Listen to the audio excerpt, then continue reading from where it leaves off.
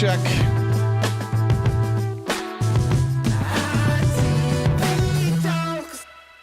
Good morning. Happy Monday, everybody. Good to see you. Good to be seen wherever you are, however you might be listening. Thanks for making us part of your day. I hope you enjoyed the weekend. I did. I played golf all weekend with my Republican friends, and it was about exactly like you would expect it to be.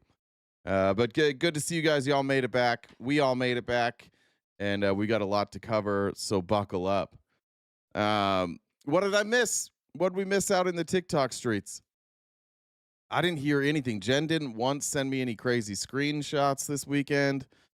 I don't know anything. Was it a drama-free weekend? We're not going to talk about the 49ers. We're just not. I didn't watch the game. I was busy, and so that's why they lost, and I'll take the blame for that. But we are not going to talk about that this morning. That is, and anybody who wants to talk about that, I think you're probably just a bully. We're not going to talk about the Steelers either. Need to take trolling lessons from Canada. They're doing a good job. They got under Trump's skin for sure. They for sure got under his skin. Some of you are on my side on fantasy football. I appreciate that, Bowsy. Good. I don't get fantasy football at all. I think I've said that before. It makes it so I don't want to watch the game. I think there's side bets on whether or not I will interrupt and not talk. And so I've decided I mute the whole time. But also a reminder, if you're a paid member, please make sure you're a member of the Discord. For this particular members only event, we can't stream it live to YouTube, even privately, and obviously not Twitch or TikTok either. So it's going to be just in Discord today. So if you'd like to watch the movie with us, then you need to join Discord, which is entirely free, and you need to be a paid member. So make sure that you're all set up. If you join today, I think, Jen, what are we going to have to do today? Just send they're going to have to Discord message you, right, to get added? No, there's a way we have to configure the bot for YouTube. For whatever reason, it's not configured yet, but we can do that somehow. We're going to do some configuring. I definitely know what all of that what all that entails. Wait, there's a bot that does it for you? Well, it matches up for if I'm not going to explain it because it's not going to make sense to you. It's devastating. It scrapes our membership and then compares it to YouTube, Discord. Yeah, people can go and they can link their YouTube to Discord, and it works. So people are saying on YouTube, I don't know if it's cutting in and out. I haven't turned on the audio over there, so I haven't heard it. But people are, so if you guys are glitching, leave and come back in.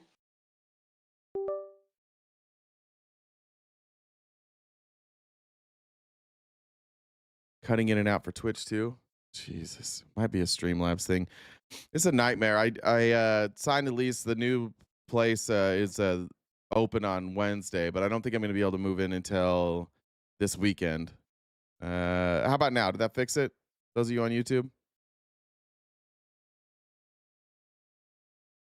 Oh, let's not do this again. YouTube audio was glitching. Are we good now? Shut up, Lenora, you liar. I'm not. It sounds like you guys need to leave and come back in. I'll pin it or something over there. Cool. Hopefully that fixes it. At least we'll know that whether or not it was internet or my computer. At least we'll figure that out this next week. That'll be fun. As a reminder, thank you, Roster Ranch. As a reminder, if you're joining us on TikTok, make sure you like and share. So far, we are not restricted so far on TikTok, as far as I can see, but we will be. I do need to find my outline. Did I close that on accident? I think I accidentally closed my outline. Let's see.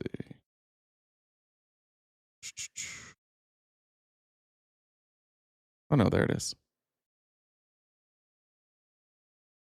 There we go. I just didn't extend it out.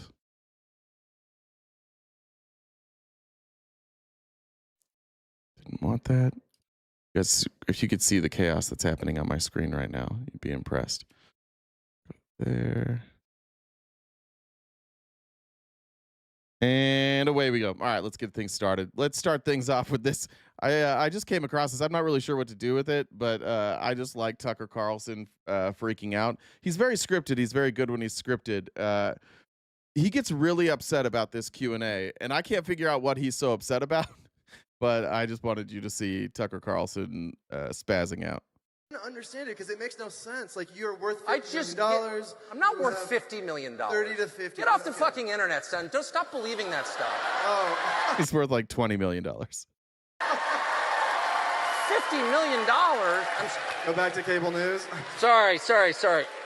No, but I'm just look. Okay, you're too annoying. You're too annoying. So I like the last chick who like disagreed with me, and then we could have like a normal conversation. All right. But you're like telling me you're worth $50 million. What? Stop. Okay, you got real defensive there. I just threw out a number that's like a lot of money. Jesus Christ, calm down.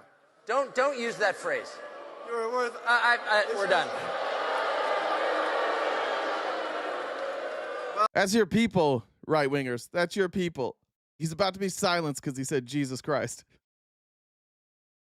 Look. Just stop. Can I say one? No, you can't. Not after you say that. Leave. All right. I don't understand it. Just wanted to show that. That's where we're gonna be. Cancel culture, anybody? That's it. That's what I fear, that if this version of the right wing takes over and they're in charge of the GOP, I fear that that's where we're headed. He made $20 million a year at Fox. Yeah, I don't know how his net worth is only $10 million. What was his? How much did Tucker? That'd be crazy if he was making $20 million a year. His Tucker's salary at Fox News is not disclosed, but his high value to the network is evident through the significant advertising revenue generated by the show, estimated at $77.5 million. I don't see a number. That's on Twitter, says that he's still getting paid $20 million as of 2 years ago. Forbes says was making between 15 and 20 million a year. Yeah, there's a lot of people saying that. That's crazy to have a net worth of between 10 and 20 million when you're making 15 to 20 million a year. It also said he made 6 million a year on 35 a year in total compensation. I assume that's stocks as well. That's crazy. I don't know where he got that. I don't know how he's 10 to 20 million. Putin paid him at least 5.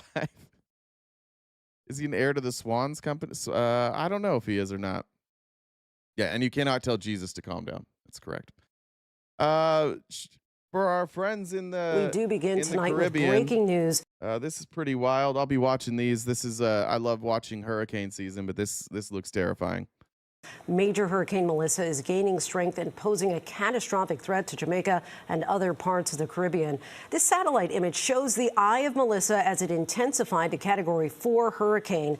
The storm has already claimed at least 3 lives in Haiti, flooding streets and destroying homes. It also left a trail of destruction across the Dominican Republic. Jamaica is now preparing for the worst hurricane in decades, with as much as 40 inches of rain and potentially life-threatening flooding. People scrambled to leave the island ahead of the powerful hurricane. All of the airports there are now closed. Our weather team. Hey, those of you asking for a Discord invite, message one of the mods. So ask whatever platform you're on, ask who the moderators are, and then you can message them for the Discord link. Jen's not going to drop it in the chat, and she has a lot to do during the live, so it's going to be hard for her to manage that. So just make sure if you're looking for a Discord link for the members only event tonight, that you're messaging one of our moderators, and they'll get you the link. Is tracking it all. But first, ABC's Ika Jachi leads us off from Kingston, Jamaica. Tonight, Jamaica facing catastrophic and life-threatening flooding as Major Hurricane Melissa comes in, with potentially devastating winds and storm surge to follow. Residents stocking up on food and gas. In this community, a woman urging residents to leave right away. You're asked to evacuate now! These rocks were brought in from another part of Jamaica to stop the Caribbean Sea from blocking out the only road that leads to the airport. Now, the concern is now, as Melissa rolls its way in, these waves will get too tall for these rocks washing out that only road. Melissa already... He said maybe we're snowflakes, but they're like a slushie. claiming multiple lives, including at least 3 in Haiti, flooding streets and destroying homes. This woman saying the sea took our house. We have no place to stay. In the Dominican Republic, rain causing landslides, floodwaters cutting off communities, water supply systems for more than 500,000 impacted too.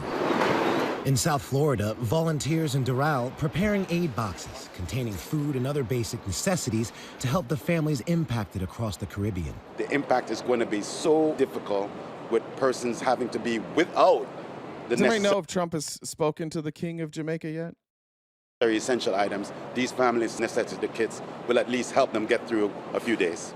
Jamaica now bracing for a direct hit from what's expected to be the strongest hurricane on record to make landfall here. Lindsay, conditions here are expected to continue deteriorating throughout the night with hurricane-force winds expected by tomorrow.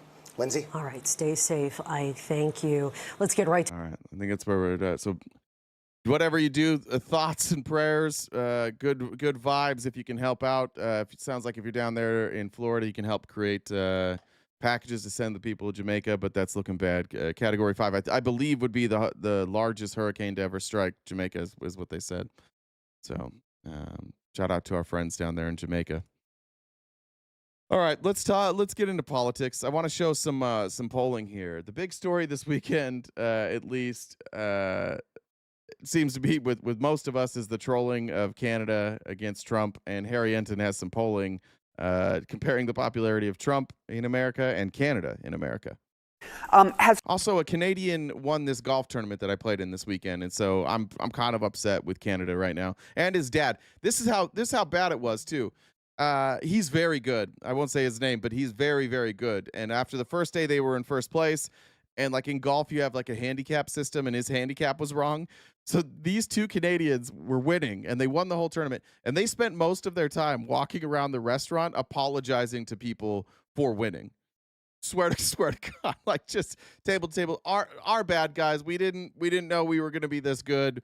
We're very, very sorry that we won this golf tournament, and it made me love Canadians even more. Trump's push for tariffs been successful in the minds of second. We finished second. Thanks for asking, Robert. Very close. We almost caught him on the last day. the American people? No. No is the simple answer. I mean, I think that Americans have moved more against tariff than any other major Trump policy that he's been pushing during this second term. What are we talking about here? Well, why don't we just look at this? New tariffs on imported goods. You know, you go back to November of 2024, the majority, 52%. It was a shamble day 1 and then best ball day 2. We're in favor of it. Look at where we are now in 2025, in the fall of 2025. 60% of Americans are opposed to Trump's tariffs. So we're talking about a 4-point margin in favor, switcheroo, now to a 20-point margin against. And of course, there was all this news coming out of the World Series, right? Canada tariffs. We're not just talking China. You can see even here, like it's in small print, but 36% support the new tariffs in Canada. So even less than the 40% they're in favor, like another minus 4% there that support the new tariffs on Canada. We talked about that, I think, on Friday. Like Trump just got his feelings hurt and tariffed Canada. Talking Canada and tariffs, and get this, we're talking about just 36%, as I look at my little footnote here on the bottom, who support new tariffs against Canada. So the bottom line is this: if I were advising President Donald John Trump when it comes to his policies, I'd say step off the tariffs, at least from a political point of view, because the bottom line is it doesn't sell with the American people. It's one of the largest shifts that we have seen during Trump's second term in office. Yeah, I mean, the difference here might be that the economy has not greatly improved, and they're sort of seeing that this isn't going hand in hand. All right, what about how Americans feel towards our Canadian neighbors? Longtime friends, they're always considered to be the nicest people. True. Yes. What are they feeling now? So, you know, picking a fight with China is one thing. Picking a fight with Canada is just something totally different here. So what are you talking about? Net popularity in the United States. Well, Canada is far more popular than Donald Trump is here in the United States. Look at this. The net popularity rating of Canada is plus 49 percentage points. Look at the net popularity rating of Donald Trump here in the United States. It's minus 10. I think, like, Canada is just like, their reputation is that they're nice and everybody loves them. I don't understand why, as America, we're like, yeah, we love Canada. They're very nice. Everybody else loves Canada. They're very nice. Let's be assholes instead, though. Let's not be like the Canadians. And we're talking about Canada coming out nearly 60 points ahead on the net popularity rating versus Donald Trump here in the United States. When you pick on Canada as a United States president, you are picking on a country that the American people adore. They adore Canada. Canada has always been a friend to the United States, at least during our lifetimes. And when you're going after Canada, you are going against someone who is far more popular than you are with Donald Trump.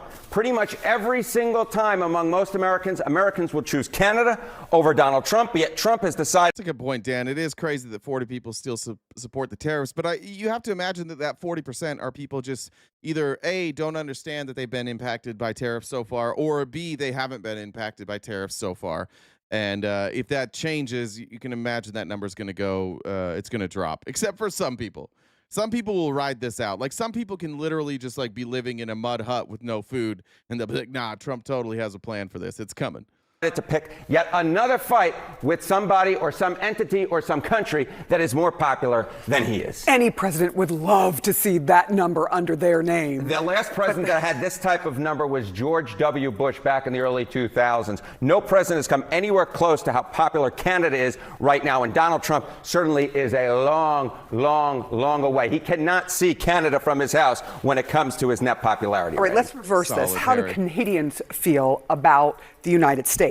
They think that Donald Trump's a big hoser. That's what they think. They hate Donald Trump. They hate fucking hoser, eh? Fucking hate that Donald Trump guy, eh? Everything that he's doing. Canadians who say America is an enemy or potential threat, look, in 2023, it was 7%. Look how high it's gone now. We're talking about 48%. We're talking about a nearly 48-point jump. And the Trump administration, my dear friends, has a net popularity rating in Canada of minus. The reason this matters so much is it allows Canada to fight back against Trump. That's what you're seeing. Like, a lot of people don't like Doug Ford, but they let him spend money on those ads. Canada is also politically divided, but these attacks on all of the Canadian people, it allows them to fight back. And that's trouble for Trump. That's why these numbers are so alarming for him. That's why he's out there talking about how popular he is. Because all of these countries are kind of standing in solidarity. And I think Trump thought that he was so popular that those countries would cave like Argentina did. But they're not all going to cave. Most of them are turning against him. And again, like, we need trade. We can't make things cheaply here. We don't have access to everything. Like, we need Canadian lumber desperately. We're having a hard time getting Canadian lumber. Get this, 58 points. So Americans love Canada, but Canadians no longer love the United States of America. Sarah? Oh, Canada. Oh, you went over there. Look at that. Oh, Canada. There's no fight in Canada. Well, what is it then? What are they doing then, Nomadic Patriot? Why are they running those ads against Trump? Why are they reaching out and creating like trade agreements with other countries? Why are they saying that we can no longer have the same type of relationship with the United States than we did before? I'm tired of I'm tired of people with the word patriot in their title acting like you guys are so big, bad, and tough. You're all just cucked to this. The reason that we're rooting for Canada right now, the reason that we're even showing this, the reason that we're like celebrating what Canada's doing is because it's hurting us too. But to you that say patriot, like, patriotism is just like Donald Trump. It's not about America. It's not about policy. It's not about the economic future of our country. It's just about Trump. And you call yourself patriots, but you might as well call yourself like anal polyps, because that's as close to his asshole as you can possibly be. You're just there. It's hard to, I get it. It's hard to see the world through like a constant stream of Donald Trump, but try and wipe your eyes a little bit and look out and see the world and see what's happening. It's not going well. Away from you, because I don't want the Canadians mad with me. Thank you so much, Harry Henton. Bye. Danielle said, I hate how they act like Trump is a normal POTUS. Amy also said, or C, stupid, or D, a stubborn a-hole. Could be all the above. Can it be all the above? Can you be a slushy, a stupid slushy, and also a stubborn a-hole? I think you could be all in there. Maybe the reason people don't like Donald Trump is because he gives non-scientific science advice like it's a fact on Twitter. This weekend, Trump truthed out because he just doesn't want. Please don't talk about Epstein, guys. Please don't talk about Epstein. Please don't talk about anything but what Donald Trump wants you to talk about. Pregnant women, he says, the expert on pregnant women, don't use Tylenol unless absolutely necessary. Don't give Tylenol to your young child for virtually any reason.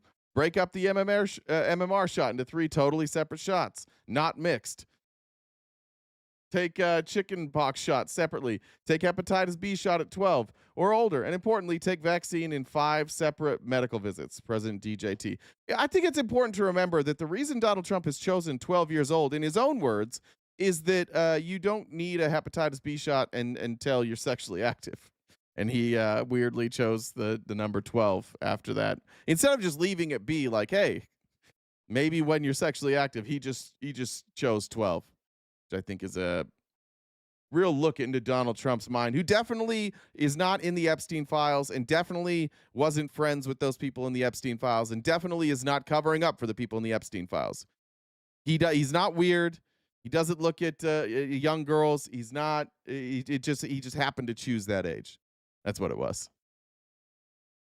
Maybe that's why people don't like him. He also, what is he? I don't know what he posted there, but like linking the Daily Caller. Probably not a great idea. Did he spell it wrong too? What did he spell wrong? I missed it. What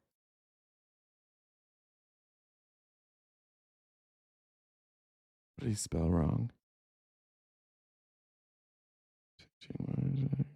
Oh, hepatitas. There we go. Hepatitas. There we go. I didn't even catch that. This dude is 8 years old, just learning to spell for the first time. That's terrible. It's like, this just happened to me last night. My daughter showed me this notebook she had brought home, and she's good at like phonetics, and since English is the dumbest language ever, it doesn't make sense.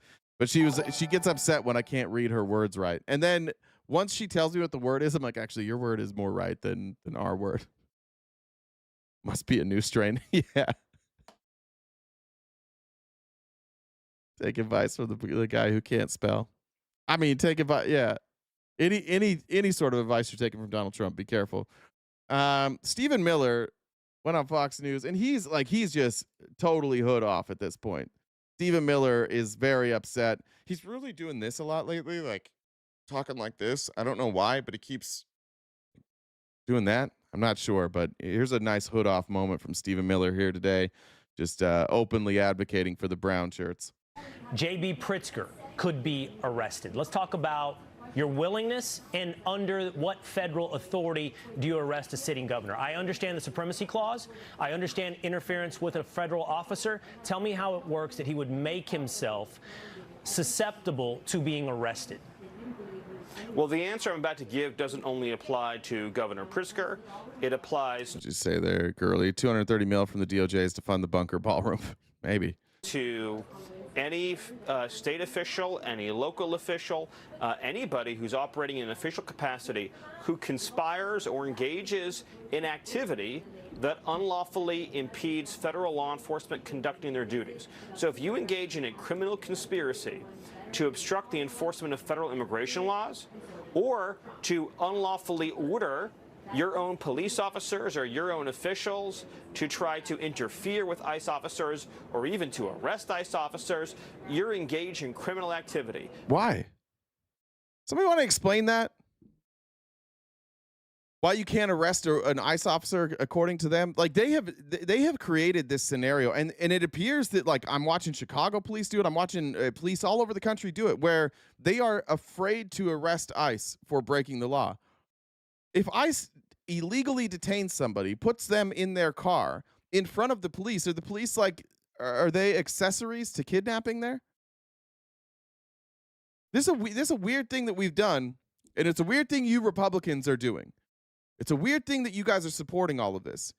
You're taking ICE, which was created after 9/11, and you're saying from now on, ICE is actually above everybody. Nobody can arrest ICE. Nobody can stop ICE. They're just allowed to do whatever the fuck they want. No retaliation. There's no accountability, no enforcement, no oversight, nothing. Just ICE does whatever they want. And you guys have just decided that you're all on board with that. Different kinds of crimes would apply. There's obstruction of justice. There is harboring illegal aliens. There is impeding the enforcement of our immigration laws. And then as you get up the scale of behavior, you obviously get into seditious conspiracy charges, depending on the conduct, and many other offenses. So again, it depends on the action, it depends on the conduct, it depends on what is taking place. But what we need to reassure, a couple points. To all ICE officers, you have federal immunity in the conduct of your duties. That doesn't exist. That's not a thing. They just made that up. Nuremberg, every one of them. Yeah, like, not in this country. You have federal immunity? You have federal immunity in the conduct of your duties. Where was that? Anybody want to cite that? I know Republicans aren't here. Maybe now's a good time to remind you that we are currently suppressed by YouTube until we can get some of the restrictions taken off our account because I said too many potty words and made lots of sexually graphic innuendos, usually referring to Stephen Miller and Donald Trump and then their followers. And for that, YouTube, I'm deeply, deeply sorry. I'm very sorry. It will not happen again, probably. Please allow our stream to go out there more. But a good reminder that we may not see the run of like psycho Republicans for a while. And anybody who lays a hand on you or tries to stop you or tries to obstruct you is committing a felony. You have immunity to perform your duties, and no one, no city official, no state official, no illegal alien, no leftist agitator or domestic insurrectionist can prevent you from fulfilling your legal obligations and duties. And the Department of Justice has made clear. We gotta stop this for a second. All right, Josh. Why does RTP so dumb? That's not a sentence. That's a sentence fragment, and even that fragment doesn't make sense. You should have ended that with a question mark. But you should be saying, why is RTP so dumb? Or how did RTP get to anything but what you wrote of what instead of why does RTP so dumb? Also, fucking wouldn't be FUCKEN. It would be ING, and if you want to make it country, it would be IN, and then you put apostrophe there. I'm not a lawyer. You don't need to be a lawyer to read the Constitution, though. I turn that around on you. Why are you such a cuck?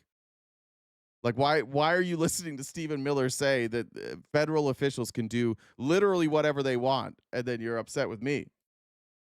Those are just the return questions I'd ask you. Duties. And the Department of Justice has made clear that if officials cross that line into obstruction, into criminal conspiracy against the United States or against ICE officers, then they will face justice. All right. Well, let's look at some of this. Amy Lynn said, "Let's mass report all far right folks we know to ICE. They'll be busy as hell." They're all working for ICE. What are you talking about? Those are their buddies.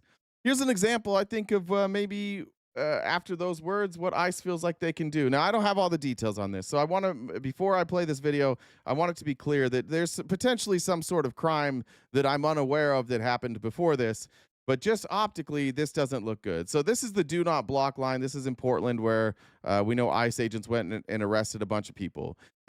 We've seen arrests before where they basically have said you have to be behind here. You got to stay behind this blue line. Now, there's a woman here whose toes look like they are on the blue line, and everybody seems cool here. But then it looks like ICE pulls her across the blue line, and then all hell breaks loose.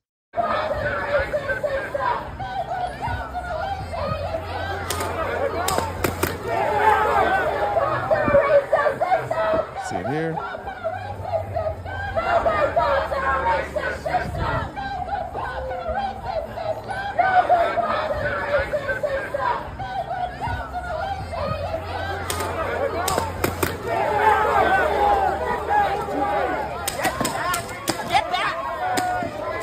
And then just immediately on. Whatever this is, whatever it is, what we have here is American citizens protesting their own government, which they're allowed to do, which they should do. And you have these people here who aren't necessarily the government, but they have to defend the government and do what they're told. Whatever you want to call this, this is the government against the people. I don't care what your political leanings are. I don't care if you support what ICE does. That's what this is. And that's the world that we live in now, where Donald Trump, Stephen Miller, all of his friends, they go on TV every day and they advocate for the government using force against the people. Now, are these people breaking the law? I don't think so. Are they making ICE's job more difficult? Certainly. Certainly they are. But they are American citizens, and they are allowed to do that. And if you're going to if you're going to have laws, you have to follow the laws. And if the law is that you have to stay behind this, then you can't do that. You can't do any of that. You can't pull somebody across the line just to arrest them. This is such cowardice, and cowardice for everybody who defends this stuff too. If you can't manage this, what kind of fucking leader are you? If you can't get people to stop protesting all the time, if you can't sit down and find a different way around this, what kind of leader are you? And what kind of leader, MAGA, do you guys like? Is that the kind of leader you like? Just big, strong, daddy government with the hard fist of justice? Some would say tyrannical, Linda. Some would. Josh, you've lost your ability to call people stupid for a little while, okay, bud? You can't do that anymore. Then there was this one. This is Nate Griffin. He is the owner of Laugh Factory. I've got an article to cover over the details. Again, a lot of times we don't have all the details, but I'm confused why ICE is allowed to arrest American citizens. Leave him alone! Leave him alone! No! Leave him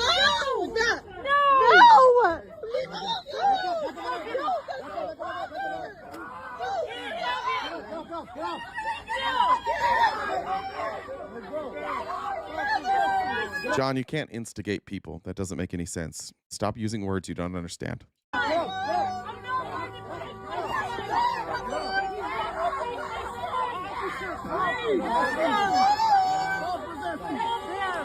This is his mother, by the way. So this is he runs the Laugh Factory in Chicago. Again, his name is what was his name? Nate Griffin. This is his mom. I don't know how ICE has this authority.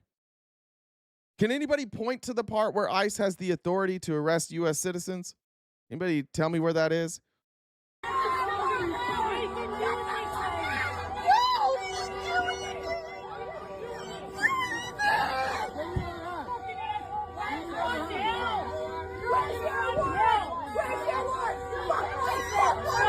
I'm going to stop the video there. Here's the story. This is from deadline.com. Not a ton of reporting on this. It was kind of difficult to find. Laugh Factory Chicago is crowdsourcing to assist night manager Nate. Oh, I thought he was the owner. Night manager. I swear that video said he was the owner. Manager. I just said owner. My bad. I fucked that up. Despite being born in America, mass federal agents tackled him to the ground and reportedly took him into custody without due process for attempting to intervene with an immigration operation. Get out of there, ad. I've had to get rid of. If I go down here, I think this is where it came up. Neighborhood resident Will Kolich told NBC Chicago he saw agents pull up and grab a man who appeared to be Hispanic before people gathered and started screaming, "Stop it!" before more agents stepped out of the vehicle and arrested Griffin. A Border Patrol spokesperson told the outlet that Griffin attempted to impede and obstruct federal officials by attempting to shut the door on an agent's leg. The individual was immediately detained and turned over to the FBI for investigation. I don't know if it's his door, if it's a car door. Dragged his face across the ground, took his mom down. Is all that necessary? This is Gestapo shit. It's exactly the same thing. Chicago police arrived on the scene around 9:20 in response to a call about battery in progress, telling NBC they worked to de-escalate and conduct crowd control to ensure all who had gathered at the location remained safe. In a since-deleted post by Laugh Factory sharing the arrest video, they stated that Griffin's family is aware of his arrest and actively working to get his release. This what I don't understand. What is Chicago police's job here? De-escalate and conduct crowd control. Well, if we have an unlawful arrest there, if we have an unlawful, like if this person was interfering with ICE, if this person committed a crime, shouldn't it be Chicago police that's arresting him, not ICE? Why is ICE arresting and detaining and taking him away?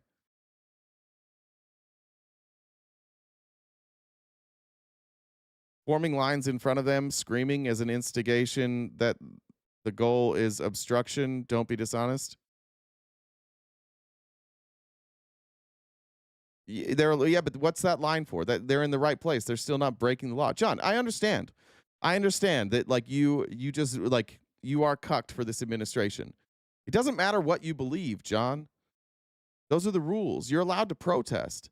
And you're allowed to protest where you're told you're allowed to protest. So even if they're behind that line and they're saying you can't come past this line, what were they blocking, John? You want to go back to the video? You tell me what they're blocking here. Let's go back.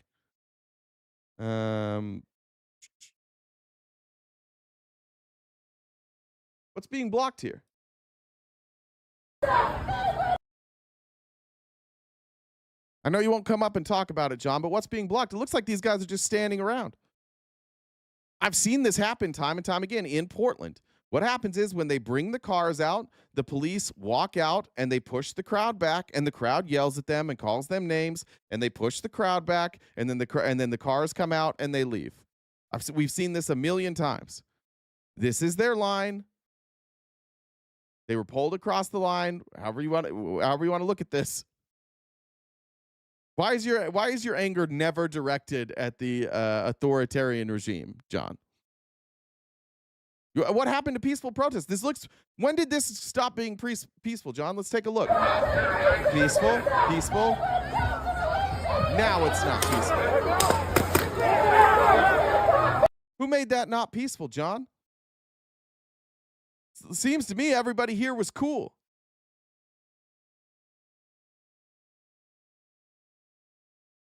Who instigated that one, John? See, that's how you'd use the word instigate, right? Who instigated this situation? I think this guy did. All right, let's move on. This has been floating around. This has been floating around for years, but I think it's important. I like showing it in the entirety. This is from a presidential debate or a Republican debate in Houston in 1980 between George Bush and Ronald Reagan. These people would be thrown out of the party and be called communist. Like Ronald Reagan and George Bush would be called radical communist lefties if they were in the GOP today. Yes, my name is David Gross. Oh, let's see. Amy said, did you see when they pulled a blind disabled man across? He was sitting and not doing anything. I've seen the videos of them beating on him, essentially. I didn't see what started it. Yes, my name is David Grossberg, and I'd like to know, do you think the children of illegal aliens should be allowed to attend Texas public schools free, or do you think that their parents should pay for their education? Who are you addressing that to? I think you're first in this. He was looking right at you. I said he was. Look, I'd like to see something done about the illegal alien problem that would be so sensitive and so understanding about labor needs and human needs that problem wouldn't come up. But today, if those people are here, I would reluctantly say I think they would get whatever it is that they're, what the society is giving to their neighbors. But the problem has to be solved. The problem has to be solved because as we have kind of made illegal some kinds of labor that I'd like to see legal, we're doing two things. We're creating a whole society of really honorable, decent, family-loving people that are in violation of the law. That's a good question, Xi. Why are we defending illegal immigrants, which of we have no clue who they are or if they're dangerous? How do we find them then? How is ICE tracking them down if we don't know who they are? How are they showing up to people's houses looking for specific people if we don't know who they are? It's almost like we do. We also seem to know their criminal records, and about 75 to 80% of them don't have criminal records either. These are just talking points that they tell you so that you ignore the lack of humanity by ICE. I don't care if they did have a criminal record. I don't. That still makes most of what ICE is doing completely unconstitutional and unnecessary. Nothing we've shown yet today is about illegal immigration. Everything that we've shown today is ICE, whose job it is to track down people who are here illegally. Wasn't originally, but they've made that their job now. Beating up American citizens. That's what we've shown so far today. It's just American citizens. But you seem to have like this hatred that you guys have for immigrants is based almost entirely on lies. And you just repeat it like it's cool. Like, yeah, this is totally true. How the fuck? Why does ICE have facial recognition software that they're using right now? If we don't know who these people are, if we don't know their criminal history, we don't know their names, we don't know where they live, what's the facial recognition software for? Why do they keep knowing everybody's names? It's almost like we do know who they are, right? Whole society of really honorable, decent, family-loving people that are in violation of the law, and secondly, we're exacerbating relations with Mexico. The answer to your question is much more fundamental than whether they attend Houston schools, it seems to me. I don't want to see a whole, if they're living here, I don't want to see a whole thing of 6- and 8-year-old kids being made, one totally uneducated and made to feel that they're living with outside the law. Let's address ourselves to the fundamentals. These are good people, strong people. Part of my family is a Mexican. All right. Well, obviously, Ronald Reagan, the father of modern conservatism, he's going to rip Bush to shreds here. Can I add to that? I think the time has come that the United States and our neighbors, particularly our neighbor to the south, should have a better understanding and a better relationship than we've ever had. And I think that we haven't been sensitive enough to our size and our power. They have a problem of 40 to 50% unemployment. Now, this cannot continue without... That part was important. Americans think that, like, one, our power was earned justly, and two, that, like, there's, like, what happened to with great power comes great responsibility. Our actions affect the entire world, and the Republican mantra seems to be, fuck the entire world. Who cares if our actions affect people that are not in the United States? Who cares if we destabilize other countries? Who cares if we're interfering in their elections? It's us. We get to do whatever we want. There used to be like a part of the Republican Party who said, we need to own this. Like, if we need to be good stewards. If we're going to be a world power, we need to be good people. And then you guys elected Trump, and we're like, we need to be the shittiest fucking people possible. And anybody who disagrees with us can get fucked because we have a big fucking military. That's what it feels like. The possibility arising with regard to that other country that we talked about, of Cuba and what it is stirring up, of the possibility of trouble below the border, and we could have a very hostile and strange neighbor on our border. Rather than making them or talking about putting up a fence, why don't we work out some recognition of our mutual problems, make it possible for them to come here legally with a work permit, and then while they're working and earning here, they pay taxes here. And when they want to go back... I like that you said, I like that you said that's America first. I love that. It is America first. It is America first. They stole that. They literally stole that from the American Nazis. That's why we keep saying that you guys get mad when we compare, like, oh, you guys are Nazis. You stole their fucking slogan. Then you started acting like brown shirts. And now you've basically said, fuck the whole world. The only people that are important are us. It seems like you adopted the entire ideology of the American Nazi Party, including their taglines. They can go back and they can cross and open the border both ways by understanding their problems. This is the only safety valve right now they have with that unemployment that probably keeps the lid from blowing off down there. And I think we could. Open borders let in 500 million people. There's 350 million people in the United States. I don't know where those 500 million went there, Rock fan. That's more than we've already got here, bud. Would have a fine relationship, and it would solve the problem you mentioned also. That's yeah. Let me try and find that. George Jr. America First. Yeah, about the isms, right? Let's play that. I should have added that to the outline.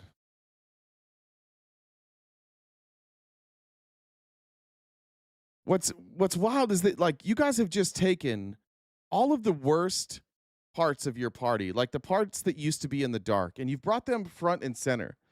And the people that spoke like you in the 80s when Ronald Reagan and George Bush were running, and then I think this is after Bush was president, I think this is like 2011, the people that used to speak like you were pushed to the side because they were Nazis, because they were white nationalists, and nobody wanted like white nationalists running the country until you had Trump, who has confused all of you. You all think that Donald Trump is just a populist. And it's what Donald Trump has done is he's taken the white national message and he mainstreamed it. And he covers it up because he's too stupid to go into depth about anything. So you guys are all able to just coast through and pretend that Donald Trump isn't doing white nationalism because nothing he says makes any sense. Like, his sentence structure doesn't make any sense. You have to interpret it. So what that leaves you with is a bunch of white nationalists who are like, this is our guy, he's saying our stuff, and then they run the country like white nationalists. And you guys in the middle, the regular Republicans, you try and like soften it and make it seem like it's not that bad. But then when the policies are implemented and it's exactly what the Nazis were doing, it's exactly what the white nationalists advocated for, but they just did it more clearly. Now, then you're like, oh, yeah, this actually makes sense. Somehow, Donald Trump, Steve Bannon, Roger Stone, Stephen Miller, they all seemed to know something that we didn't know, that all of you are actually cool with white nationalism. All of you are cool with Nazism. You just don't like the label with it. So you don't wear you don't wear the swastika. You don't wear the hood. You don't openly promote yourselves as white nationalists. But when the doctrine, when the ideology is right in front of you, you're like, this actually sounds good. There's that clip that went viral of that guy that's I think Bryce Mitchell did it, and there was another guy that was like, you know what? I always learned that like Hitler was the bad guy, and then I started reading his writings. I was like, man, he sounds an awful lot like me. He sounds just like me. Actually, maybe he wasn't that good of a guy. And then we're like, see, Nazi, and you're like, how dare you call us Nazis? You're literally running the agenda from the American Nazi Party. Everything about your party is almost exactly the same as the Nazis in America. And then you get upset when you get called Nazis. I just think that like either you don't know or you don't want to admit it to yourselves. I don't know what it is. But there's a reason that every Republican president that's still alive is like, fuck Donald Trump. There's a reason that everybody that was like that ran the Republican Party, that were key members of the Republican Party, they're all gone now. They've all been run out because they're like, Jesus, we were fighting. Like, we had this group. We had the white nationalists and the Nazis. And, you know, we were quiet about it because we got their votes, but we certainly didn't center stage these people. And then they're like, here's Stephen Miller, an actual self-avowed Nazi. And you guys are like, oh, no. I know he acts like it. I know he says it. I know that he's always been one. I know that his best friend is Richard Spencer. And they sound exactly the same, but he's not a Nazi. He's just America first, which was the slogan from the Nazis in the 20s. But totally not Nazis. I do believe there will be a rational immigration policy eventually passed. I think there's going to have to be some time. What's interesting about our country, if you study history, is that there are some isms that occasionally pop up. One is isolationism, which is us right now. We're isolating ourselves from the entire world. Our two closest allies, Mexico and Canada, we're like at war with them. We're in a trade war. Trump's literally talking about sending troops into Mexico. We've completely isolated ourselves, except for countries like Argentina, who desperately need us to bail them out, and they'll do anything. They'll do whatever we ask them to do. So Trump's like, good, you guys are subservient, you get some money. And it's evil twin protectionism, and it's evil triplet nativism. America first. It's nativism. The amount of people now that are talking about like the origins of this country and who built this country, and talking specifically and openly about their ancestors, leaving out indigenous people, leaving out black people, leaving out really any immigrant of color ever, whether they were brought here on their own or whether they were dragged here or they came here on their own. All of these isms are happening, and Bush tried to warn you because he saw it coming. Romney saw it coming too, which is why he distanced himself from Trump during that campaign, because Trump was out there sounding an awful lot like the pointed hat guys. And when Trump went out and spoke, it was just full of angry white dudes. They fucking loved him. The people that were inside the party saw this coming. They were like, uh-oh, we better warn about it.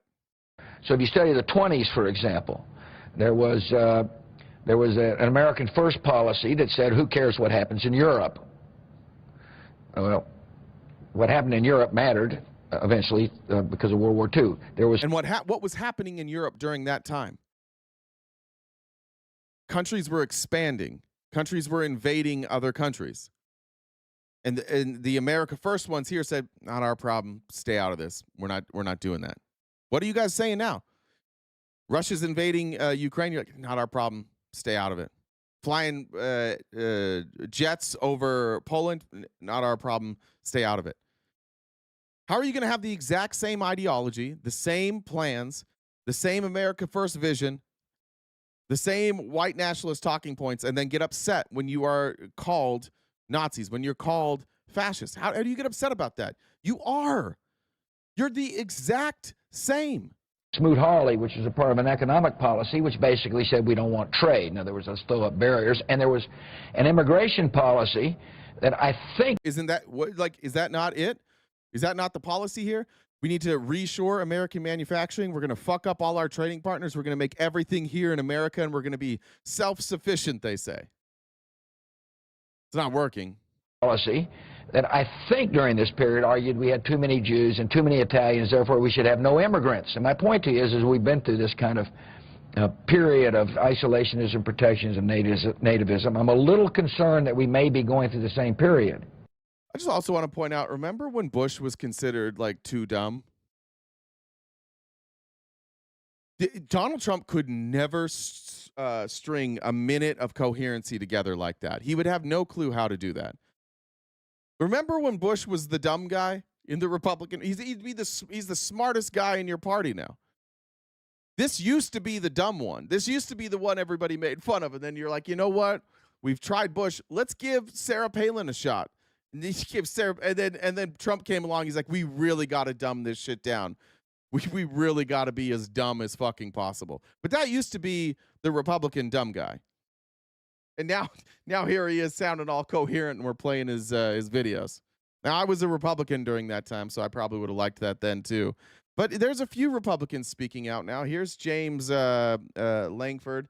He was the author, of course, of the bipartisan border bill that Trump killed and wouldn't let be pushed through.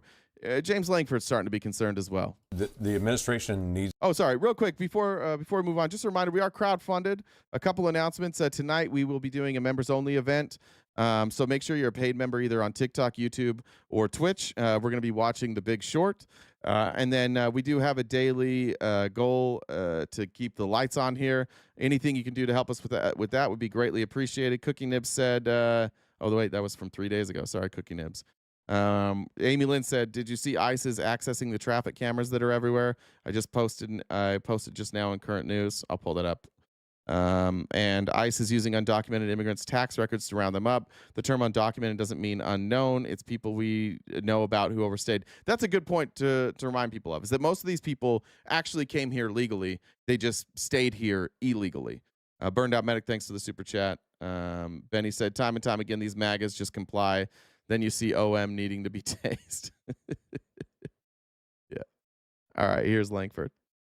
The administration needs to give insight into Congress. That's part of it. A little bit. They're talking specifically about the extrajudicial killings of the boats in outside of Venezuela is what he's talking about. What's happening with this level of insight under the Biden administration, I'd be apoplectic. Yeah, let's think about the precedent this sets, right? And I would say, hey, listen, I serve on the Intelligence Committee. Why is he saying this part was telling to me. With this level of insight under the Biden administration, I'd be apoplectic. If this was Joe Biden, I would be apoplectic. But since it's not Joe Biden, I'm just kind of a little frustrated. That was pretty telling. Like, this is happening. You are a senator. Why would you have been apoplectic if Biden did it, but when Trump did it, you're just like concerned? That was a weird admission, right? I was surprised that, one, I was surprised he said it. Two, I was surprised this didn't really blow up, that part of it. Like, I don't get outraged about Trump, just Joe Biden. FOD said, give us a stellar intro to The Big Short, will you? Oh, I will. The Big Short is the most important movie ever made regarding the economy. The Big Short is the story of the 2008 financial collapse from the perspective of the people that saw it coming, not the experts who said it wasn't coming. Not like the experts that you guys listen to now. All of those people also fucked up 2008. Like Scott Besson also fucked up 2008. Kevin Hassan also fucked up 2008. Jamie Dimon also fucked up 2008. Donald Trump also fucked up on 2008. None of them saw it coming. All the people that are running the country now, all the people that are running our financial markets now, they didn't see it coming. But there were a lot of people who did. And what The Big Short showed is how easy it actually was to spot it, and how Americans have been conditioned to not view obvious things that are happening right in front of their face, and instead listen to talking heads who say, "No, you just don't understand this well enough. It's actually going to be okay." It stars Brad Pitt, Steve Carell, who's that? Ryan Gosling's in there. The dude from Succession, I always forget his name. Is there anybody else that I'm missing in there, main characters? Did I know their names? I don't know. It's going to be great. That's what we're going to watch tonight, though. I'd be apoplectic. Yeah, let's think about the precedent this sets, right? And I would say, hey, listen, I serve on the Intelligence Committee. He serves as a senior Democrat on defense. This is typical consultation. It's not permission. But it is, hey, I want to let you know this is happening, and here are the details of what's happening, and here's why and what, and here's what we know. Here's what we know about each one of these incidents that has occurred in the people. Christian Bale, holy shit, Coco. I forgot Christian Bale's in it too. Holy shit, how'd I miss that one? He's like the main dude. People that are there. That's important. We're all elected officials. We're in a co-equal branch of government, and we've got to be able to have that kind of coordination. Now, we need to be able to engage. It's so fucking embarrassing and soft how pussyfooted these guys have to dance around criticizing Donald Trump. He's declaring war on Venezuela. Not only is he not asking for permission from Congress, which he needs, he's not even telling them what they're doing or what the evidence is. He's just saying, I get to do whatever the fuck I want. And the reason he can do whatever the fuck he wants is because of the cowards and the bootlickers that voted for him or are in his party in elected office who refuse to say, hey, bud, there's a constitution here, bud. You want mind following the Constitution, bud? Because if they do that, he's going to primary them. If they stand up and they go like, this actually is not constitutional, boom, primary. He's going to immediately attack them. He's going to call them around. So they're all picking their battles.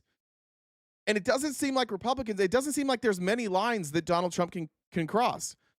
It doesn't, like, I know that most of them disagree with a lot of the stuff he does, but they're so afraid to say it. Where is the line? What is it going to take for Republicans to be like, dude, come on. Come on, man. We got a constitution here. We're members of Congress. We're supposed to do our job. You're doing whatever you want. You're not giving us any view into what you're doing. We're supposed to have oversight.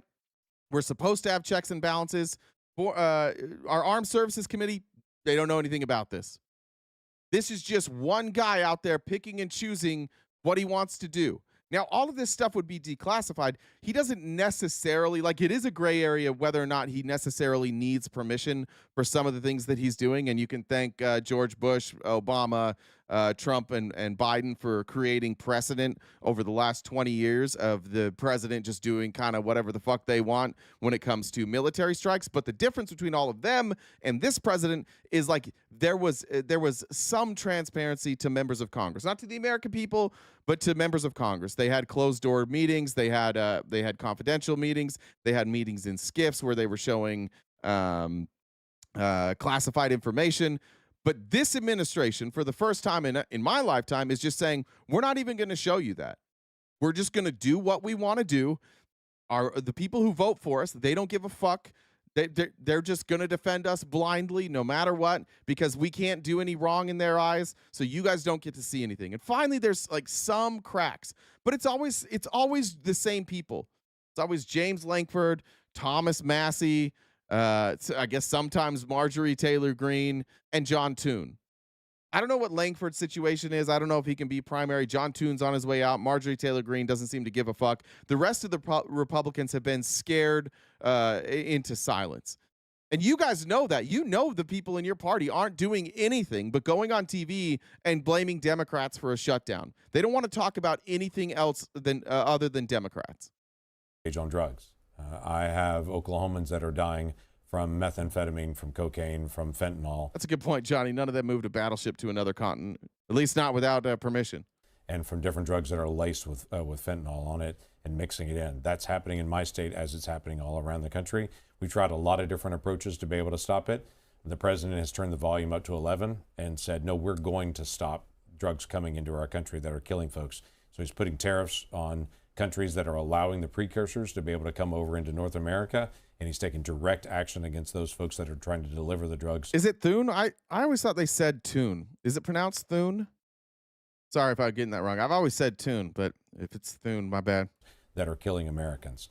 Those are entirely appropriate to do. What we're missing is the communication, the coordination, and the ability to be able to say, let's talk out loud about this. We're not his opponent on this. We're an ally in this to be able to solve it, but we need to be able to have a voice on it as a co-equal Are branch. there other? Sorry, I'll try and get that right. My bad. We need a lot more of that. It's even getting crazy. Like even Stephen A. Like we showed you this Stephen A. clip where Stephen A. came out, was talking pretty openly about not necessarily Trump because he's afraid of Trump, but now he's even backtracking. Stephen A. came out after the FBI announced this investigation into these NBA players, this gambling investigation, and now it looks like he's got some pushback. And watch even him, like so afraid to criticize this administration, so afraid to criticize Trump, and then will admit that they're a little afraid. Everybody has had their opinions about it, and certainly I have had mine. I had the FBI director for the United States, Kash Patel, called me and said that what I said in regards to Donald Trump was the dumbest thing he's ever heard, and he lives there in Washington, and it was the dumbest thing he's heard, et cetera, et cetera. That's a crazy thing to say when you wrote a children's book about Donald Trump being a king and saving the world from the evil Queen Hillary Clinton. To say that somebody else said the dumbest thing you've ever said is pretty wild. That's what he said about me. And I would say he's the director of the FBI. Let's just say I'm not trying to get on his bad side. I think it's safe to say that. It's safe to say I'm not trying to get on his bad side, okay? Yeah, like you're a coward. But having said that, I still stand by what I said. And I'm not changing my mind. Because what I tweeted last night on X, and I wanted to make sure that everybody saw, so I'm clear about where I stand and what I'm trying to say. In response to FBI Director Kash Patel's insults on the Laura Ingraham show on Fox News, what I said was, I tweeted this on X, quote, "Nothing to get ahead of here, people. I never denied or failed to mention that this FBI investigation has been going on for years. I said Trump wasn't inclined to stop it. He's sparing no one because the man isn't playing. He's coming. In no way am I attempting to even have an opinion on the legitimacy of this matter. I don't." I am. Of all the things that are happening, like some of this stuff is like fraud, money laundering, and fraud done through crypto. I've got questions. I understand that this investigation has been going on for a long time. It precedes Donald Trump.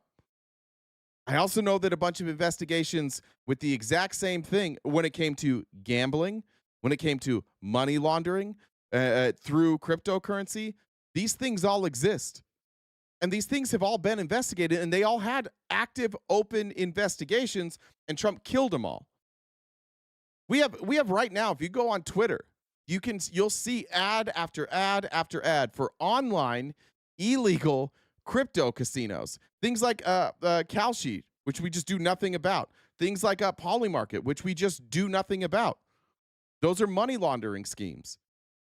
They're illegal gambling. It's the exact same thing. What I think actually happened, because I'm looking at Chauncey Billups and his friends. There's something like 30 of them involved. And the total amount that they say was like stolen was $7 million between it's like between 20 and 30 people. Divide that up. 7 million divided by 20. Again, still a crime. But what about these obvious crimes that we're watching happen every single day? For fuck's sakes, the Young Turks are sponsored by Polymarket.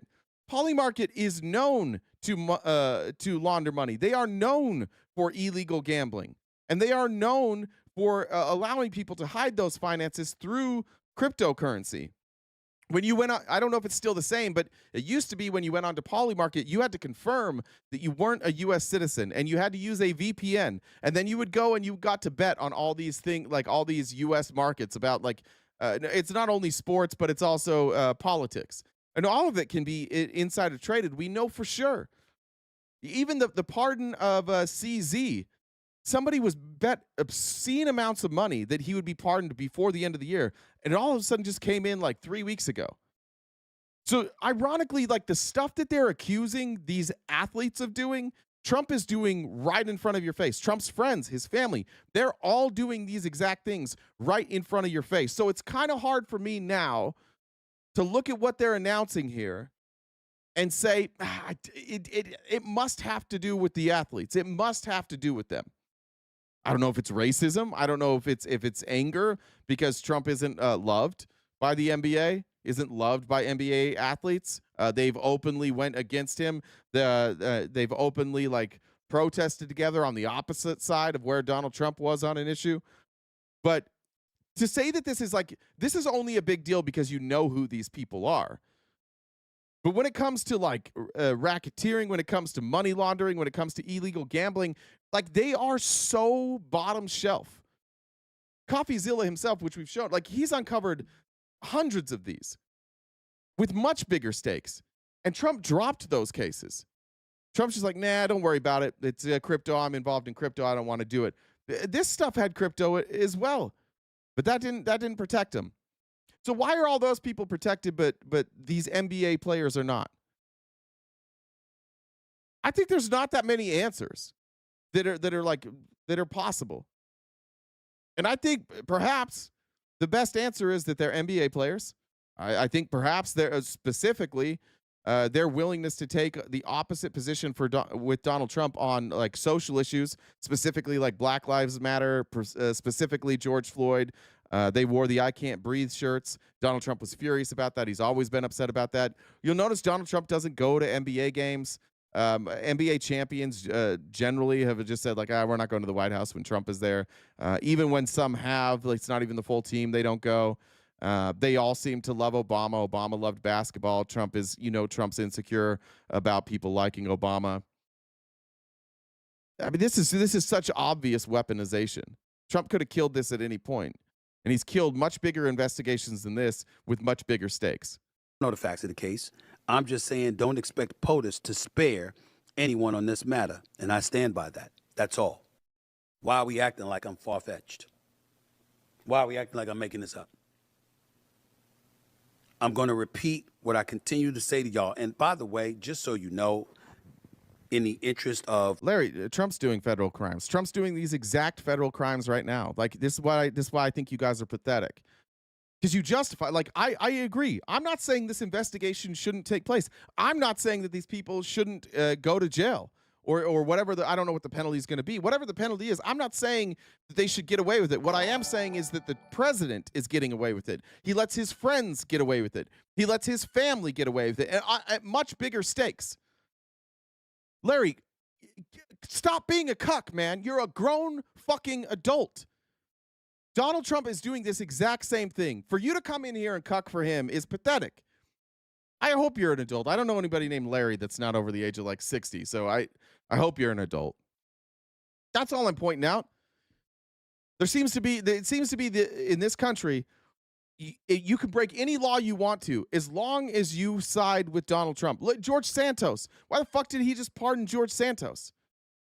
He's literally, Donald Trump currently is going after multiple politicians, multiple elected leaders, including Letitia James. The damage that Letitia James, if you do the math, the damage is about $1,800. George Santos stole hundreds of thousands of dollars through fraud, through deception, and he did it through the GOP, using that apparatus to commit crimes, and Trump pardoned that guy. That's what we're saying. Like, crimes only matter to you guys when it's on the other side, and there's no daylight here. Donald Trump is picking and choosing who goes down with the FBI. If they're investigating something, if there was an investigation that was open when Donald Trump came in, But the open investigation was to his friends or his donors. He ended those investigations. And then he kept investigations like this one going because these aren't his friends and they're not his donors. And what sucks is that he's setting up this situation where if Chauncey Billups and who else was involved? Who was the player that was involved? I can't remember. If these players want grace, if they want their sentences to be softened, you know what their best opportunity is? Publicly praise Trump. If these NBA players want their sentences reduced or they want to get pardoned, they just have to publicly praise Trump. And you guys know that's true. You know goddamn well what I'm telling you is absolutely correct. This is a protection racket. If you don't like Trump and you commit a crime, you're going to jail. If you like Trump and you're committing a crime, who the fuck cares? You like Trump. That's all you had to do is just say that you like him. Of just being real and making sure that you understand who I am. As a journalist and a commentator spanning 30 years, I just want you all to know that it's customary for people to sit up there and say that I don't know what the hell I'm talking about, that I'm off my damn rocker, only to come down the pike weeks, months later and say, yeah, it was true, or the facts bear those things out. This investigation has been going on when Biden was in office. They talk about how this stuff has been going on since 2019, which is when Trump was in office. I'm not implying that Kash Patel doesn't have any legitimacy to the case that he's pursuing against these individuals. They are clearly looking for more bodies. And you can speculate as to who those bodies are going to be and how. And it's interesting that the first names we had was the NBA players and not the crime families, right? Did you guys know that the informant for this has been like a FBI asset forever? And that the informant here has also been allowed to like keep money for 15 years? He was running the game. He was part of it. The person who snitched on everybody is just this 15-year veteran of who's been committing crimes for 15 years, and our FBI just lets him do it because he snitches on people. And how feverishly he's going to go after those people. The man ain't playing. We understand that. Go after him again when you get a chance. Larry, is that really how you view the world? I think it is. I think, Larry, you were just honest right there. That when you guys are in power, you go after Democrats or people that aren't on your side, and you release the people. Joe Biden was investigating these people. If we're going to say politically, like, what side is the NBA on? It probably would have been Biden's side. Like, Biden allowed them to prosecute his own son. Is there any part of you, Larry, that has like any conscience at all? Is there any part of you that isn't just totally red versus blue, Trump versus not Trump? Do you have any ability to like get outside of this like duopoly? Because that was a crazy thing you just said there. You want us to shut up about this and be like, hey, shut up, just go after him when he's done. We don't want to hear this stuff. You don't want to know that your president is running a protection racket? You don't want to know that he's just allowing people to steal money from their victims and then he pardons them? You don't want to know that like he's pardoning people who owe millions, hundreds of millions of dollars to their own employees and people in their community, that they bankrupted businesses, stole all the money from the employees, money that they were owed, and then Trump said, don't worry, you don't have to pay that back. You legitimately don't care about any of that? It's just all about, what is it, ICE? Because as far as I can tell, the only thing that you guys are getting from these campaign promises is that Trump is using ICE. He's not ending wars. He didn't stop the funding to Ukraine or Israel. You guys said you wanted that. Prices aren't lowering. It seems to me that the only thing you're getting out of this is like ICE terrorizing neighborhoods. And I think, Larry, you just were a little, maybe too honest right there. Maybe you let it slip a little bit too much. You do not care about crimes that he commits. You don't care about him running a protection racket. It is what it is. We get that part, okay? And I'm not about to sit up here and argue with some. Yeah, that's a good point. Amy said, Trump literally said we're not going after white-collar crime. Brian said, what are they using tax records to hunt down? Or how are they using tax records to hunt down immigrants? I thought they didn't pay taxes. Good question. Good question. All right, I'm done with Stephen A. Cut that off there. Let me skip that one. Actually, I do want to show this. So there's I forget what the program's called. I know a lot of us joke about people. It'll be here. Shit, I just clicked on the wrong thing. This was sent by Danny I know a lot of us joke. Deadly. Appreciate this. Sent on. Well, actually, it was just put into our news section on Discord, but I wanted to show this. About people thinking that Trump is like a god king emperor, but Israel's version of Saturday Night Live, Eretz Nehederet, which translates to a wonderful country, recently featured a musical skit actually portraying Donald Trump as a Roman emperor.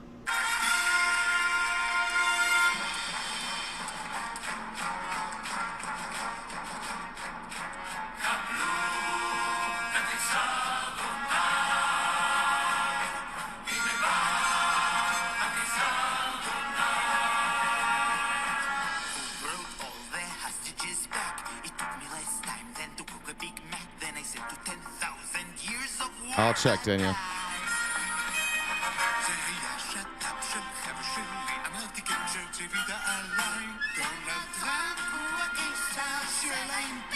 All right, that's probably enough, but you get the point.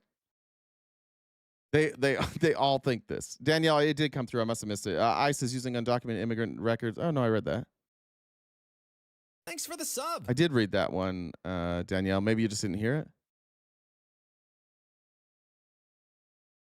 Unless it's a different one. Message Jen if it was something different. I might have missed it, but I don't see it anywhere. All right. Here's what Israel's doing. But I want to tell you more about Israel. Netanyahu doesn't seem to give a fuck about this agreement. Netanyahu doesn't seem to give a fuck about Donald Trump. This is a tweet here from Dropsite News, and it's in a response to Netanyahu, his official account saying, or I guess Prime Minister's official account saying, Israel's an independent country. Our security policy is in our own hands. We have made it clear regarding international forces that Israel will determine which forces are unacceptable to us. Dropsite News says Israeli Prime Minister Benjamin Netanyahu said Sunday that Israel acts entirely on its own authority in Gaza and Lebanon and will continue its attacks despite U.S. assurances that the war is over. I want to make one thing crystal clear. Our security policy is in our own hands. We are not prepared to tolerate attacks against us. We respond according to our own judgment against attacks as we saw in Lebanon and most recently in Gaza. We dropped 100. This was wild. We dropped 150 tons on Hamas and the terrorist elements after the attack on our 2 soldiers. Like even there, they're just like, yeah, we murder innocent people anytime anything bad happens to any of us. He also signaled that Israel will strike what it considers emerging threats, not just active attacks. It won't just be revenge, and of course, we'll also thwart dangers as they're being formed before they are carried out, as we did just yesterday in the Gaza Strip. I promise, guys, they were totally going to commit a crime, says Netanyahu, who we can totally trust, who hasn't lied for 3 straight years about what they're doing. FDJT said, "Will they continue giving him their support as they will continue giving him their support as long as he keeps entertaining them with violence." That's a good point. Reiterating Israel's freedom to act without U.S. oversight, Netanyahu said this approach is backed by American officials. We do not seek anyone's approval for this. We are in control of our security. This is how we operate and will continue to operate. This is, of course, acceptable to the United States as well, as its most senior representatives have expressed in recent days. I don't think that's acceptable to the American people in general. I think that the polling on this is pretty incontrovertible. But our senior I guess representatives have said, don't worry about the American people. Don't worry about the pushback. We got your back, and we're really in charge here. His remarks came after Israel strikes killed at least 1 person in Nuseirat, Gaza, and 2 men in southern Lebanon, despite ceasefires still in effect. Netanyahu's statement followed a flurry of visits by 4 U.S. senior officials, including the vice president and secretary of state, aimed at consolidating the Gaza truce. So it seems like who he's talking about here that says, yeah, just do whatever you want, is J.D. Vance, Marco Rubio. Seems like that's who he's pointing to, right? Reading articles, what a grifter. Is that grifting? Is reading articles grift? And I'll grift. Now, just a reminder, we are crowd-funded. We do grift heavily here. If you can help us reach our goals every day, that would be great, greatly appreciated. The way to do that is either through Super Chats, TikTok gifts, or I guess those ones we don't count.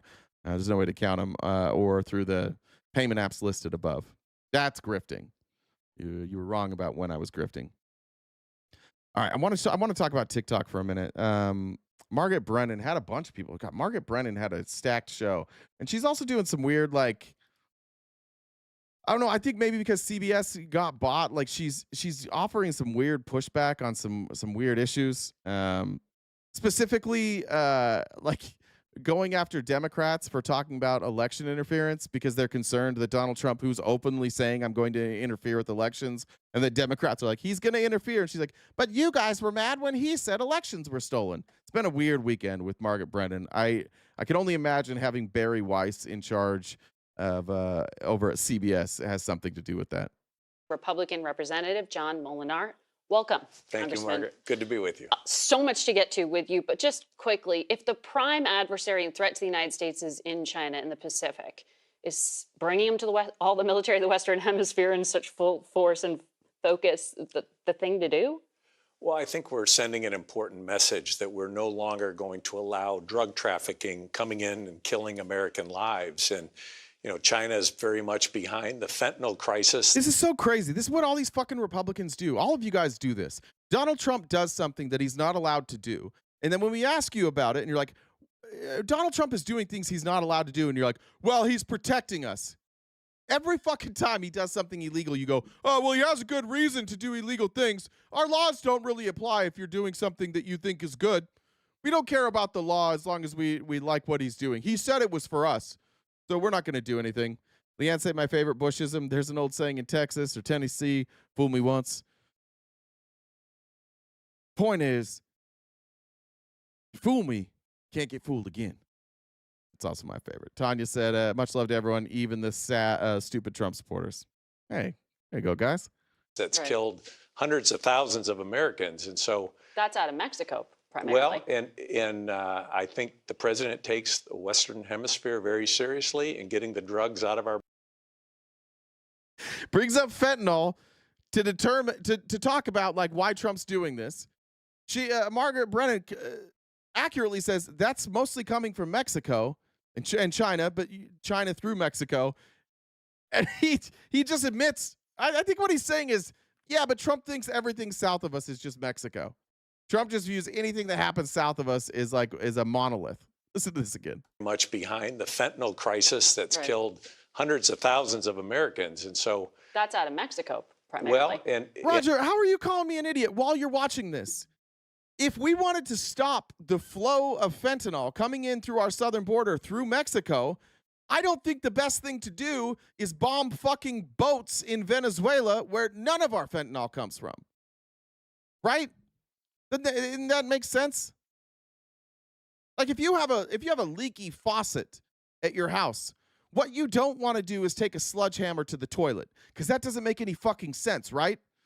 So if you want to stop the flow of fentanyl, which you just called us an idiot, right? We're all dumb because we don't want to stop the flow of fentanyl. Maybe focus on the flow of fentanyl. The manufacturer, which is China, and the southern border that we share with Mexico, which where most of this comes in, by the way, generally on trucks that are coming here legally or boats.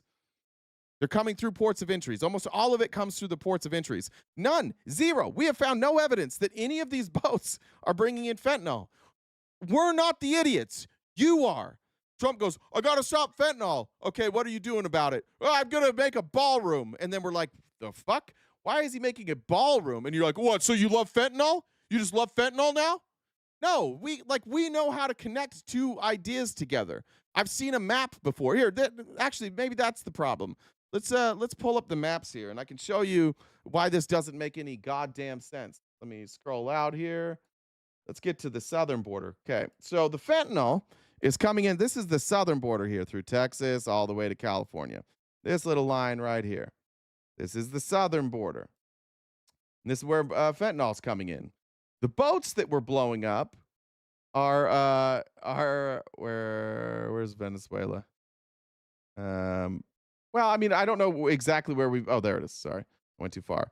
In here, we blew up a boat that was going to Trinidad. There was one apparently that was going to go to Grenada. As you can see here, that's a long way from our southern border. In order for those boats to get to our southern border, they've got to go through the Caribbean Sea here. and they're going to have to make it into either Mexico or then they're going to have to make it into the Gulf of America, and they're going to have to make landfall somewhere here in Mexico and get those drugs to ship. See the problem there? See, the problem is the boats are here, the southern border's there, and the boats here don't have fentanyl. But that's how used to you guys. That's how used to Donald Trump you are, is that you just think he's telling the truth, and you think this man is telling the truth. This obviously has nothing to do with fentanyl. And I think the president takes the Western Hemisphere very seriously in getting the drugs out. And yeah, I did forget that Venezuela was at the top of South America there for a minute. For some reason, I thought it was down like on the coast there. I'm not great at geography either. Of our backyard, I think is. Did I say Gulf of America? Did it? I think it said. Did it say Gulf of America on that map? My bad. Important step forward. On the committee work that you've been doing, I'm sure you heard from Treasury Secretary Bessent at the top of the program that he says China has agreed to the TikTok deal. 170 million. I don't know what that beeping is, by the way. It happens a few times. Americans use this social media app. Congress had passed a law to force the sale and cited it as a national security threat if it continued to operate the way it has. Have your national security concerns about the app and then about this transaction been addressed? Well, I think it's important that we note that the law requires a divestment and getting the Chinese Communist Party control away from the app as well as the algorithm. And it allows ownership only up to 20% for the Chinese entity ByteDance. And to me, it's very important that that's carried out. We don't know all the specifics of this, but we know that American companies are very interested in participating. There's the proposal for a lease agreement, but how you get that algorithm completely out of the Chinese control is going to be up to the experts. You know, there's 6 million pieces of code in this algorithm, and we need to make sure that it's protected for the American people. Why? This is what's interesting about all these people in Congress. Like, explain to us what the algorithm, what the problem with the algorithm is. Not like as far as he's giving us, like all they can tell us is that the algorithm has like Chinese Communist Party control, which it doesn't. It's a Singaporean country, right? I think they just have like servers in China. Like the idea that like and the parent company is in China. But I think there's a layer of protection there. I don't know, but like, why then is it any different that we're giving control to like billionaires here in America? We're not going to give them. I would rather have the Chinese Communist Party in control of it than American oligarchs. I actually legitimately trust the Chinese government more than I trust American oligarchs, far more. And I don't trust this administration to do oversight. I also have a question about, well, I'm not going to say it. I might get banned on TikTok Shop, or on TikTok. I have questions about the TikTok Shop. Seems like they're somehow really good at getting around tariffs. I'm seeing reps. I'm seeing like knockoff brands. They're claiming it's they claim it's the real brand, but you get it for $20. I know it seems like they're getting around that somehow. So that algorithm is the data tracking system that's pulled from a user's habits. And so the accusation was also that this was basically... How's that a L take? You trust Larry Ellison more than the CCP? Why? I'm far more worried about what Larry Ellison's going to do. Larry Ellison is one of the most corrupt human beings on earth.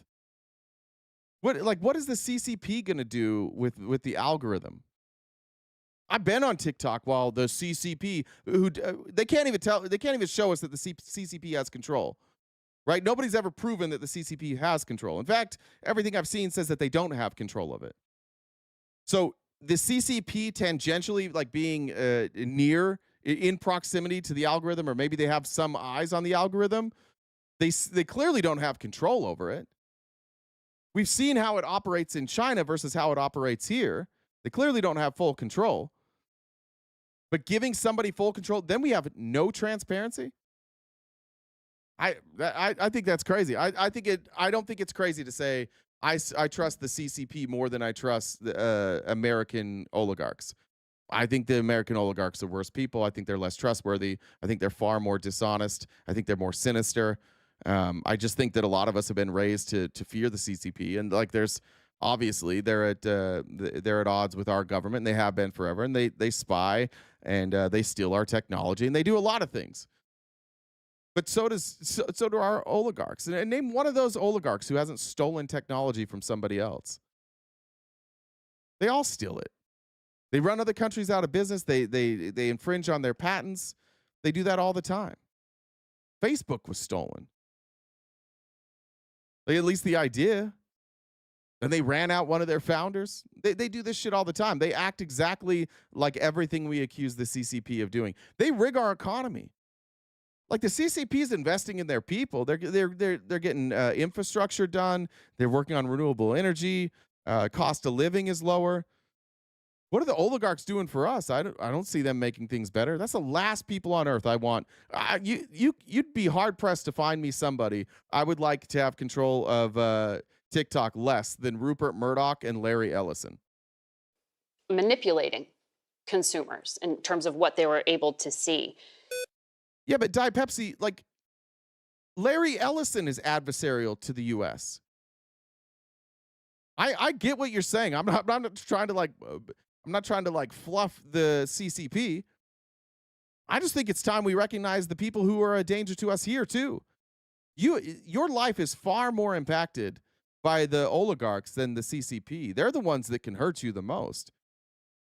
They're the ones that, like, the CCP, if they could do things to our, like, if they could damage our economy the way the oligarchs could, they probably would. They're trying. They're buying up gold now. They are adversarial, but so are the oligarchs. Remember, Larry Ellison, his loyalty is to Israel. And that's not like hyperbole. That's his words. He's not loyal to the United States. He is loyal first to Israel. He says it. It's open. The Murdochs clearly are not loyal to Americans. They're loyal to themselves. They've been running Fox News forever. They're just lying to the American people. Their loyalty is to these same oligarchs. Then they're going to put Barron Trump on the board. You think the Trumps are loyal to the United States? Hell no. They're far more loyal to Qatar, to the UAE, to Israel than they are to the United States. That's all I'm pointing out is like, this is a complete handover. Like the CCP stuff, if they had control of TikTok, it was clandestine. But this is like out in the open. Enemies of the United States, like giving it, and we're just going to trust them because they live here, because they're citizens. We're just going to trust that, oh, you're not the enemy to the United States. They're far more dangerous to us than China is right now, like us individually. So will that algorithm be maintained? And will upgrades only be... Also, I appreciate you pushing back, and I like that. And I love you, Diet Pepsi. Not the drink, just you. Conducted by, for example, American... They do attack the infrastructure. They absolutely attack the infrastructure. Because they want dominance. So they certainly attack the infrastructure. They attack even like our currency. They manipulate currency. All of these people, they don't even have the wealth that they claim that they have, right? They've manipulated our entire economy to the point where they have wealth that they can never lose. And a lot of it, they just like made up. The trades that they do all the time with each other and the way they're able to create a net worth out of failing companies. Again, I just think they're more dangerous. When all is said and done, when we have this economic collapse, guess who's not going to get the blame? China. When our economy collapses, it's not going to be China's fault. We're going to blame it on China. We're going to blame it on immigrants because we have Trump as president. But this collapse is going to be due to the greed and corruption of American oligarchs. Those are the people we need gone. And by the way, maybe China wouldn't have such a problem with us if we weren't run by dishonest crook oligarchs. Engineers? That would be my recommendation, because ultimately we don't want a Chinese propaganda effort affecting 170 million Americans. We also want to make sure that data from Americans is kept secure. And as long as the Chinese are involved, I think there's reasons for distrust. And even with the 20% stake. I'm still concerned about it. Quite frankly, the Chinese report to the Chinese Communist Party, and they will leverage every advantage they get. But the president has set a goal of making this available to the American people, following the law that was passed in a bipartisan way, and I trust that they are doing that. The president has not been following the letter of the law that you voted for. Well, I think you know that. I think the goal. Yeah, how many times have we pushed it back now? They're following the law. Well, the president isn't. Well, hold on. Now I'm going to backtrack all of that, and I'm going to say, but it's the goal. It's what he really means is he has good intentions. Did we just talk about this? How every time you bring up that Trump is breaking the law, you're like, oh, but he means well. It's been to come to an agreement, to come to a deal. And they've been working very hard to do that. But when you have the Chinese Communist Party, Xi Jinping, with direct leverage on this in terms of what they will do, what they won't do, it's very difficult to continue to make that available. But I trust the people who are negotiating that recognize we've got to get the control of the algorithm away from the Chinese Communist Party, the app, and make sure that the ownership is controlled by America, not China.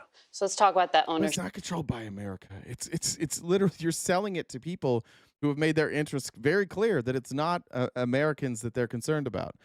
Tommy's real mom said, fuck Trump. David said, it's crazy how they talk like they actually have the ability to stop drug trafficking. They're not addressing the actual problems. It's bananas. I'm assuming bananas are the problem. I assume that's not what you meant. Tony, thank you for the super chat. I think I read that. Tony said, much love to everyone, even the stupid Trump supporters. Sure, I read that. The president said the investors would include Michael Dell, Lachlan Murdoch, whose family owns Fox News, and Larry Ellison, whose son owns Paramount, parent company of CBS News. Do you have concerns that people who are boosters of the president will have ownership of social media in this way? You know, I think since it's so powerful. Well, there are some, I'm sure, investors, not everybody is simply a supporter of the president, but Which one wasn't?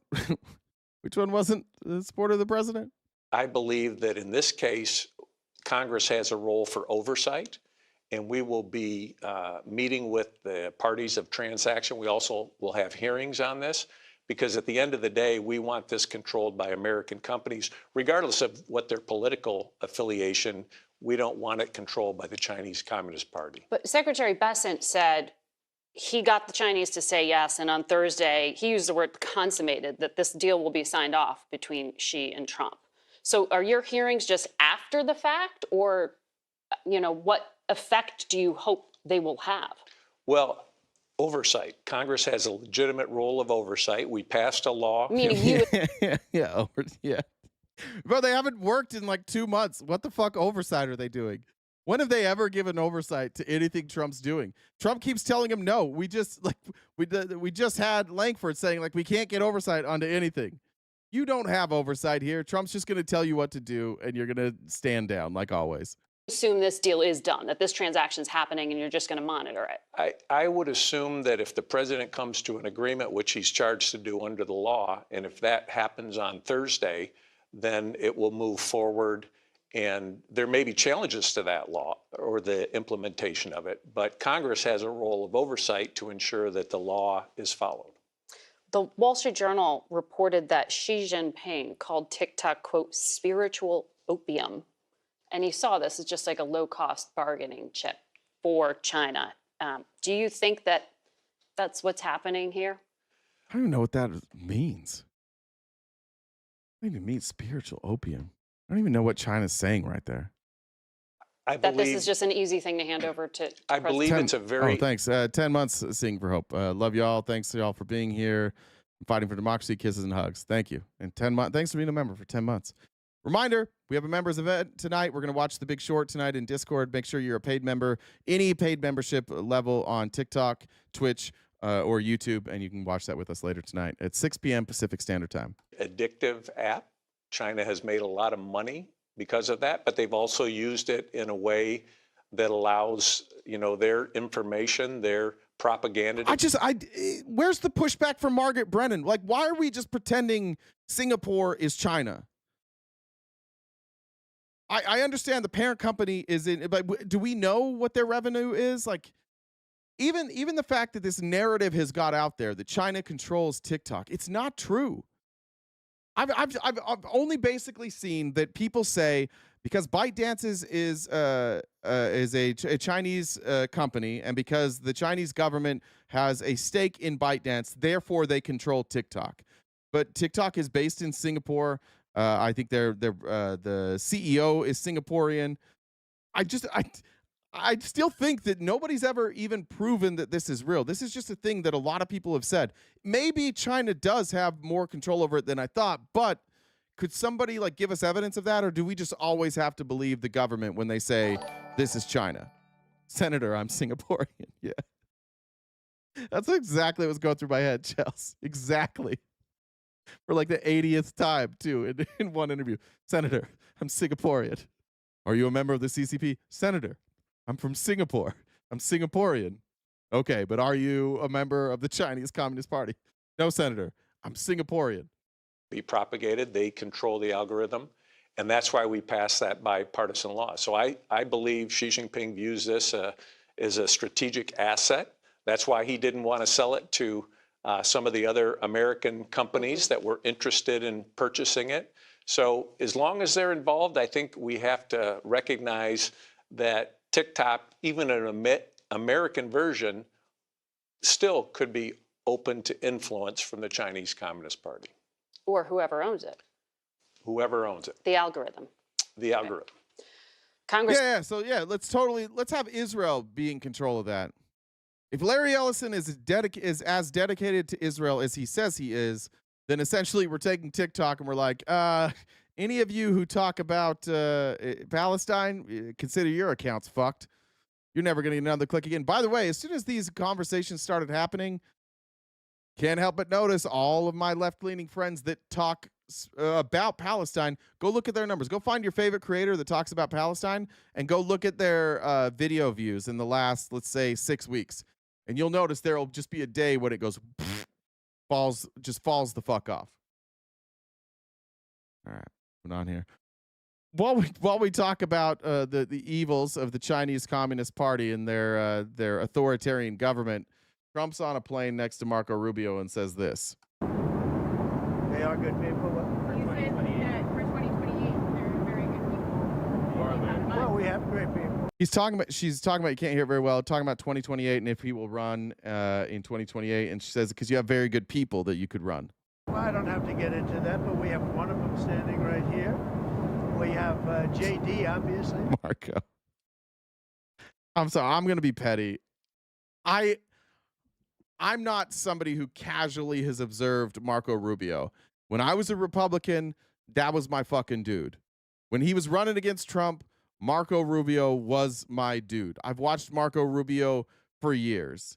This aw shucks, the president said my name is fucking pathetic. Like this reaction to the president, like Marco's pretty good too. Oh, stop it. It's become pathetic. That, but we have one of them standing right here. We have JD, obviously. The vice president is great. Thanks, Diet Pepsi. I think Marco's great. I think, I'm not sure if anybody would run against us. I think if they ever formed a group, it would be unstoppable. I really do. I believe that. I would love to do it.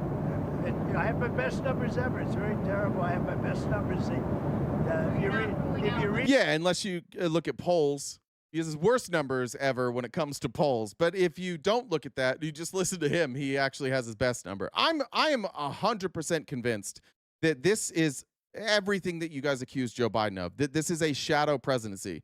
The difference is they basically let Trump do what he wants with his finances. He can kind of do whatever. But I'm convinced somebody's just showing him like fake poll numbers every day. They're just rolling there like, look at this poll, sir, 97% approval. It was just like on Truth Social. And he's like, see, better than ever.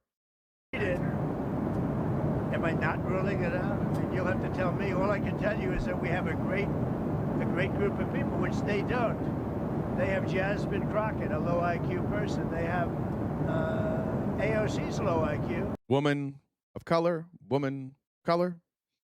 Interesting that those are the two he chose. Isn't it? I don't know why he keeps going. Like, is Jasmine Crockett on a short list? Somewhere that I'm unaware of? As far as I know, she just lost her district. She's going to have a hard time staying in the House. She really got under his skin. Nobody's floating Jasmine Crockett as like a front runner or a leader of the party.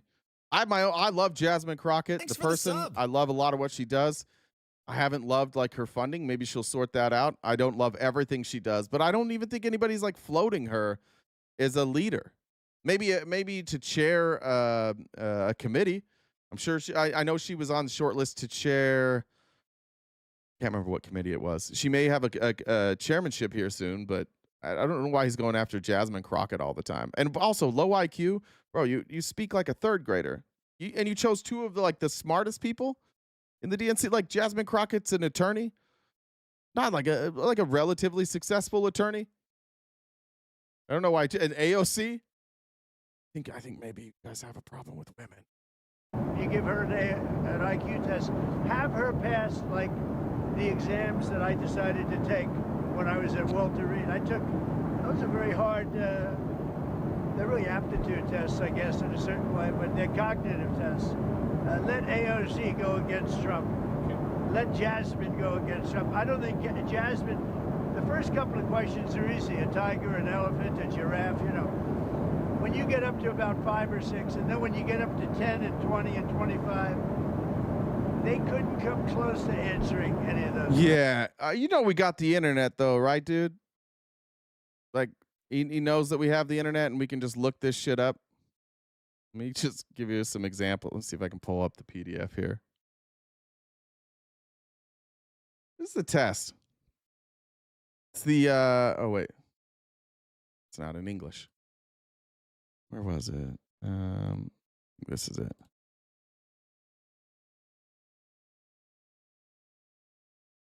Just so you guys know how great Donald Trump is while this loads, I'll just remind you, we are crowdfunding. If you can help us knock out that goal, that'd be greatly appreciated. Anybody who wants to join us tonight watching The Big Short, make sure you're a paid member. Lee said, did you see Trump dancing yesterday when he arrived? He's so embarrassing. I heard, or I just saw people tweet that he was dancing. Jen, if you have that, will you pull it up? I don't know what's going on here. This won't load. Montreal Cognitive Assessment Test. See if I can just pull. Okay, here it is. All right, here's the test that he's bragging about all the time. If any of you haven't seen this, first step. Let's just see how we do. First step. They give you an example. 1 is equivalent to A, so you're going to go 1 to A, 2 to B, 3 to C, 4 to D, 5 to E, and you just have to draw lines. Then you have to copy this bed. Just draw these lines. Then you have to draw a clock at 5 past 10. Then you have to name these animals. This is like what fourth graders do. Oh, horse. Hippo? Chicken? Memory. Read the list of words. Subject must repeat them. Leg, cotton, school, tomato, white. So they tell you got to repeat these words. Leg, cotton, school, tomato, white. What are they? Leg, cotton, school, tomato, white. Oh, I guess I'm a fucking genius now. Read the list of digits. Subject has to repeat them in the forward order. 2, 4, 8, 1, 5. Can you guys do it? 2, 4, 8, 1, 5. Subject has to repeat them in the backwards order. 4, 2, 7. 7, 2, 4. Holy fucking genius. Read the list of letters. The subject must tap with his hand each letter. No points if there's more than 2 errors. By the way, you don't even have to do this. You don't even have to nail all of it. You don't even have to get all of them. Subject must tap with his hand at each letter. F, B, A, C, M, N, A, all the way through. Subtraction starting at 60. 60 minus 53, what's the answer? 60 minus 46, what's the answer? 60 minus 39, what's the answer? We want to do it. So 60 minus 53, 7. 60 minus 46, 14. 60 minus 39, 21. 60 minus 32, that's what, 28. 60 minus 25, that's 35. This is meant for people that they suspect have cognitive impairment. This is a test because everybody should be able to do this. Trump keeps thinking it's an IQ test or like a genius, and I think they might be telling him that. to trick him into taking it. Because if they say like, "Sir, you seem a little cognitively impaired," he'll be like, "No, I'm not. I'm not taking this test." But if they say, "Hey, we're going to do that IQ test again, and if you get a great score, you get to talk about it, and everybody will know you're a genius." I think they just like you can't read those words anyways. Montreal cognitive assessment. You can't get any of those anyways.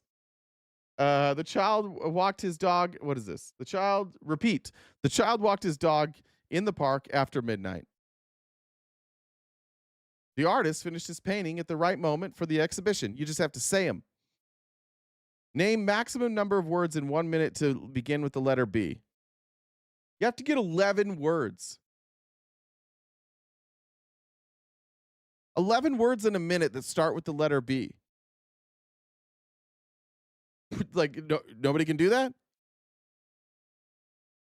Boy, basketball, Barbie, banana, boat, bitch, Brazil, bean,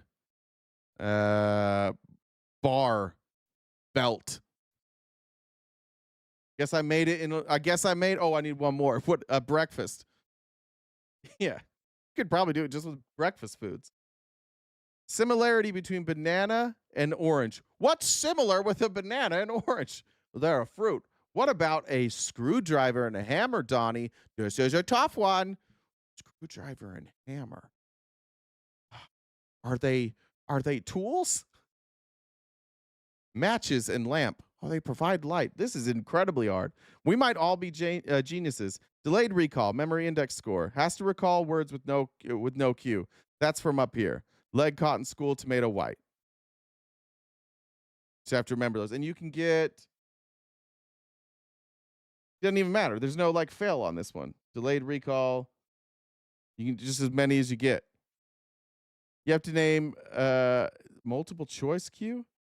Then they can do it with multiple choice. Did I say this? Did I say leg? Did I say cotton? Did I say school? Did I say Barbados? Then we have orientation. I guess this is just like you say the date, month, year, day, the place that you're at in the city. And that's it. And this guy's out here floating it like he's a genius and nobody could pass this test. The fact that he's saying that nobody could pass this and he's so smart, like, I think that's disqualifying. I'm certain that like any fourth grader could pass this. Patrick, yeah, I got Venezuela. I scrolled too far down for Venezuela. I would have lost that one. By the way, no shot Donald Trump could pick out Venezuela on a map. No chance he could pick out any country on a map. Genius. So while the world's mocking him for being an authoritarian and a lunatic, he's out here being an authoritarian lunatic, floating this idea. I might run for a third term, or maybe we'll just have Marco run it. I just want to point out one more time that we mocked Joe Biden all the time. People mocked Joe Biden. They said that he was cognitively impaired. Here he is, I think yesterday or Saturday. I could still understand him. I know the idea of America depends on our respect for the institutions that govern and guarantee a free society.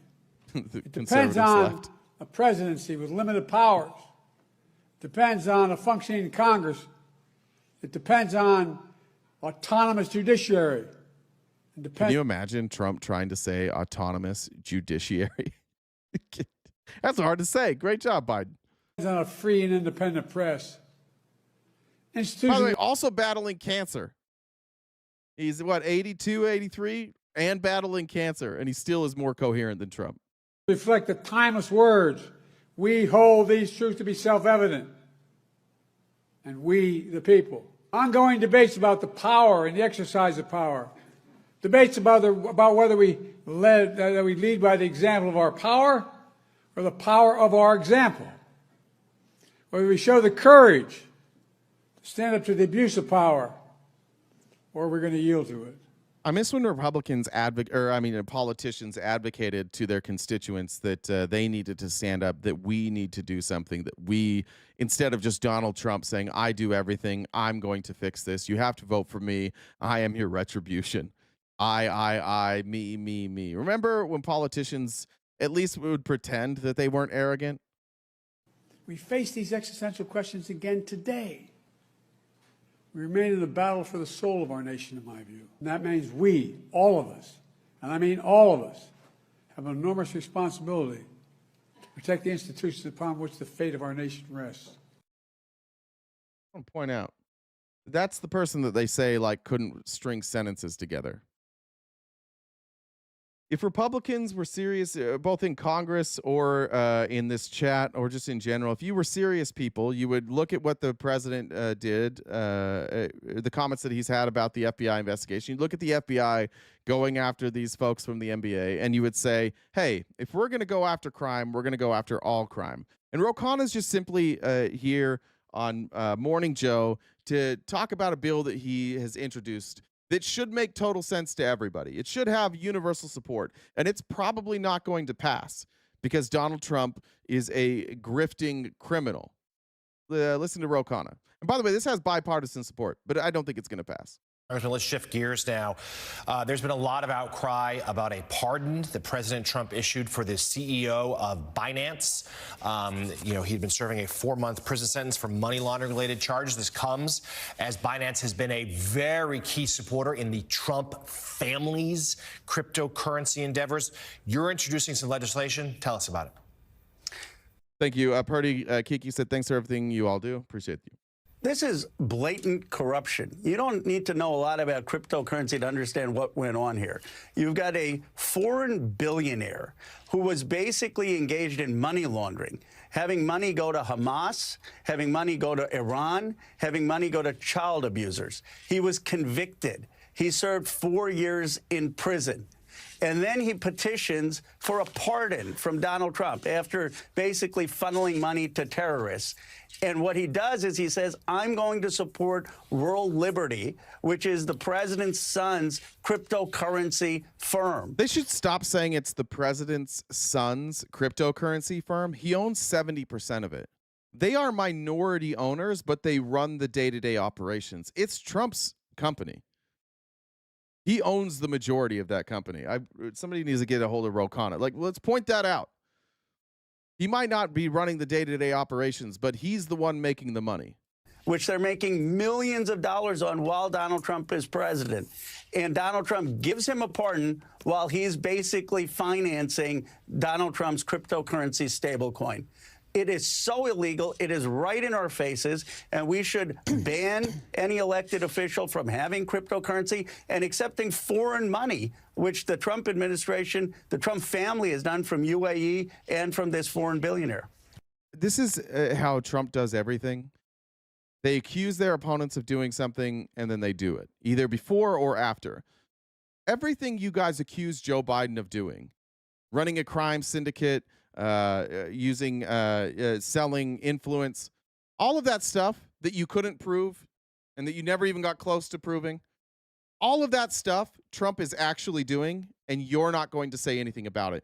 And this is how easy it is to be Donald Trump when he has you. And Patrick, if you're still here, I'm speaking specifically to you, Patrick. All Donald Trump does, because you're going to do it now. You're going to say, fuck around and find out, or you're going to say, oh, if they did it, we did it. All he has to do is convince you that something's happening, and he doesn't need much to do that. He can just tell you that it's happening, and you believe it. The evidence doesn't have to back it up. You believe it. And then he goes and does that exact thing so that when he does it, you don't give a fuck. I think, this is my opinion, but I think the reason Republicans ran with the Biden crime family, despite the fact that at every turn they had mud on their face. Every single time they attempted to prove that there was a crime family or some sort of crime operation, they got mud on their face. Remember when they came in and they thought they had this guy that was going to say that Joe Biden got $10 million in a bribe, and then they all left. And they're like, did they tell you about the bribe? He's like, no. He says he has no idea. There wasn't a bribe. Nobody knows anything about a bribe. We thought this whistleblower was going to tell us that, but he basically just said, like, no, Hunter would say that Hunter would threaten people and be like, do you know who my dad is? And then they'd give him money. That's basically all that ever happened. But they never tracked anything back to him, not even contracts. So you spent 3.5 years doing that. All of you believed it despite the evidence because you don't require evidence. In fact, the lack of evidence, we've covered this before. When things have no evidence, you almost believe them more. You're like, oh, there's absolutely no evidence. That makes me believe it even more. So since you've already been conditioned to think that there was this big fuck up and that Biden was doing what you said he was doing and he didn't get caught, since you couldn't prove it, you don't care that Trump does it now. That's by design. He does this on purpose. He knew that none of you and none of the Republicans would give a flying fuck about this because you bought the lie that there was a Biden crime syndicate. So I don't think this is going to pass. Can you imagine a Republican? Like, do you think if Republicans say they're going to pass this, that Donald Trump won't go after them? You know they will. You know that Trump will go after anybody who says that if you are the president or a member of Congress, that you can't trade in cryptocurrency. You know he would go after them. It's not fair. It's not fair that you're going after these elected leaders who can manipulate the currency. That's not fair. And then as soon as he's out of office, Republicans will go after any Democrat who traded cryptocurrency. And then they'll be like, well, you guys cared about this when Trump was in office, and now you don't care about it. And they'll only go after Democrats, and they'll never go after Republicans. Like, it just rinse, repeat. Wash, rinse, repeat. That's what I'm trying to say. Hey, Jen.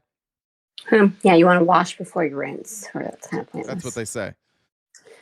I mean, I know sometimes it can get complicated, but that's how it's supposed to be done. So. Good morning. It's almost afternoon. Still morning. Okay. So, good weekend. You said you were golfing a bunch. This last weekend, yeah. Mm-hmm. That's. I haven't seen. I didn't hit play for that, so I don't know what that. Let's see. As much as we appreciate what our mechanics. I'll let that ad play through first. Thanks, CNN. Is this what you were coming up for, or do you want to do your announcements real quick? I was going to do announcements. Go for it. I'll let the ad play, and then I'll stop it until after your announcements. All right, sounds good. Like Jay mentioned, we have a members-only event later on today. So if you guys are subscribed to us, or if you want to subscribe to us, that's how you can join that. It will be in Discord, so you'll have to send Jay a link to how to set up for the YouTube members so they're identified, which I have. We'll see how that goes. I think we didn't necessarily get that done with one thing before, but we'll figure it out. So if you want to join us for that members-only event at 6 Pacific, make sure you're subscribed, and you can join us for that. If you guys disagree with RTP, and there's a bunch on YouTube, you guys can actually come up and talk, and how you do that is if you send me a DM on Discord. My Discord username is the same as the Venmo, so Jen with 2 N's, Dub with 2 B's, the number 1. I can bring you up and you can have a conversation with Jay. Gift goal, we're a little shy, so we got about an hour and a half to show. This is our job. We do this each day, Monday through Friday from 9:30 to 1. So we need to knock out that gift goal. So Venmo, Cash App, PayPal, Super Chats, all go towards knocking out that balance for the goal. Check out the link tree in our bio. We're on most social media platforms. We've got merch, Jay's on Cameo, and we upload these episodes to Spotify. So there's all that. The craziest thing happened the other day. Okay. I heard some neighbors of mine arguing out front. One accused the other of stealing her underwear. Okay. He nearly crapped her pants. Thank you. Jeremy, I would like to ask the question to you because, again, I appreciate you. Appreciate you being here. But Joe Biden did tell Ukraine to fire a prosecutor or they won't get $1 billion. He didn't make any money from that. And that's not what we're talking about with Trump. See, this is what I'm talking about. Like, your whataboutisms don't even make sense. Donald Trump is telling people to buy cryptocurrency, including these other countries, and they're buying the cryptocurrency through World Liberty Financial or buying their stablecoin, and Trump is making hundreds of millions of dollars.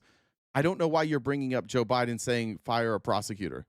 He didn't get paid for that. We're talking about Trump being corrupt in using the office to make money and using foreign policy to make money for himself. You guys got to get out of this little weird cult mindset where, like, when you find out Trump did something wrong, you just try and think so hard about something that Joe Biden or any Democrat did wrong, and then you don't have to acknowledge that your guy's a fucking criminal. I guess this is him dancing in China. Let's see. Or Malaysia.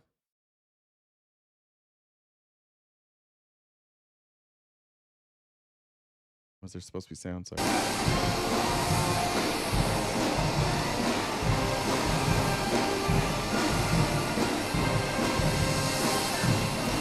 Cool. He's an excellent dancer. Cool. All right, let's get to Scott Bessent because, boy, we talked about this earlier, but the Canadians really struck a nerve. Here's Scott Bessent. He was on also with Brennan. She asked him a few tough questions, and I'll have more from him in a minute. But it's obvious Canada's getting under Trump's skin, and that's good. If Trump and his administration are talking about it, it landed, and it's effective. I want to ask you about what the president just announced in regard to Canada. Today, the president said he wants to raise tariffs on Mexico. Yesterday, he said he's going to raise tariffs on Canada by 10%. He blames what he called a fraudulent ad that featured Ronald Reagan advocating. Facts, says, are you saying Trump is corrupt? A little bit, facts, a little bit. For free trade. It was put up by the province of Ontario. Is this ad really the issue here, or is it just a tactic in this negotiation? Does the president want the USMCA free trade deal renegotiated, or is he looking to do two separate deals, one with Canada, one with Mexico? Well, a lot of questions there, Margaret, but let's go to the first one. I've read that the province of Ontario is spending up to $75 million on these advertisements, and it's propaganda coming across our border. Oh, no. How much are you guys spending on your DHS ads? $40 billion to Argentina, no problem. How much you guys spending on ICE? How about those jets? We're going to tell you. He's very worried about the wasteful spending of Canadians now. To decry the tariffs. So the Premier of Ontario seems to have come off the rails a little. He has taken the ads down, but what's the purpose of that other than to try to sway U.S. public opinion? We've seen. Yeah, that's what he's trying to do. He's trying to sway public opinion because it's hurting the people of Canada. And you guys are lying. And you guys are have a tariff war for no fucking reason. It was an effective ad. It's making, like, I didn't think Doug Ford would be like a sympathetic figure. I don't like Doug Ford at all. You guys have somehow turned Doug Ford into a sympathetic figure. You know how bad you have to be to make Doug Ford look good? You gotta be pretty bad. I'm sure you at your network have decried election interference. Well, this is interference in U.S. sovereign matters. But is it really the... That's not fair. They put up these commercials. It's interference. They must stop it. You can't say bad things. Stop telling us it's not fucking fascist. Stop telling us you're not authoritarian. It's people should not be able to speak about us poorly ever. Ever. Even if it's totally true, and even if they use Ronald Reagan's words against us, they should not be allowed to do this. Premise for damaging negotiations with a top trading partner? Well, it's clearly damaged our relationship with the most populous province in Canada. Yeah, it damaged your relationship because Trump's a bitch. Because Trump talks shit all day long, and then one person's like, hey, look what Ronald Reagan said, and he's like, I gotta slap tariffs on him. They didn't damage it. They're dealing with a screaming fucking toddler. The screaming fucking toddler did it. Right? Like, it's always somebody else's fault. It's never Trump's fault. What if we had a president who wasn't such a sniveling little bitch that when he saw a commercial that didn't make him look good, just ignored it and went on with his day? Or addressed it, but not like a crying little toddler. How about that? They've completely damaged our relationship because they had the audacity to criticize dear. Live away from the scream. I didn't get far enough there. Now, if you thought Scott Bessent was a crying toddler, let's go to the crying toddler. He had a little bit different take about Canada. He is fuming and stupid, which is a dangerous combination. If you're going to be angry, don't also be stupid. And for the love of God, maybe don't hire angry, stupid people to be president. I don't know. They cheated on a commercial. They cheated. Ronald Reagan loved tariffs, and they said he didn't. And I guess it was. They cheated on a commercial. How? What? The fuck do you cheat on a commercial? How do you even do that? Those are it's nobody told him yet that those are Ronald Reagan's real words. I don't think anybody's told him yet. It's AI or AI. They cheated badly. Canada got caught cheating on a commercial. Can you believe it? No, I can't, because that doesn't make any fucking sense. It's not even a game. You can't even cheat on a commercial. You just pay and then they play the video. That's how commercials work. You give the station money and they play your ad. None of that's cheating, but I don't think he's not bright enough to do this. He's clearly not bright enough to be president, and he's clearly a shrieking little toddler. That's an insane thing to say. They cheated. They got caught cheating on a commercial. Can you believe it? Nah, dude. We can't. That's hard to believe because that's not even a thing. Jen said, can we just take a minute to appreciate Jen and her jokes? We can. 10 seconds to admire Jen. 9, 8, 7, 6, 5, 4, 3, 2, 1. And if you're looking to get muted, now's a good time in the chat to just tell Jen how much you love her, and then you won't have to worry about commenting for a while because she'll probably mute you. In the same interview, Margaret Brennan talked about the bailout to Argentina. And I do think that maybe we've covered this incorrectly, and I had to do some fact checking myself. What Scott Bessent's about to say here is true. I don't think it changes necessarily the narrative, but this is true, and I think it's important context. So you dispute the idea that America hurt itself by giving this $20 billion lifeline to Argentina. Can you guarantee Americans they'll be made whole on that? Margaret, I can tell you that the Exchange Stabilization Fund has never lost money. It will not lose money this time. And we are not giving money to Argentina. It is a swap line, which the U.S. has done many times in the past, and we've never lost money. It's true. So a swap line is basically them saying, we'll give you $20 billion and we'll swap currency. And then you guys are going to pay interest on that. And at a time, either in the contract or just like later on down the road, you're going to pay us back with interest. The problem that I think maybe the problem that we're running into or that we may run into is like, I don't know when Argentina is going to have that money. Unless maybe they have a sudden boom in their economy. And maybe that sudden boom would be like an export business. Maybe something like cattle.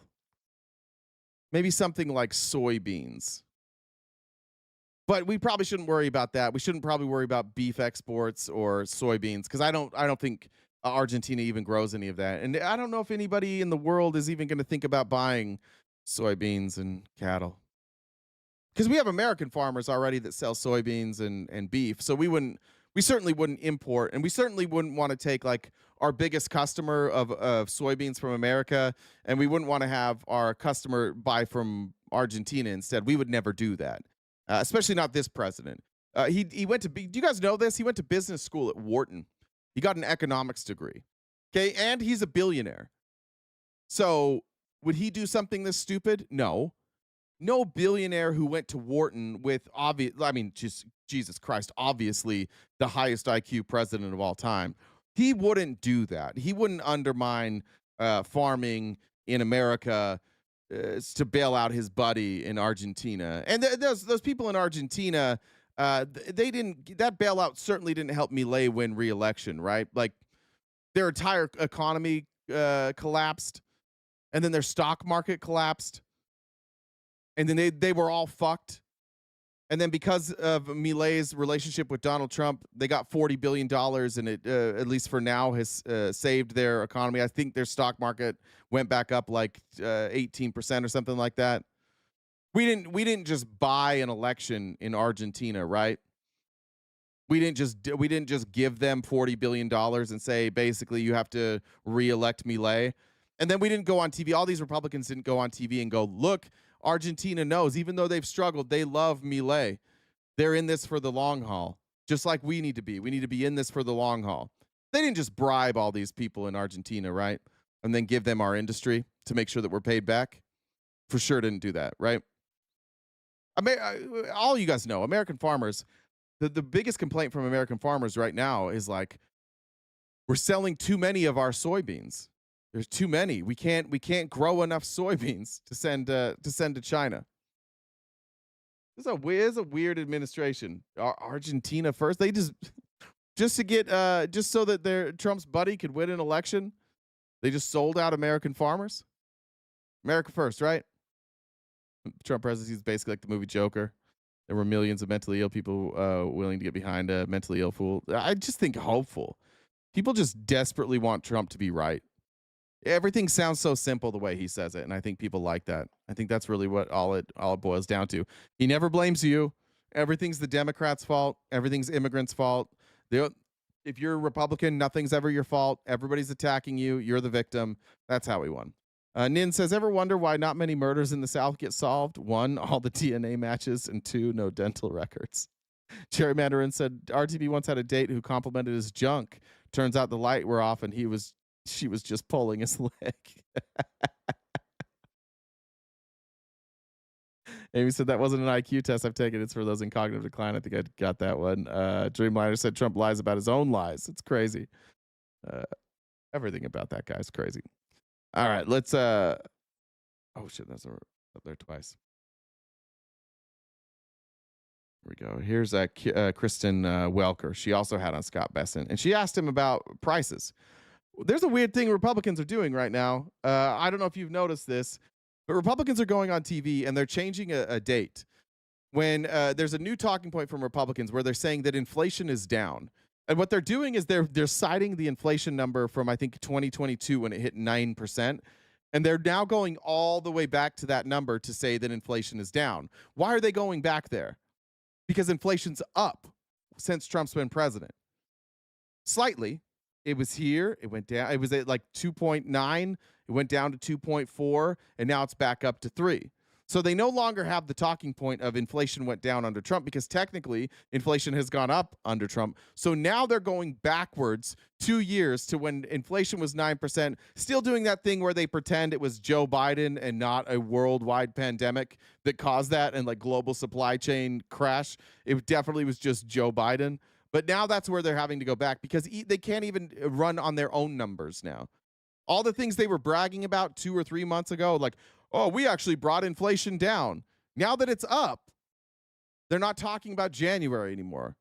They're talking about 2022. That's how far they have to go back now. About something here back at home. Inflation. We learned this week that inflation in September ticked back up to 3%. That's the highest level since January. I want you to take a listen to something that President-elect Trump told me back in December. Take a look. I started using the word, the groceries, when you buy apples, when you buy bacon, when you buy eggs, they would double and triple the price over a short period of time. And I won an election based on that. We're going to bring those prices way down. Mr. Secretary, coffee prices are up 19% from a year ago. Beef is up almost 15%, and bacon up almost 6%, just to name a few. So when are all grocery prices going to come down, as President Trump promised? Well, Kristen, you know, it's unfortunate. As much as I like you, you like to cherry pick. So, you know, when we... Yeah, they cherry picked Trump's words. That's not cherry picking. That was Trump that said that. Came in, it was eggflation, eggflation, eggflation. You know, nobody said eggflation. This was the crazy. This is again craziness. Nobody was saying eggflation.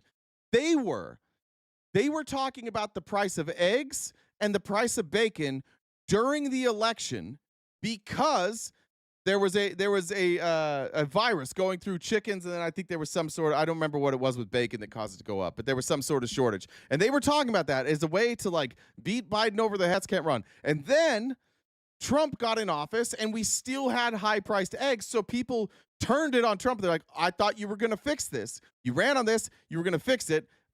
The virus went away and egg prices came down. But this idea that like eggflation wasn't just their talking point, we were always making fun of them. But this is how Trump does it. We explained this before. Trump will do something. It doesn't work out. You point to it. Then when it's fixed, he's like, you idiots, you freaked out for nothing. You guys ran on this.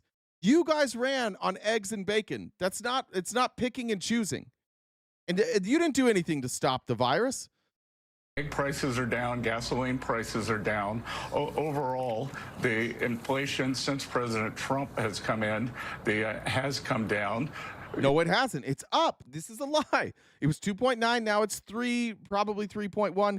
And I showed you guys last time that they're able to manipulate currency now. Like part of this trade with Argentina was a way to manipulate our currency. And because prices go up, GDP goes up. There's a lot of ways that you can read this data. But like unemployment's going down, cost of goods have gone way up, and inflation's only up like 0.1%. That doesn't make sense, right? So you know that there's some manipulation going there. It's not like your prices have come down. Prices of almost nothing's come down. Gas, they're saying, now they're pointing at gas because we're out of peak season. Like gas was higher in July than it is now. Gas is always higher in July than October. Always. Every fucking year. Gas is higher in July than October. They're just playing these silly games. Scott Bessent knows this, but they don't have anything to run on right now. Things are going spectacularly bad. We inherited this terrible affordability crisis from the Biden administration. The first thing we had to do was get it under control. And this month's inflation number was actually below the consensus number. If we look at core inflation, it was 0.2%, which was the lowest it's been in a long time. Rents are coming down. So, Kristen, you don't get to cherry pick. Inflation is... Rents are coming down because nobody has any money. That's why, this part of it is kind of true. Housing is collapsing. You don't want to see that in a market. It's a correction. We left rates way too low for way too long, and all these people bought houses to use as rentals, and it drove up the price of rentals. And so those are coming down because they're empty. I know. I just rented a place that is $200 cheaper than it was 6 months ago when I looked at the same place. And this spot has been vacant. So they didn't have a choice. They're going to lose money on it because of how they invested. So that is true. But that's because the housing market is collapsing. It's a composite number, and I am confident that in the coming months, inflation is going to come down. Just to be very clear, though, CPI has been higher in the past 3 months than it was in the first 5 months of the year. If President Trump's economic policies are working, why is inflation up? Why are those grocery prices that I just mentioned that he said were so critical, why are they up? By the way, the rent that they're talking about, rent's going down, it's compared to 2022. It's peak 2022 numbers. So you may still see like some volatility. You may see your rents going up, and it's localized, they can go up. But they're pulling that number from 2022. Well, again, Kristen, you're cherry picking because inflation actually had a drop. The first drop in... Listen to this. So what she just said is inflation's actually up from where you started. Inflation is up. That's true. Now listen to what he says. Why are they up? Well, again, Kristen, you're cherry picking because inflation actually had a drop, the first drop in 4 years in March and April under President Trump. And I am confident. How did we have? So Trump took over at 2.9% inflation. It peaked at 9%. How's Scott Bessent saying it had the first drop in 4 years? It dropped precipitously from 9% down to I think it got down to 2.7 maybe. It dropped precipitously. What is he talking about? It wasn't the first time in 4 years. Confident that as we come into the coming numbers, that we will see a drop in inflation back towards the Fed's 2% target. And I assume your next question is... Yeah, so you were at 2.9, you went down to 2.4, and now you're at 3. So she's right. It's up. Yeah, but you're cherry picking. You're not telling the part that happened 5 months ago when it was lower. Well, of course not, because we're talking about now, and we're talking about the totality of your presidency, so it's up. Scott Bessent isn't stupid. Scott Bessent doesn't want to make stupid arguments like this. This is just all that he has. So all he can do is go on and criticize her for not telling a more rosy story that only shows the part where like they were doing well and doesn't address the reality right now that we're seeing inflation rise. And this is an extremely manipulated inflation number. It's always manipulated, but this one's extremely manipulated, and they're doing some pretty crooked things to try and keep this number down. Going to be to blame it on tariffs, and the imported goods have actually been quite flat or dropped, and it's mostly service goods. And another factor in the inflation report is what's called investment management income, and that's inflation that goes up because the stock market goes up, so management fees are higher. Okay. It's management fees. Guys, the reason it's not, you're not paying more, it's just these pesky management fees. That's what's driving the inflation. Got it. Yeah, my groceries, when I go to buy steak, it's not $20 a pound when it used to be $9 a pound. That's all management fees. Well, even and if it was management fees, maybe we stop having a system where management fees can drive up inflation. That'd be a good idea. He invented a new word that no one used before: groceries. Thank you. I forgot that he said that. He thinks Donald Trump thought he was so fucking clever sometimes. Donald Trump won because Donald Trump speaks simply and people wanted Donald Trump to win. Has nothing to do with any of his policies. Not one person voted for his policies because you never saw his policies. You just liked what he said and you voted for him, and you probably didn't want a woman to be your president either. Jamar says, I cheated on my wife with the commercial and she just changed the channel. Shane said, my last $2 to you just to watch MAGA scream. Grifter in the chat. Everybody make sure, Shane, that's right. We are grifting you to death out here. Bethany said, get this, United States President Donald Trump confirmed Argentina will continue with a 10% tariff in a new executive order issued on Thursdays, so we will be paying more. Awesome. Shout out Donald.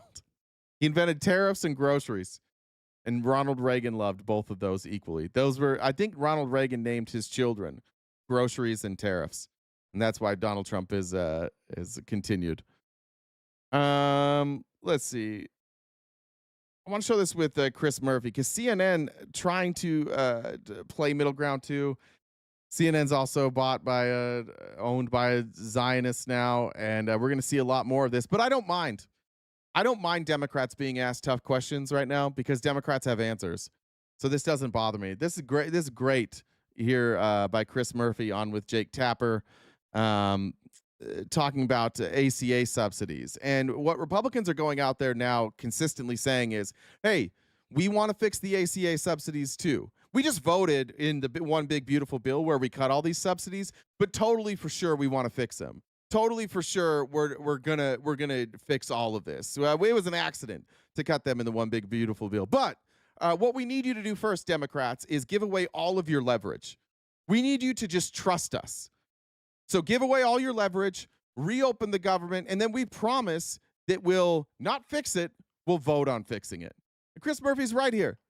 You shouldn't cave on that. You can't cave on a promise to vote. Judes. The leader of the Senate, John Thune, has said that he offered to Democrats a commitment to vote on extending the Obamacare subsidies at a date certain, but Democrats won't take yes for an answer. Yeah, but that doesn't help anybody in my state because all these Republicans are going to vote against it. I mean, this is like real life, right? This isn't. Yeah, we already know how they voted. They already voted for this. It's not a new thing. They voted to cut these subsidies. This isn't the Democrats coming up and be like, hey, we want to try this new thing, so we're going to keep the government shut down while we try until you agree to try this new thing that we've never voted on. Democrats voted against this. Republicans voted for it. Of course you don't trust them. Why would you? This was their bill.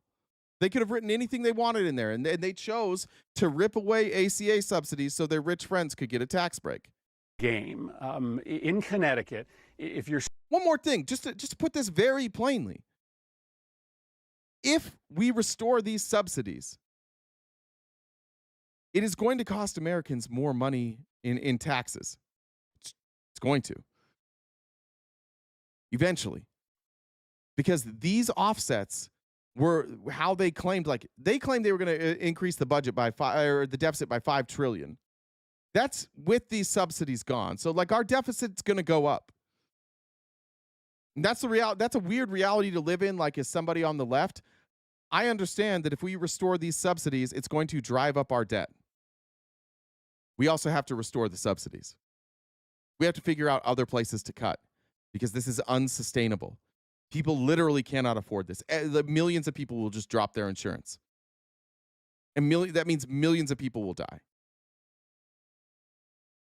All because Republicans attached this cut for subsidies for tax breaks for their rich friends. And Republicans certainly aren't going to tax their rich friends. They're not going to undo it and be like, you know what? Here's how we paid for these ACA or here's how we paid for this tax break. We're going to have to remove this tax break. They're still just going to do it. Because Republicans have the biggest lie they ever tell you is, I'm against tax cuts. I believe in low taxes. Cool. I believe in 70 degrees and sunny every fucking day. You can't believe in low taxes. You can aspire to have low taxes, but like it has become a belief. It's something that's like instilled in them. So it doesn't matter what the financial distress is of this country. It doesn't matter what our financial situation is. It is irrelevant how much debt we ever get in because Republicans hold a belief that low taxes are important. So they'll just spend and then not cover and not cover the spending with taxes. It's a full-on belief. There's nothing you can do. You can explain math to them all day long. They don't fucking care. They're like, yeah, I know math exists, but fuck math. What about my beliefs? My beliefs are that I should pay less in taxes. 60 years old and making somewhere around $60,000, you could be seeing Johnny Mac. a $25,000 increase in your premiums. Not 25%, $25,000. So we don't. For somebody making $60,000. You think they can stomach that? $25,000. That's almost half their income. To pay for health insurance?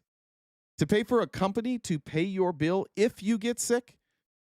Most likely you won't use it, but you need to pay $25,000 extra? This is a remarkably stupid system. By the way, for all of you who hope that Republicans win in the midterms, I wouldn't hope that if I were you. Because what's your government's plan for healthcare? These costs are going to skyrocket. All of you or somebody you love is going to get sick. Somebody in your life desperately needs healthcare today. Somebody in your life next year is going to need healthcare. And they're going to need insurance because they can't pay for healthcare.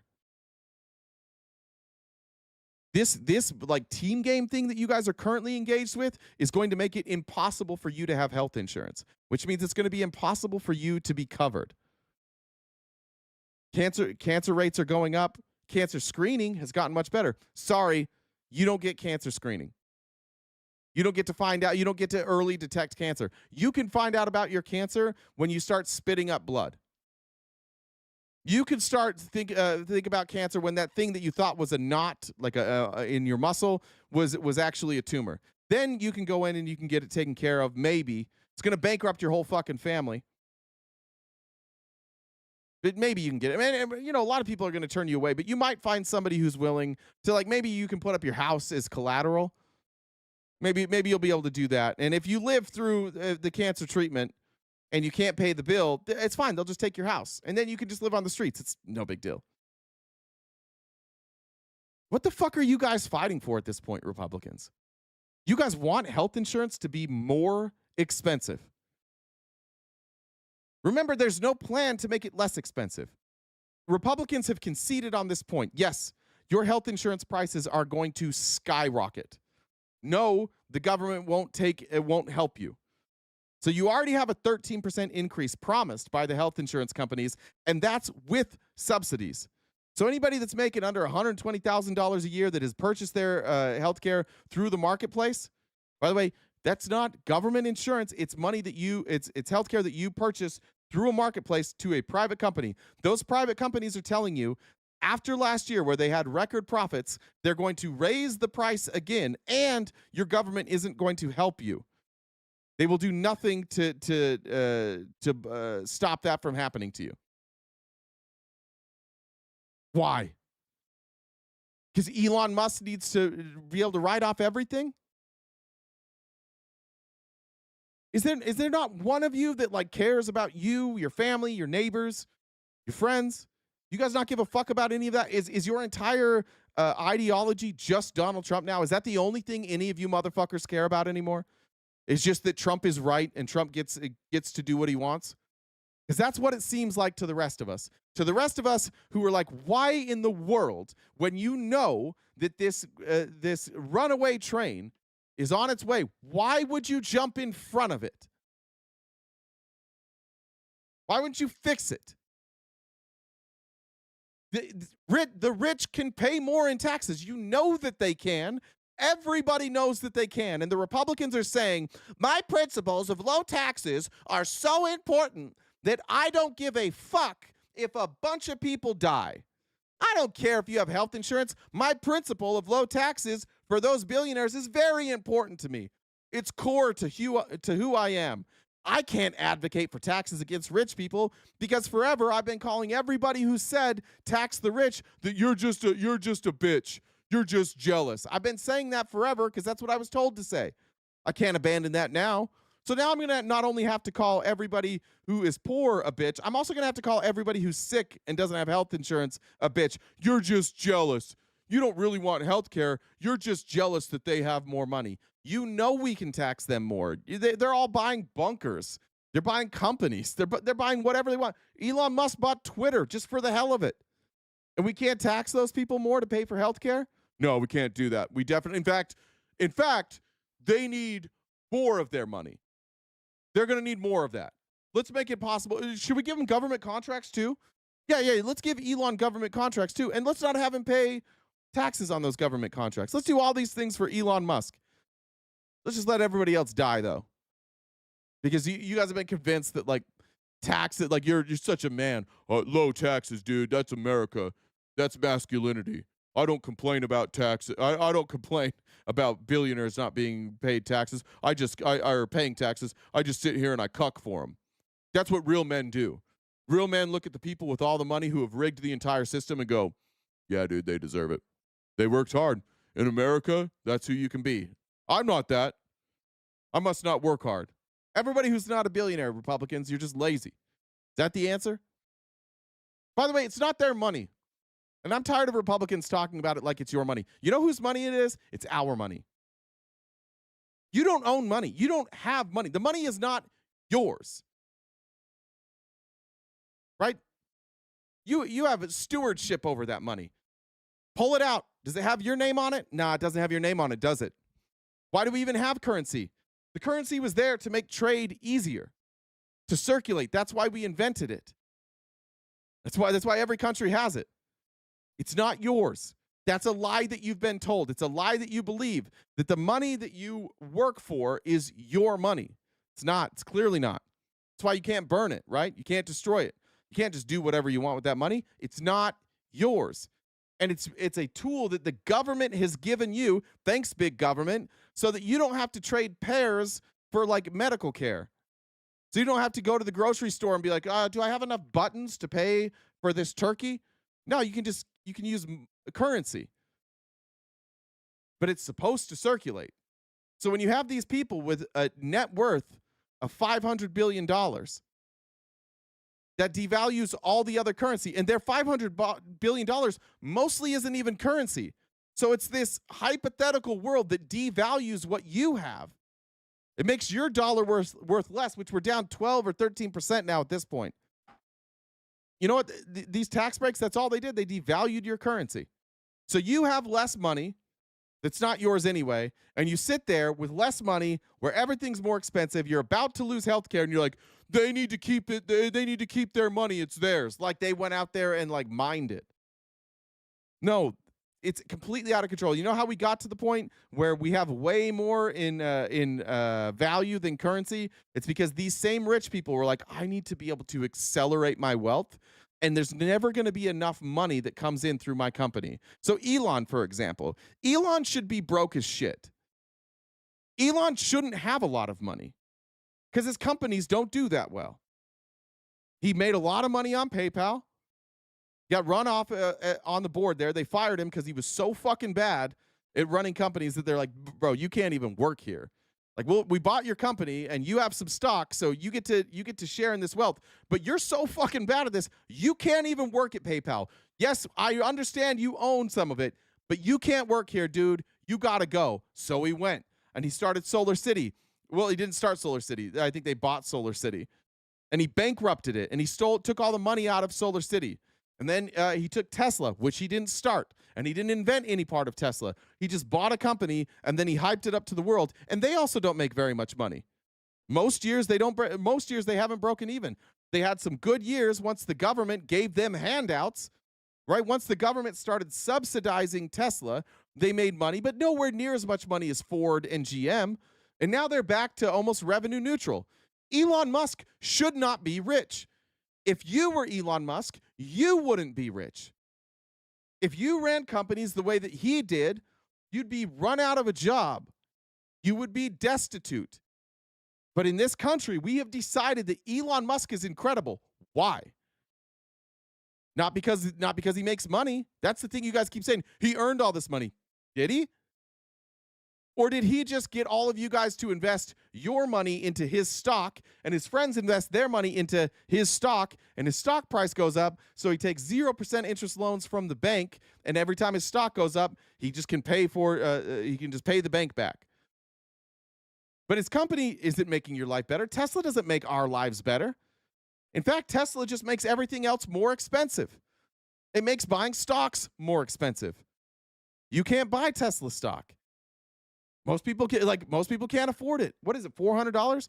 Most Americans don't have $400 to buy Tesla stock, maybe fractional. But it's 10x the price of Ford and GM because they operate in an economy that makes sense. But stop, like you're not cool, you're not tough, you're not a hard worker if you consistently point at the billionaires and go, they earned it, dude. I'm not going to say, I'm just going to work hard on me. I focus on me. They are the reason your shit is more expensive. It's fake wealth. It devalues your dollar. They're the reason you can't afford a house because your dollar's worth less and houses are worth more. The average price of a new car is $50,000 fucking dollars now. Why? Investors. Why is it that all of us are struggling and Elon Musk is gaining money at the fastest rate of his life? Why? Just make sense of it, please. And then you get these Republicans go out into their right-wing manosphere, and you got all these douchebag right-wingers that are like, dude, I'm tired of these libs. I'm so tired of these libs talking about that. They're just jealous. They don't understand how this works. If you work hard, you can be a billionaire. Then nobody works hard. Then like 80 people work hard, and everybody else is just fucking lazy. Stop cucking for these people. You would never let your neighbor, like, imagine you have a neighbor next to you, and I think this is the most simple way I could put it. Imagine you live on a street, and all of your and all the houses on the street are worth $300,000, and you've got a friend that comes in, and your friend wants to move into the house next to you, and the house next to you is about to go for sale. It's going to go up for sale in 6 months. You know your neighbors are moving. Your other friend wants to move there. You're like, 6 months from now, this house is going to be for sale. It's $300,000. Give or take. It's going to be great. And then let's say that a corporation comes in. There's these two houses down the street that are for sale, and your friend doesn't want to live there because it's next to you. And then these two corporations come in, and they start a bidding war against each other. And the two corporations pay $500,000 each for those houses because they have $500,000. Who the fuck cares? They're going to rent it out anyways. And now your friend can't afford the house next to you. Because when they run comps, it's going to be $500,000. And all your friend could get approved for was $310,000. So then the corporation comes and buys the third house. They buy it for $500,000. They price you out of it, and you're going as the homeowner. You're like, hey, my house is worth $500,000 now. Cool, but who can you sell it to? A corporation. And then they're going to pay $530,000, and now your next neighbor's house, now theirs is worth $520,000. And it just goes up and up and up. We allow these corporations to act like people. For God's sakes, we have a law in this country that corporations and rich people are allowed to bribe politicians. And it's a law, it's a ruling from the Supreme Court that because we can't discriminate against them because they have so much money. So you have $5 and you can pay it to a politician if you want through a PAC, and they have their money and they can pay it to through a PAC. And that's just fair. We're not going to address that one of you had $100 million to spend and one of you has $5. Who are they going to listen to? The one with $100 million or the one with $5? We have a real cuck problem in this country. We have a real problem with my generation of Americans and before me, specifically dudes who look like me, who we had it easy. Like we all got jobs for a long time. Our parents just walked into a simple job and then they worked there for 30 years and they're retired now. And they're like, this is just the way it is. This is why we don't go against the billionaires, because look, they provided a life for me. Meanwhile, those billionaires have sucked those companies dry that you used to work for. And those companies, like now, if you started that company, you're not making a living wage. You're not getting benefits in the same way that your parents did. You don't have a pension in the same way that your parents did. And you sure as shit can't afford a house. I think like the media, what it took I think adjusted for inflation. What you need now to buy a house versus what you needed in the 1960s to buy a house, it's like 5x, and that's adjusted for inflation. I might have that number slightly off. You can pull it up. But it's something like 5x the amount of money you need now. It's no longer a middle class thing. It certainly isn't lower middle class, and it's starting to not be upper middle class. It's starting to be that the only people in this country who are going to be able to buy houses are rich folks, and they're going to buy a lot of houses. Because then once they have multiple houses, they have access to multiple credit lines and equity. And they can get favorable rates on loans because of the equity that they build up in these properties, and then they buy more and more and more and more. And when the housing market crashes, all of those like millionaire people, they're going to lose everything. And the billionaires who are untouchable in a crash are going to come up and they're going to buy all of that too. So then you won't have poor people won't be able to buy a house. Lower middle class won't be able to buy a house. Middle class can't buy a house. Upper middle class won't be able to buy a house.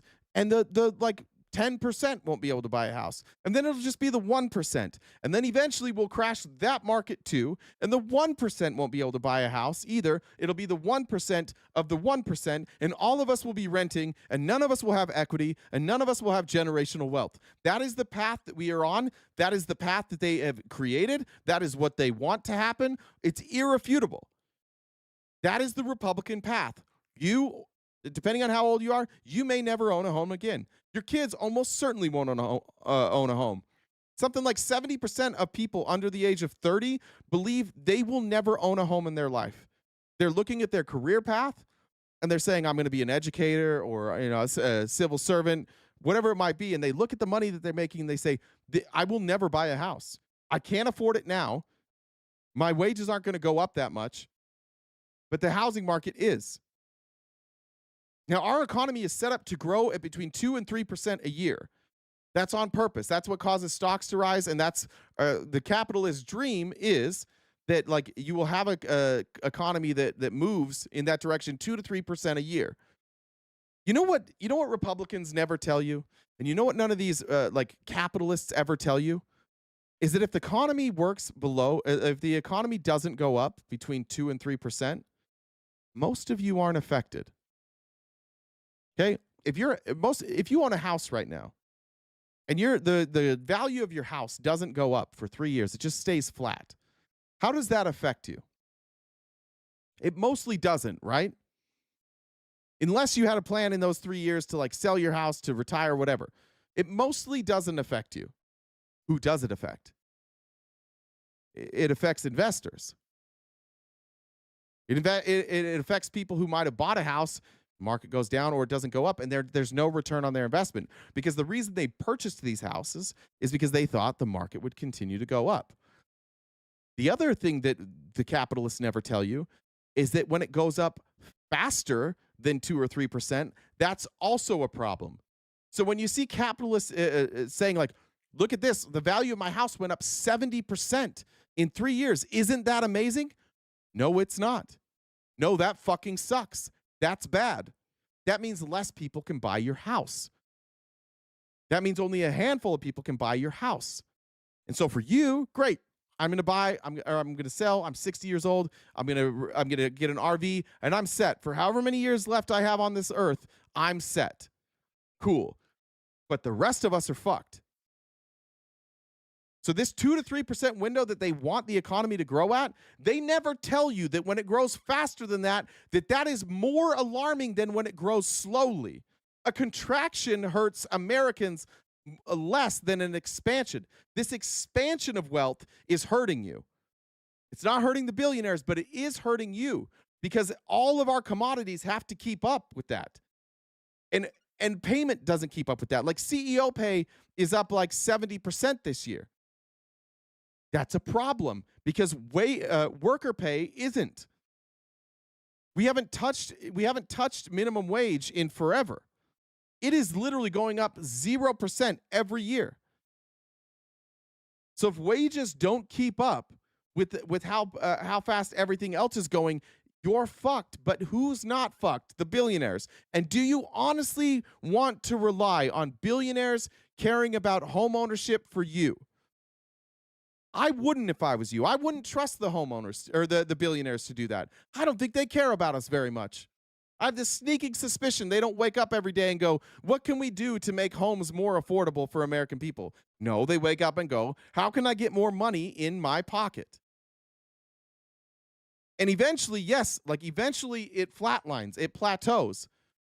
Eventually, they can't do that anymore. Eventually, they can't buy up all the resources anymore because they have them all.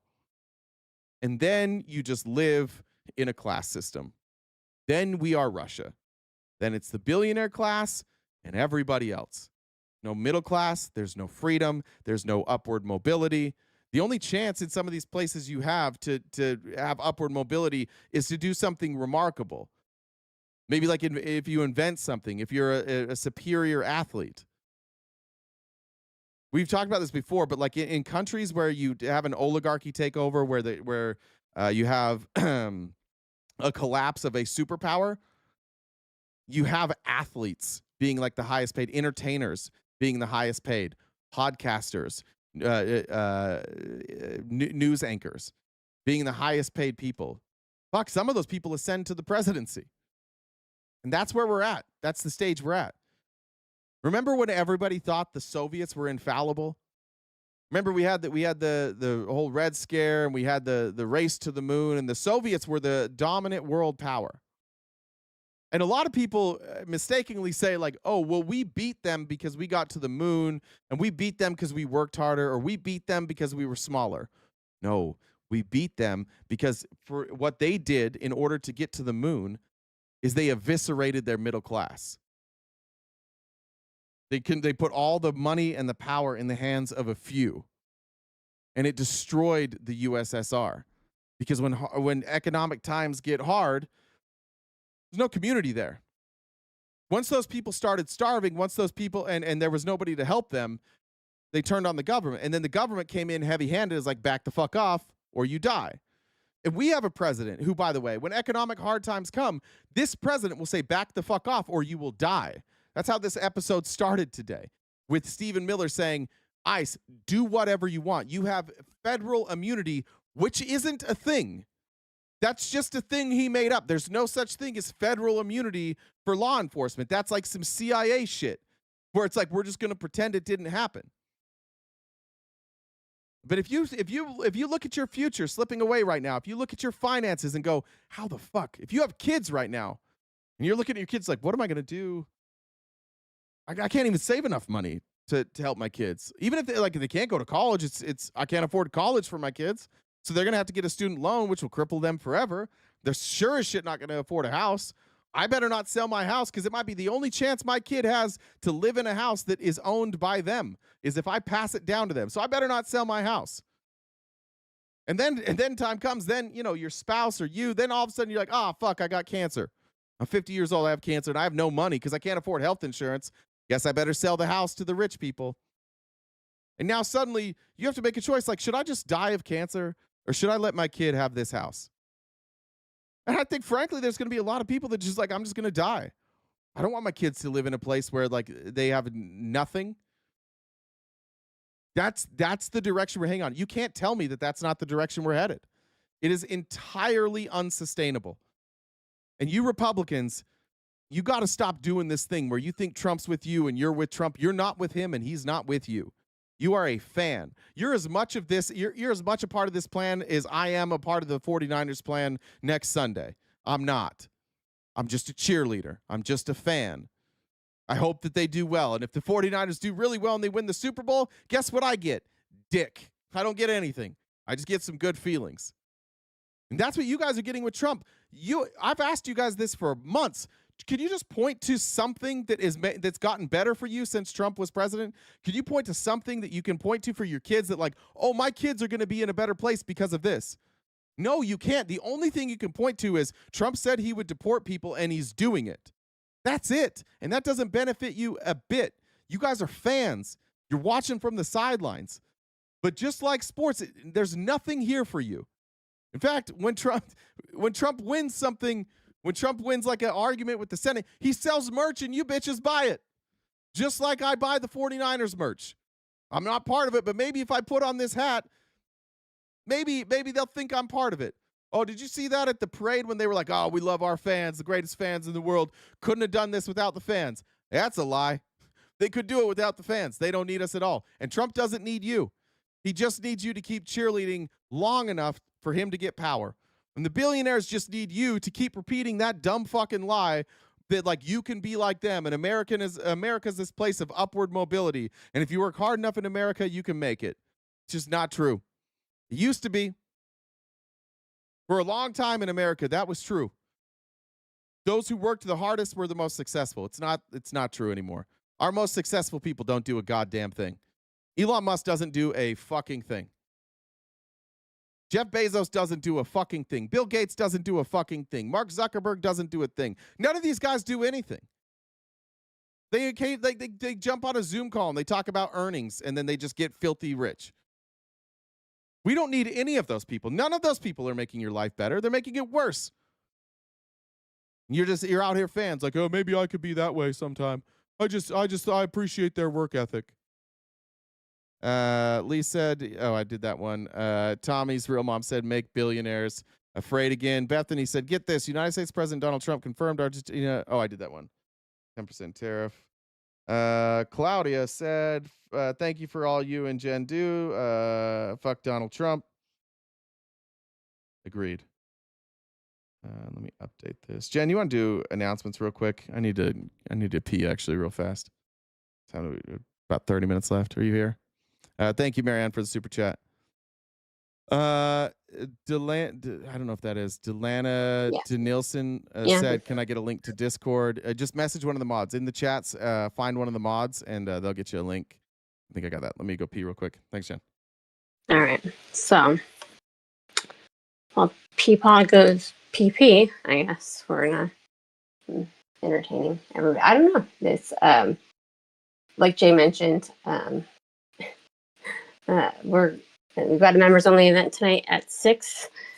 So if you aren't already in the Discord, mods, raise your hand or raise your hand in the chat if you're a mod so that you guys can see. They can DM you a link if you don't already have one. Or my Venmo username is my Discord, so you can also DM me on Discord. So it's Jen with 2 N's, Dub with 2 B's, and the number 1. And so, no, I don't sing. That's just weird. And the number 1, you can send me a message on Discord and I can get you a link. So we're ways from the gift goal. What I shared the total is to be around 200 left. So we've got about 30 minutes left of the show. So if you guys can help us out, knock out that remaining balance, Venmo, Cash App, PayPal, Super Chats all go towards wrapping up that number. This is our job. We do this each day, Monday through Friday from 9:30 to 1 Pacific time. So yeah, if you haven't checked out the link tree in the bio, do that. We're on most social media platforms. We've got merch. Jay's on Cameo, and we upload these episodes to Spotify. I made sure that all of them are here from last week, so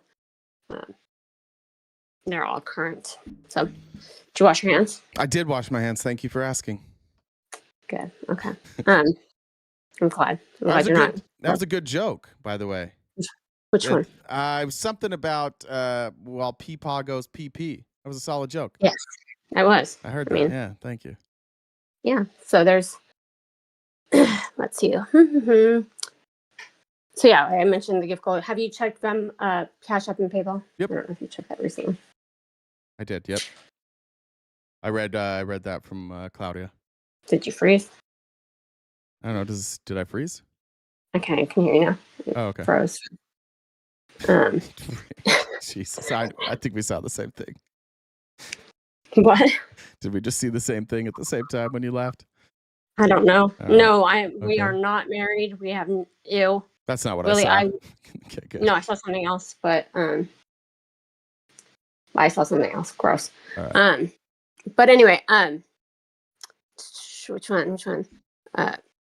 Since it's the weather's starting to change, I just want to remind everyone that if you forget your jacket and you're cold, go stand in a corner. Most corners are 90 degrees. Or what? Wait, you broke up at the end. Most corners are what? 90 degrees. Thank you. Thanks. Boofany wants to know if you got the Venmo. I don't see one from. Is that Bethany? Bethany, are you Boofany? I did read that. If that's you, I don't know if that's you or not. Sounds kind of like Boofany and Bethany kind of sound the same. Okay, yeah, I read it. It was, get this, United States President Donald Trump confirmed Argentina will continue with a 10% tariff in a new executive order issued on Thursday. So we, the people, are paying more. All right, let's finish Chris. I interrupted Chris. Let's just go back a little bit. So a refresher. I went on a rant. $1,000 increase in your premiums, not 25%, $25,000. So we don't need a commitment for a vote that fails. We need Republicans to come to the table and say, we're going to fix this problem. We're not asking for much here. We're not asking to fix the entirety of the healthcare system. We're just saying, let's take a piece of the damage that you did with the big, beautiful bill, just a piece of the damage, and let's fix it so that this fall, as prices on beef and school supplies and car repairs are going through the roof, families don't also have to pay these enormous increases in healthcare premiums. I don't think we're asking too much. I don't think we're being unreasonable. I don't think we're being any more unreasonable than Republicans were when they asked to have some of their priorities. It's not even a bare minimum. It's just like, do the right thing. Like, I understand. I don't think most of these Republicans read the bill. I don't think they understood what was about to happen. And frankly, I think that they're all wrong if they think that Donald Trump is going to protect them from this. When these prices hit, he's fucked. And as much as I want to see Donald Trump, oh, careful how I was going to say that. I was going to say fucked because I definitely don't want to see that. But as much as I want to see Donald Trump lose his support, and as much as I want people to realize what an idiot he is, and you will, like, once you disagree with Trump, once the veil is pierced and you can see like what a fraudster and an idiot is, it's over. Like, you can't undo that. You just I've never met a single person who like started realizing like some stuff about Donald or was like, that's not true. And then like 3 weeks later, they're like, seriously, fuck this guy. Like, fuck this guy. If you allow yourself to see it for one moment, you can't unsee it. So as much as I want people to see that, like, I would just rather Republicans do the right thing. And again, it's a home run. This is an absolute home run for the Republicans. This is the best thing they could possibly do. They get to stick it to the Democrats by saying, look, we got done what Democrats couldn't get done. Or they can say, hey, look, we will admit it when something doesn't go as planned. We'll fix it. That's the kind of government we are as Republicans. We had a plan. It didn't really work. We went back and we adjusted it and we fixed it on the fly. That's what you want out of the government. You don't need a government who doubles down. And that's the problem with like this brand of republicanism. When they're wrong, they act like they're even more right. Like the fact that it fails, it again is like for all of you, you're like, oh, it failed. Oh, that's even further proof that we were right and the Democrats sabotaged it. It would have worked, but for the Democrats. So we're gonna just double down on all of this shit. Here's Mike Johnson being asked too, like why don't you just bring people back? Just because the government's shut down doesn't mean that you can't go in there, that you can't go through appropriations, that you can't go through confirmations, that you can't bring in Grivalda. There's a lot of things the government could be doing, and instead they're doing nothing. And Johnson keeps going back to saying like, oh, well, they're in their districts helping people out. That's not their job. That's not what they're paid to do. It's not even part of what they should be doing. Their job is to represent their state or their district at the federal government when they deal with the federal laws. The stuff that's happening inside of the state, they have local leaders for that, officials. There's state legislatures as well. So these people, that when they say they're back there doing important work, no, they're not. They're fundraising and they're running cover for Donald Trump, but they're not accomplishing anything. Quick, somebody tell me a senator that you've had come back in your state while the government was shut down that accomplished something. There's nothing they can accomplish. They're all out there just either campaigning or they might do stuff in the community, which is basically campaigning, but there's nothing they can really do. So why not put them back to work? Here's Mike Johnson's answer. It's now been more than 5 weeks since the House has last met and last voted.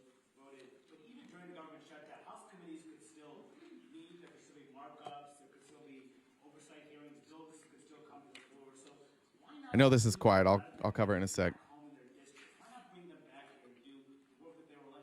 Yeah. That's basically all he's saying is like, there's a bunch of things they can do here. Why not bring them back? And then Johnson will be louder here. Yeah. So we're evaluating this day by day. The House did its work. I've said it over and over and over. And the most important thing is to get the government open. It's the number one priority and number one responsibility. Why does he say the House did its work? What do you mean the House did its work? Yeah, I get it on this thing. The House did its work, but like there's other things. The House never finishes their work. They're doing work every day. That's why we pay them to be there every day. Of Congress, and the Senate Democrats have chosen not to do it. We think that is paramount and of paramount importance to everything else. There is plenty of time in the remainder of the calendar year to do all the things that are the must-pass pieces of legislation and all the negotiations that I referenced earlier today, and we are anxious to get everybody back to regular. Yeah, Gilligan's. I don't care who you blame for keeping the government shut down. I'll even concede that to you that the Democrats are keeping it shut down. But that doesn't mean they can't do anything, dude. They can still do appropriations. They can still do hearings. They could still release the Epstein files. They can do all of these things. I think maybe this is the joy of being Republican. They never tell you anything. They don't explain anything to you so that you can defend them. But like just because the government is shut down doesn't mean they can't do anything. Which is why they get paid, by the way. The whole reason government shutdowns their pay isn't affected by government shutdowns, and I know a lot of them say they're donating it, but the reason their pay isn't suspended is because they were viewed to be critical, and that during a government shutdown they still had to work, so they should still get paid. So they're still getting paid because and there's stuff that they could do, and they're not doing it. And this is just another example for everybody here of how MAGA operates. They just want to blame somebody. They don't want to understand anything. They don't want to know. And that's perfect for Mike Johnson and Steve Scalise and Kelly Loeffler. And I don't know who this guy is, but he should get out and get some sun. I don't know who that is. Does anybody know who is that? Anybody know? I can't remember. They could be doing stuff. We could have the Epstein files. We don't need the government to be open to release the Epstein files. We can do it. Regular legislative session, but there cannot be a regular legislative session so long as the government is closed and Americans are feeling so much pain. Well, that's Tom Emmer? God, he looks bad. He's aging. Thank you. In the meantime, Republicans, I don't know what the Democrats are doing other than publicity stunts, but I can tell you the House Republicans are doing some of the most meaningful work of their careers. They are in their districts working around the clock with their constituents, helping them not only to negotiate the crisis that's been created by this Democrat shutdown, but all the other matters that they need to attend to. And I'm hearing from them individually. They are having some of the most meaningful interactions at a time of great crisis with their constituents that they've ever. That's not relevant. It's not important at all. They're having meaningful interactions. Oh, okay. Yeah, that's good. Who fucking cares? They're feeling more friendly with their constituents. So? It's not part of their job. It's not what we pay them for. It's not important to any of us. None of that's important. It's not relevant at all. If you like your senator, if you like your elected member of Congress, if they ever speak to you, not relevant at all. Doesn't help anybody. See how hard it is for him to come up with an example? And all the while, the question is, why aren't you guys doing anything? Why aren't you doing your job? Why aren't you releasing the Epstein files? Why aren't you seating a member of Congress? All of these things you could do, and he just keeps going, yeah, we could do it, but it's the Democrats' fault. And plus, our people are back home, like, shaking hands. So what do you want us to do? Had, and that's really, really important. So I don't want to pull them away from that work right now. Oh. When their insight and their counsel and their assistants and those of their staff, who, by the way, aren't getting paid soon, that is most essentially needed right now back home. None of that's needed. Like, what are you talking about, Mike Johnson? Why do you guys let this dipshit say this stuff to you? Why do you let this guy lie to you like that? Why do you let him tell you what's important and what's not? You know that's not fucking important. Not one of you thinks it's important that a member of Congress is back home shaking hands and being friends with people. You all know that. Why do you let them lie to you like this? Why do you let them lie to you in the same way that Representative McCormick is going to do here? Senator McCormick, excuse me, went on with Raju on CNN. Why do you let him just lie to you like this? Do you have any shame? Prices are still increasing, including groceries, and there's this trade war going on, potentially tariffs going on against China. Can your constituents in Pennsylvania, can they stomach higher prices like this? Well, I think you're wrong about that in the following sense. Prices under President Biden went up more than 20%. Prices are going up. You're wrong about that. How am I wrong about that? Here you go.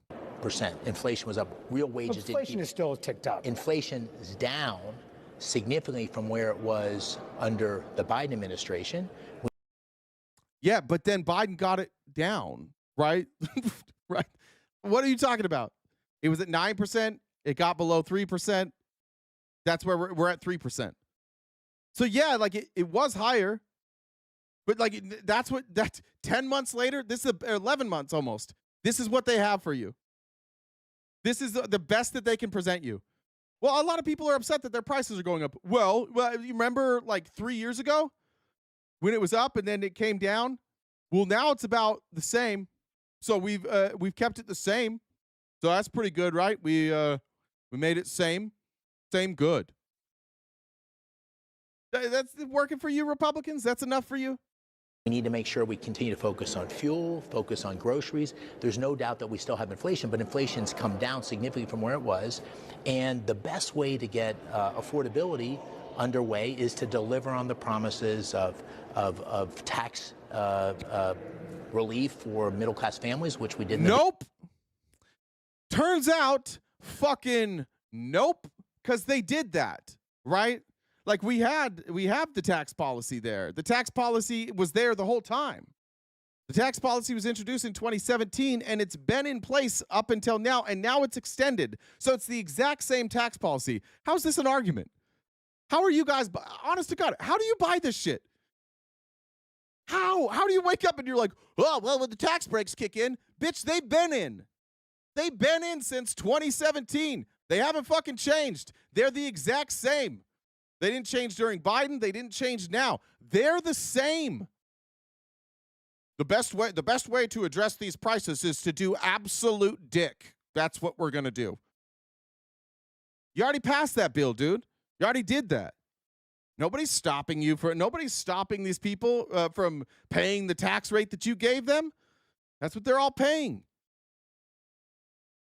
They don't, I'm telling, when I say they have zero answers, I mean they don't have a single solitary fucking answer for what they're doing. They don't even know what they're doing. And the reason they don't know what they're doing is not because they're stupid. It's because they're not allowed to do anything. It's because Trump's doing everything. And he doesn't tell them about it. He just does it. And then he's like, go. And then when they get mad, they're like, go talk to Mike. They talk, Mike, what the fuck's the president doing? He's like, come on in, come talk with me. And he's like, just remember, you guys don't do anything. We don't do anything anymore. Remember we gave all of our power to the president. We can't actually do it, so we just let him do it. That's why they don't know. That's why they don't have answers on any of this stuff, because they're not allowed to do anything. They just have to wait until Trump does something and then run out there and defend it. But he's telling you that they're going to bring down these prices by doing the same thing we've been doing since 2017. How's that going to work? We're going to do it exactly the same. Something about the definition of insanity. I don't know. Somebody help me on that. There's something about that, about doing the same thing over and over. I don't know. I think if I remember that right. Just go back here. Just tell me what his plan is.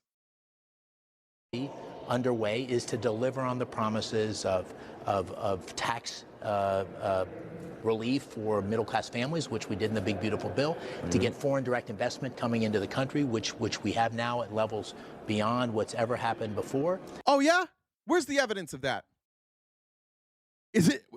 Tell me I didn't. First of all, tell me I didn't fucking nail it with Trump. They're just saying a thing that Trump said. There's no evidence of that. We don't have that money. This money that other countries have pledged that will be like private investment, we don't have that money. Let's just see real quick how much of that has come through.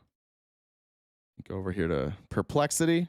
Do you guys use Perplexity? What do you guys use for AI?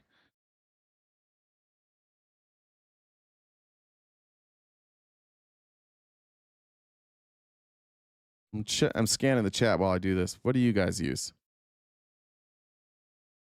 Here's when you ask.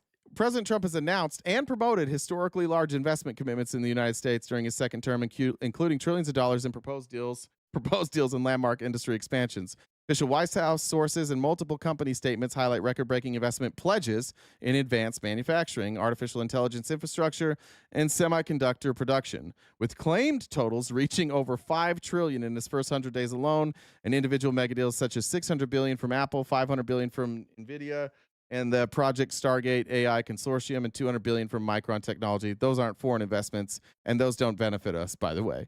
Those are just investments into their own companies, and we also know they made it up. Remember when Mark Zuckerberg's he just said $500 billion, and then he got caught on a hot mic to Trump. He's like, I didn't know what number you wanted me to say, so I just said $500 billion. And they're like, yeah, cool. Congress isn't involved, folks. These people you voted for, they're not even in the room. They're finding out the same way we're finding out. They see it on TV, and then they call Mike, and Mike gives them the answer.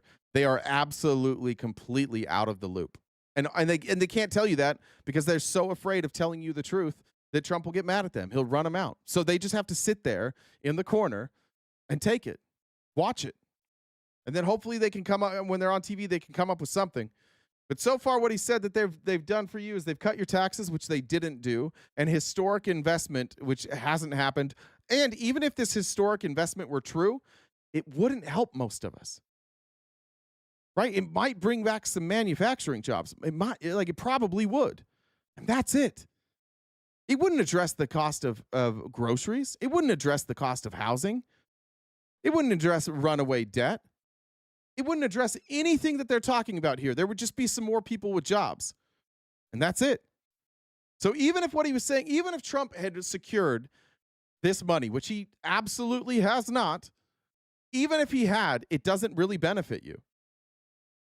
I mean, maybe if you work in the AI sector, but for most of us, there's no benefit. Do you know how much money they spend? I want to see, how much does OpenAI spend a month? Does OpenAI lose per month? Let's just see.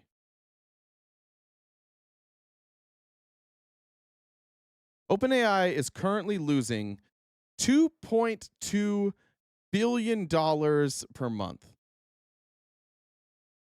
How many times can 2.2 billion go into? Yeah.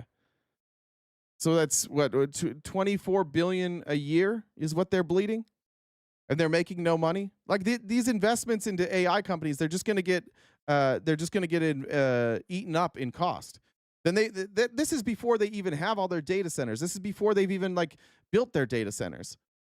And these data centers house computers they're not even big job producers.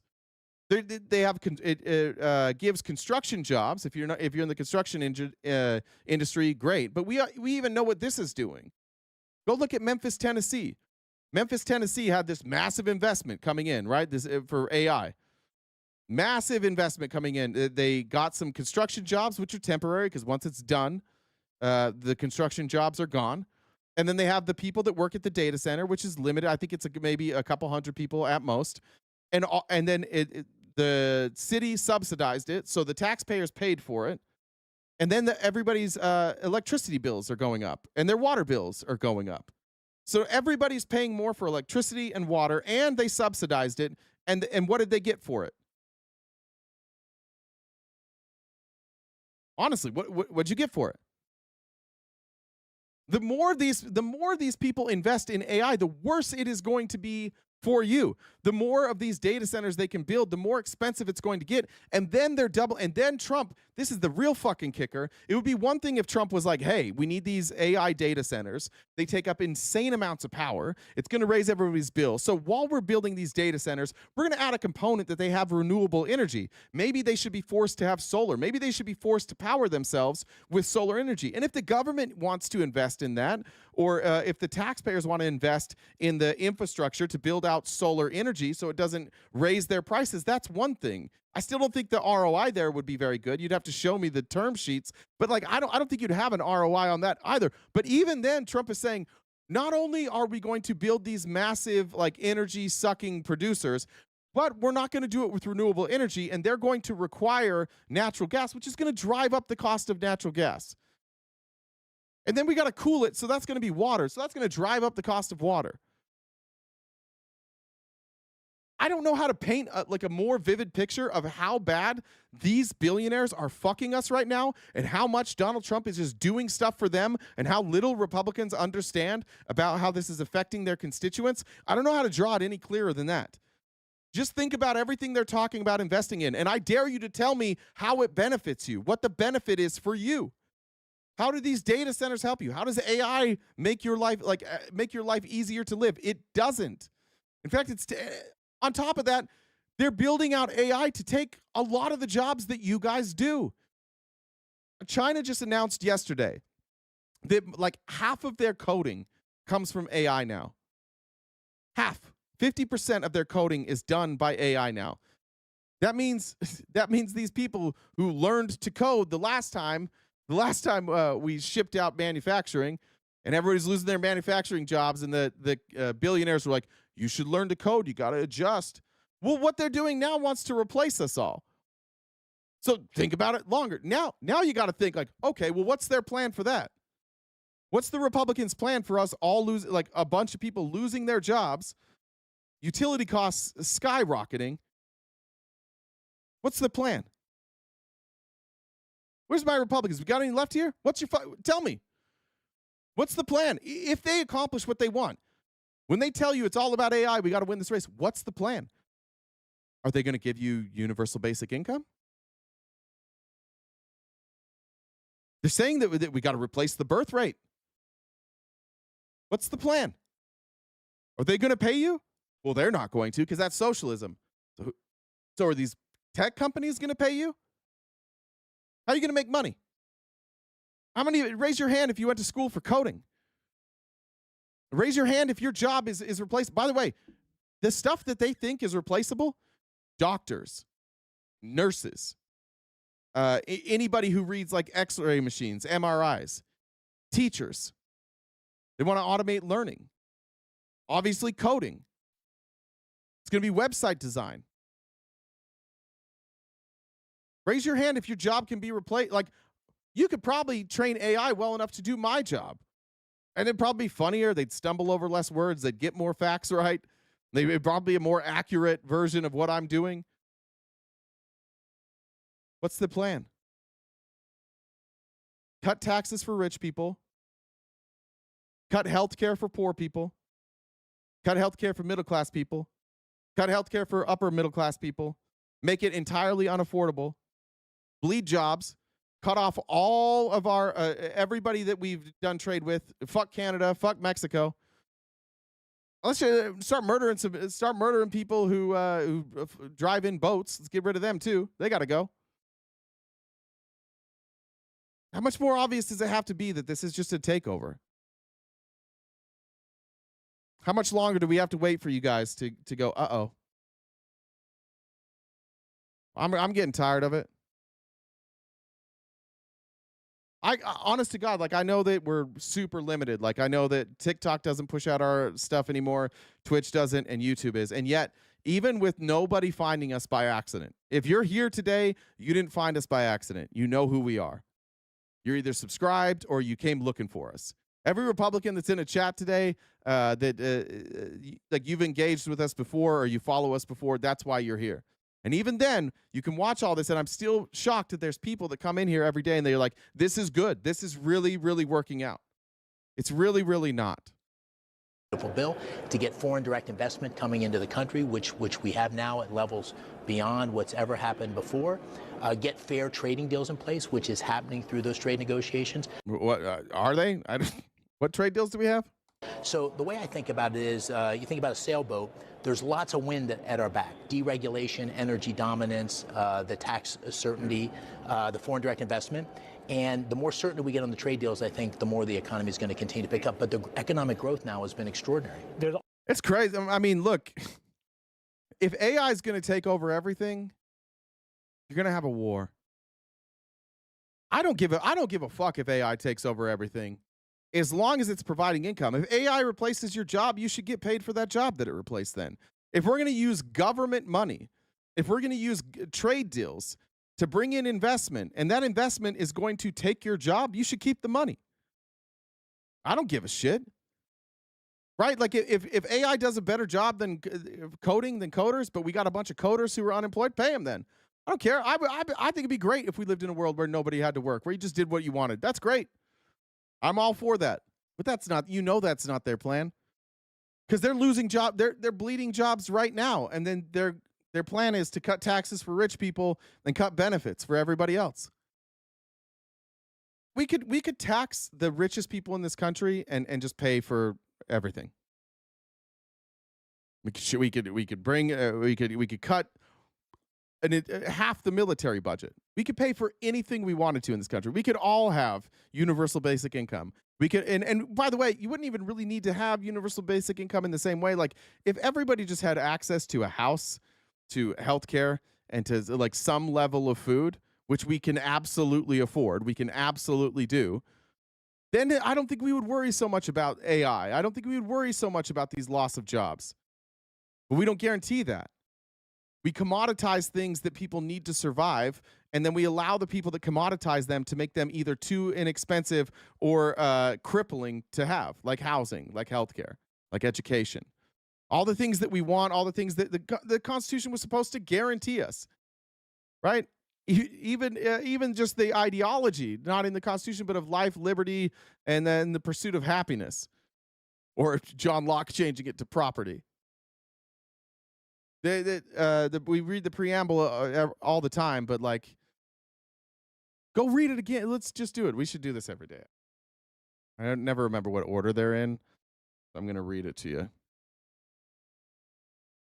But wouldn't that make sense? We, the people of the United States, in order to form a more perfect union, better than what we have now, establish justice, ensure domestic tranquility, provide for the common defense, promote the general welfare, and secure the blessings of liberty to ourselves and our posterity. Welfare is an actual word that you're supposed to hate if you're a Republican. It's right there in the preamble.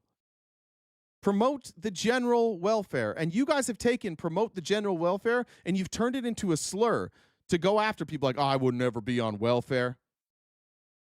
Let me see if I find this clip real quick. I've showed this before, but it always drove me nuts. I used to be a big Conor McGregor fan. I'm not anymore. I not only is he turned into like an alt-righter, which he might have been all the time, but he also is a serial sexual abuser, and I am no longer a fan. But let me find this. This clip was so America. Maybe I'll probably better find it on YouTube actually than Twitter. I think about this almost every day.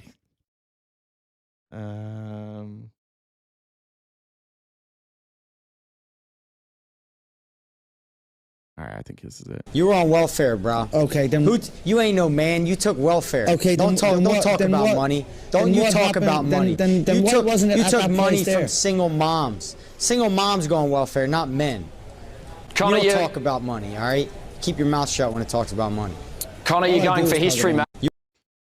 Because Conor McGregor lived in a country where he worked as he was in the trades. I don't remember. I think he was like in roofing or something like that. No, maybe it was plumbing, electrician. I don't remember. But he was a talented fighter, and he didn't want to do that. And he thought he wanted to be a professional fighter. So because in that country, they have social welfare, he was able to live off of the social welfare. And he said he took it for I think it was like 6 months. But he's able to do that, chase his dream, wound up being one of the greatest fighters of all time, certainly the most famous fighter of all time. And it's always struck me to hear Eddie Alvarez and like the way that we've conditioned ourselves to view welfare as if like that welfare is something to be ashamed of. These other countries are so proud of it. And we're seeing a lot of that now. I don't, fuck, I should have put it in here. I don't remember what it was. I think it was like Iceland or Sweden. Somebody shared it in the Discord. But there's all these like employers from one of those countries. And they were like, do you hate paying when people are sick? And they're like, what? Like, do you hate paying people when they're sick? And they're like, no. Like, how many sick days do they get? And they're like, what? How many sick days do you give them? They stay home when they're sick. We don't have days. I don't know. Maybe somebody gets sick more than others. Like, they stay home.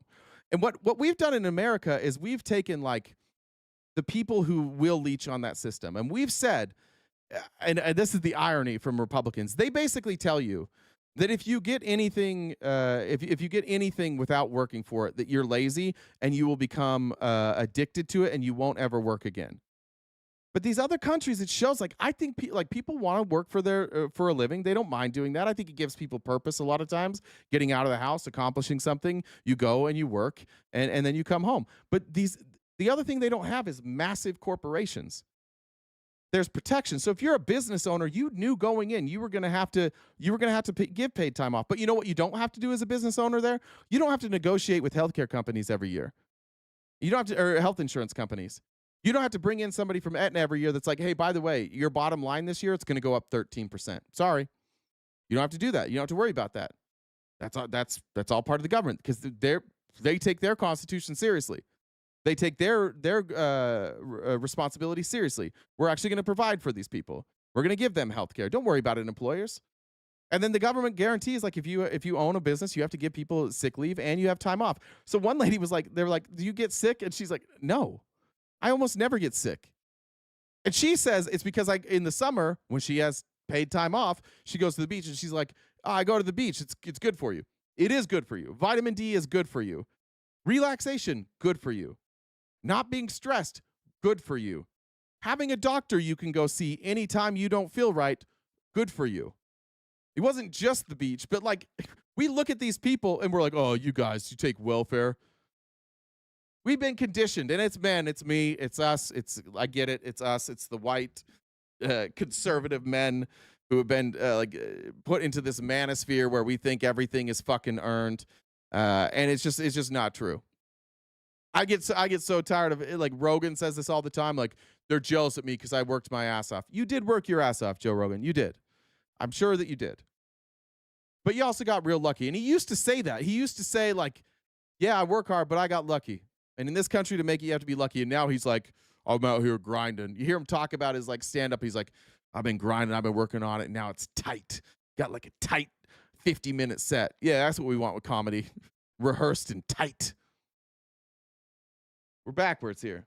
And that's what allows oligarchs to take over. And who the fuck do you think is pushing that message? That's why we don't talk about socialism here. That's why you can't learn about socialism in school. You can't learn about communism in school. You can't learn about Marxism in school. Why? Because when you compare it to capitalism, you go, oh, it looks pretty good. Look at Mamdani. Mamdani like started low in the polls, and everybody's like, oh, he's a socialist. I'd never vote for him. And then he starts talking. He's like, yeah, there's these things called food deserts. You know how like you don't have a grocery store in your neighborhood?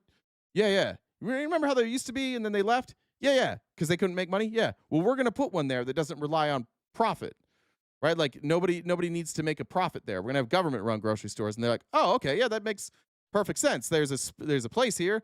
We need food. We want food. The capitalism won't do it.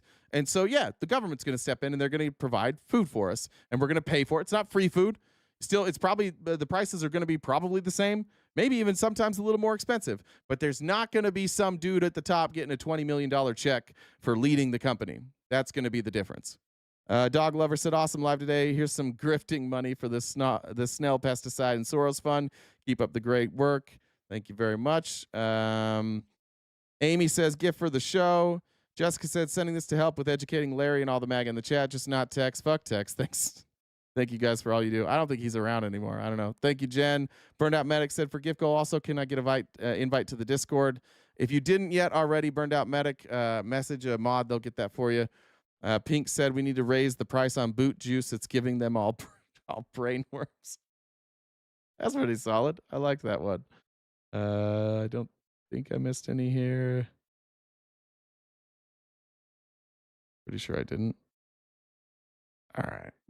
On to the next one. What time is it? 1:06. I'll go for about 15 more minutes.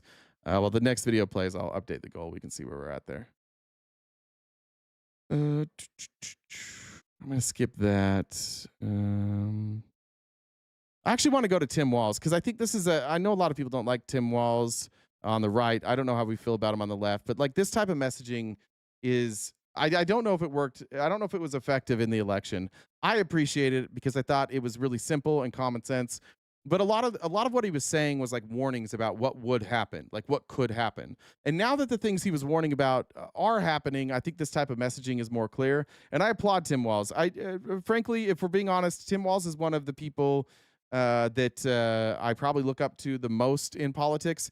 And part of it probably has to do with like he's a white dude from privilege. I think I can understand that. I can feel that, and to me, he just seems like a person who regularly uses that privilege to try and do good, or at least acknowledges that privilege and doesn't spend time talking about how unfair things are for him and advocating for others. I also think he's just a really effective communicator to those people who don't spend all day with in like political areas. And Tim Walz went scorched earth on Trump as the government shutdown, you can see here on the clock, reaches 26 days, 11 hours and 15 minutes. Just so you know the scope and the scale of this, those are Minnesota tax dollars that went to the federal government. Again, one of a handful of states that pays more in than we get back. I want to be very clear. USDA, during this shutdown, has contingency funds that they could release just like us. They are choosing not to. They are choosing. All right, so what he's talking about here, and I didn't show the clip, but I'm trying to remember. I think it was Besant was talking about contingency funds. And USDA has contingency funds that they're able to push out and use if the government is shut down. And it is like it's weird. Like it's kind of true that it can't be through SNAP, that they can't use it for SNAP. In fact, let me pull up the answer I got from Perplexity. I'll go back real quick. I always forget how to do. There we go. SNAP benefits cannot be covered by contingency funds under the current circumstances. The USDA, which he's talking about, has stated that SNAP contingency funds are only available to supplement regular monthly benefits when appropriated amounts are insufficient, but they cannot be used to cover regular benefits if the appropriation for those benefits no longer exists. So what we're talking about here is the Republicans are saying that these USDA funds can't be used to cover SNAP benefits because they have not appropriated, and they're talking about 2026. So essentially what they're saying is because the government's closed down, we can't appropriate these funds. We can't go because Congress appropriates the funds. I'm going to dig a little further. I don't know if during a government shutdown, Congress can appropriate funds for the next year. I don't think they can. I don't know if there's a loophole around this. But on a state level with USDA, you can reorganize these funds, and the U.S. government right now can reorganize funds from now until the end of the year. They just can't appropriate funds for next year. So they can't do SNAP benefits next year because those funds have not yet been appropriated. That's what Besant's saying. That's what Tim Walz is responding to here.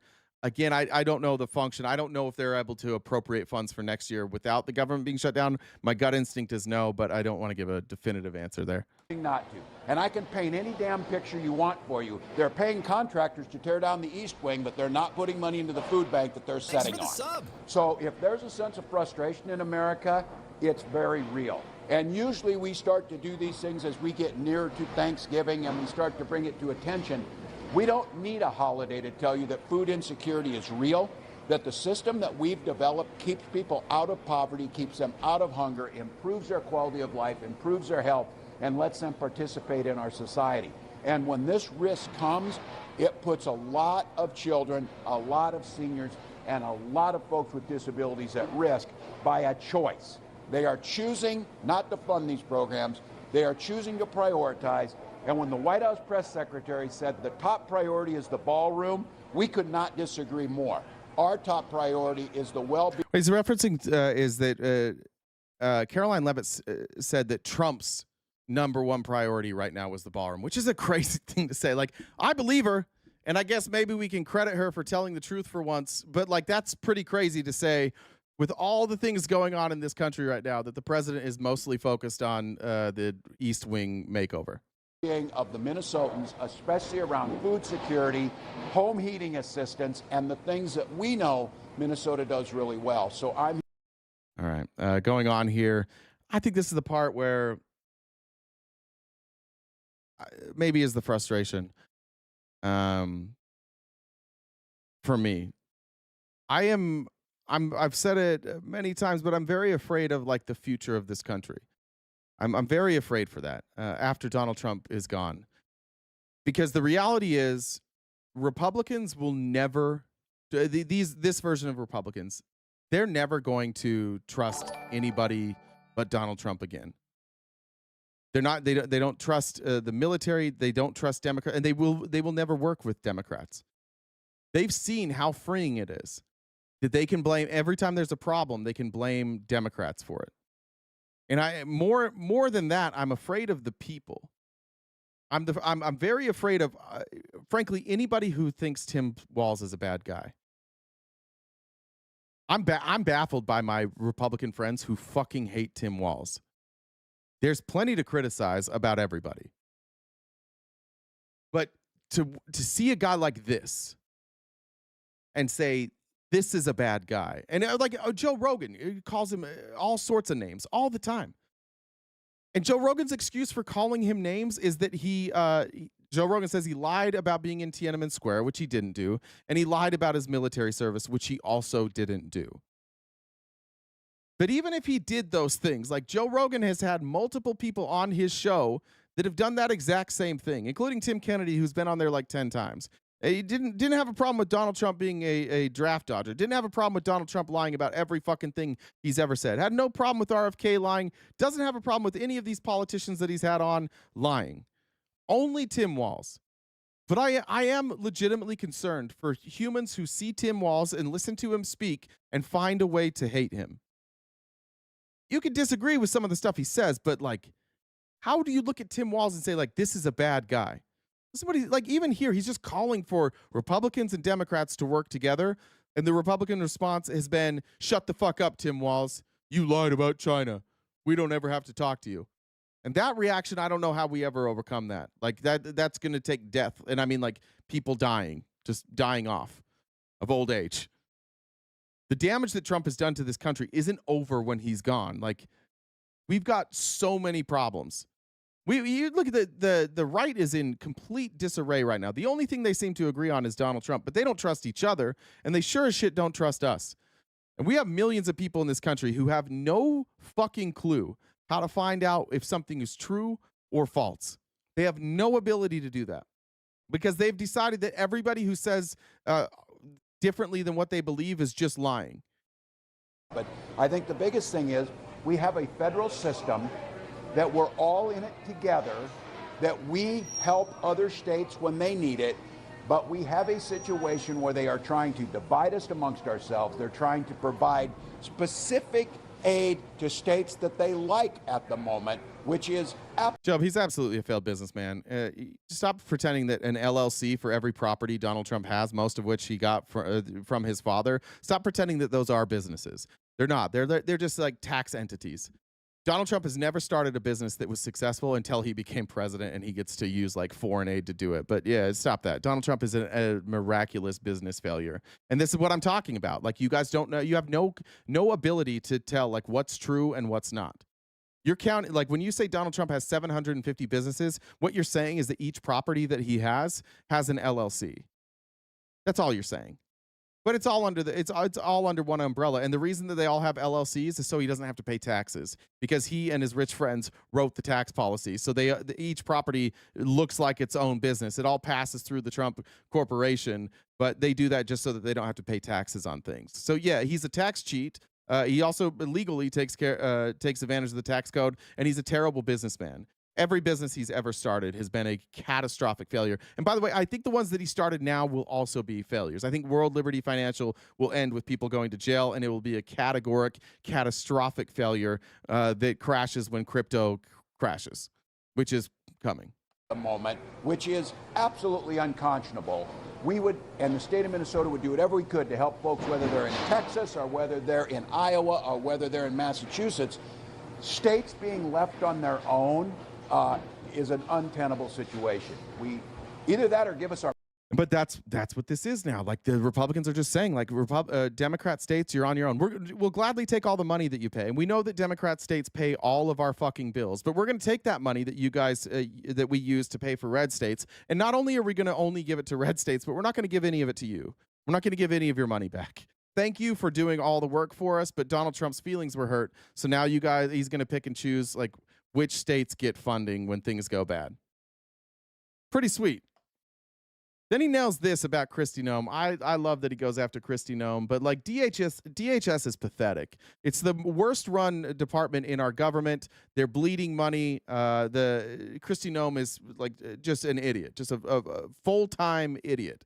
She has no clue what's going on. You watch her in front of a Congress. She has no clue what anything means. She doesn't know how the law works. She barely knows how Department of Homeland Security works. In fact, I don't think she's doing anything. I don't think she's making any decisions. I think she's just like there as for photo ops. It's pretty clear that Tom Homan is mostly in charge. They're asking about Kristi Noem's visit to Minnesota. You can't hear her very well. That's untrue. I've sat in front of Congress for 8 hours and said that. I do not run ICE. She does on her private jets. I see ads. Thanks, Michelle and Ryan. Appreciate you guys. For $50,000 in student loan forgiveness if you'll join ICE. We're looking for teachers and nurses. We're looking for folks that would like to run a food bank and things. So everything coming out of DHS right now is about theatrics. It's about a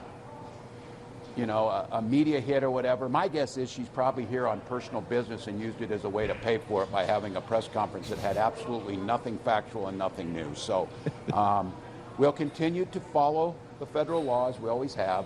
We will continue to do what's required of the state. And we would ask our federal partners, quit terrorizing people and do your job. No one's saying that you shouldn't go after criminals. Thanks, Tracy. But why are you standing in line arresting moms trying to pick up their kids from school as they're waiting for their immigration hearings to go through the proper channels? So just a distraction, more of the same. Again, somebody got intrepid journalists here. Really? Why would you come? Why did you buy? How much did it cost to come here and do that little press conference? And where were you staying when you were here? There's a little work to be done. We'll wrap it there. And then last clip, Danielle said, can blue states withhold federal taxes from the IRS? I'm unaware of any mechanism that allows them to do that. I would imagine federal law supersedes their law, so I don't think there's anything you can do about income tax. I could be wrong, but I'm unaware of any mechanism that would allow them to withhold those funds. If somebody knows better than I do, let me know. But as far as I know, no. Amy said, can we get a tax deduction for red states being our dependents, please?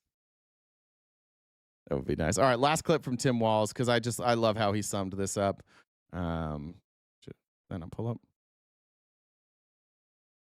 He's so good at messaging, and he's so good at, I think Tim Walz is really good at giving people hope and making people believe that he's in it with them. This is the message I think Democrats are running with, and I think they're doing a pretty good job. For once, I'm like a little bit happy with the Democrats on this Monday morning. All weekend, I was busy. I barely watched any news, so everything that I've covered today has basically been me since 5 a.m. this morning. And the type of messaging I'm seeing out of Democrats is just, it's simple, it's honest, It's not. It's easy to understand, and the reality is that like they are the only ones fighting for the American people. Trump's fighting for Trump. MAGA's fighting for Trump. Republicans are fighting for Trump, and Democrats are fighting for the American people. Remember, Tim Walz, he's not losing his benefits. You showed what's his name, Chris Murphy. He's not losing his benefits, but they are fighting for people who are. This is not a both sidesism. This is owned by the Republicans. It is owned by their ability to want to have anything their way. They've got a president that is pulling money back that was appropriated by the legislature, which these legislators, I know, I'm glad they are, would be horrified by that idea. Joe, but they are not shutting down the government for non-citizen health care. Like, when you say you want to substantiate that. Show me a Democrat who said that. Or are you just saying that because people who are here without a documented status can go into an ER, and that's part of this whole thing, so you're just pretending that that's what they're fighting for? Is that what you're saying? You don't think it has anything to do with the subsidies that are expiring there, Job? This is why people are asking you to come up and talk to me and substantiate things, because you're just saying talking points. And the reason they're asking you to come talk to me is because we debunk this every fucking day. That's why. That's why we're asking you. So, Job, or is this not about ACA subsidies? Job?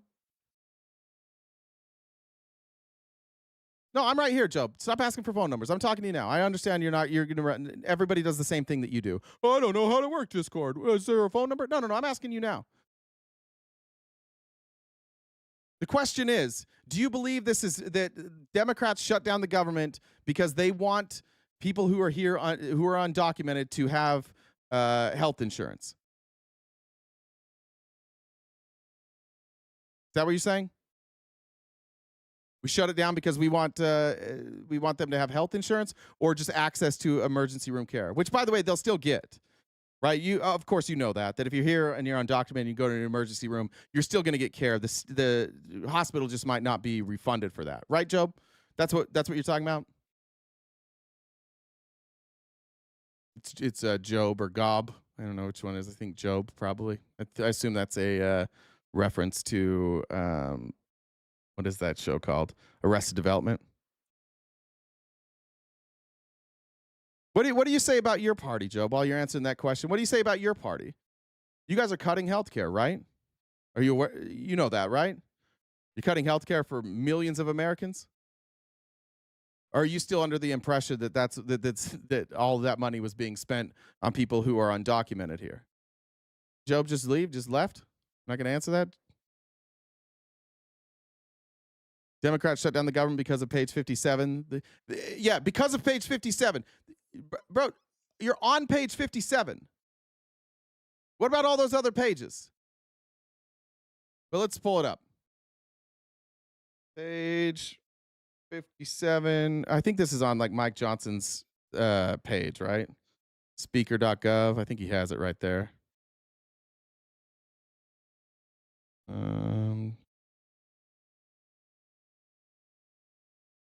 Isn't this what it is right here? Is this what you're talking about? Is this what you're talking about here? This right here? What are all these other things here? What's the California loophole? What's ending Medicare funding for most non-citizens, ending Obamacare funding for most non-citizens, repealing special rule for immigrants? Are you saying that this is the whole thing? It's just on page 57, but this is it? This is because these loopholes are because hospitals will close. Hospitals aren't out here trying to do immigration checks. That's true, Nunya, and they also can write these off, even if they're not reimbursed. And I think that's what might be what the California loophole is. I'm not sure.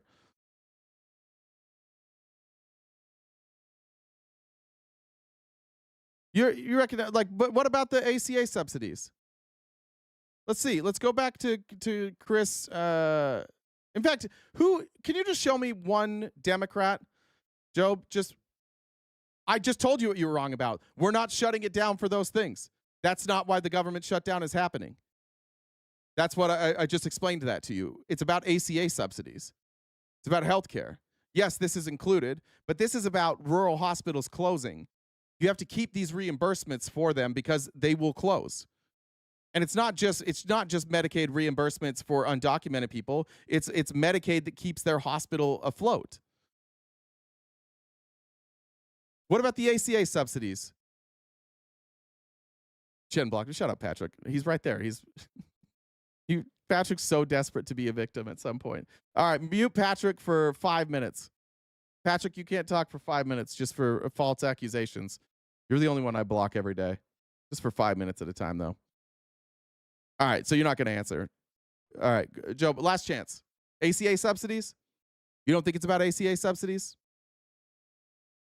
I noticed, dude, I stopped my whole show and you still want to talk to everybody but me. All right, next time, Joe, download Discord. It takes about 12 seconds to message Jen. But it's pretty clear at this point that you don't want to address that because you're just throwing out the talking point. We get it. You don't like immigrants. It's fine. We get it. And it makes you feel better that your president's not doing a goddamn thing for the American people, hurting the American people, ripping away healthcare from millions of Americans, and you don't want to address that, so you're going to talk about immigrants. That's exactly what we're talking about here with all of you. That's what we've been talking. I don't know how long you've been here, but that's what we've been pointing out all day. That you guys tell half truths, that you lie constantly, and you don't like the reality. You won't address it. You'll just move on and pretend that this is it. See, you're still doing it, Joe. You're not answering my question, bud. These aren't insults. These aren't insults. I'm saying that you are talking about things that you clearly don't understand, and you pointed to one page. And if it's one page, then why didn't the Democrats just submit one page? Why did it take to 57 to get to that point? I think that yeah, there you go. Now we're on Joe Biden. All right, yeah, all right. You're muted too. Come back tomorrow when you can figure out Discord. You're already on to whataboutisms with Joe Biden. Okay, about 10 more minutes probably. Actually, a lot of this stuff I can do tomorrow. That'll be good.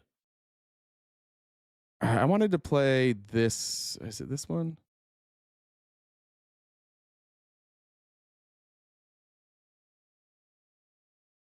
I think it's right here. We'll do these. I'll do them in order. All right, here's Maria Bartiromo. She had on Sean Duffy. Sorry, guys. I was trying to decide, but we'll push through a bunch of. Oh, did I do the wrong one? I just moved it. Here's Maria Bartiromo. She had on Sean Duffy. And again, no answers. If you work for air traffic control, if you work for one of these areas that has been shut down and you're not getting paid by the government, just know that the Republicans will demand that you work for free out of loyalty to your country. I want you to know that me and everybody else here, most likely, we don't give a fuck if you go to work. In fact, I wouldn't if I were you. And so we support you if you don't go to work. But Sean Duffy wants you to just he wants you to think this is about your duty. While they're ripping away health care from you, he still wants you to show up for work because it's your duty. It's your patriotic duty to America. And this could really circulate and be very dangerous. That's why I mentioned this is the choke point.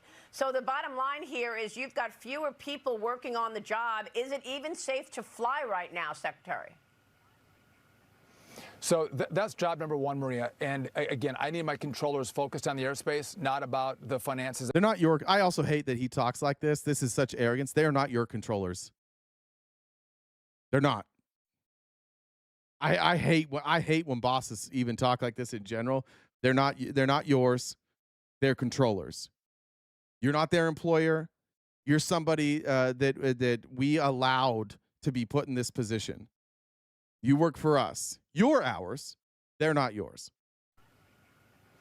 So that's job number one, Maria. And again, I need my controllers focused on the airspace, not about the finances at home. They'll tell me there is that seepage of how are they going to deal with those finances. My job is to keep the airspace safe. And so if I don't feel like I have enough controllers or enough controllers that are focused, we will slow down traffic. We will stop traffic. And that's why you see the delays in the system. And the job number one is, again, get people to where they're going safely. And if it's not on time, well, call the Democrats. Call Chuck Schumer if you're frustrated that you have a staffing shortage and your flight's 3 hours delayed or your flight is canceled. I need my guys to go to work, even if they don't get paid, and stop worrying about not being paid. And also, only blame Chuck Schumer for this. Don't blame anybody. It's only Chuck Schumer.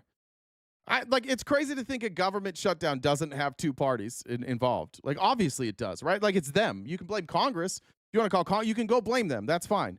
And if you call Chuck Schumer, he's going to say, we didn't want we want these subsidies to be restored. We don't want people's health care to go way up. And if you call Mike Johnson's going to go, but it's Chuck Schumer's fault, remember? Because he just wants health care for illegal immigrants. And you're like, yeah, but I'm not getting paid. And like, I also think that people should have health care. That's not a battle that you're going to win. Keep it shut down then. One group's fighting for something for American people. The other group is fighting for their ego, for Trump's ego. The bill was perfect, so we can't change anything. What are Republicans fighting for right now? They're such fucking liars. But even if the Republicans are taking this principled stand on like making sure that undocumented people don't get that the hospitals don't get reimbursed for their care if they see an emergency room, what a dumb fucking thing to shut the government down for.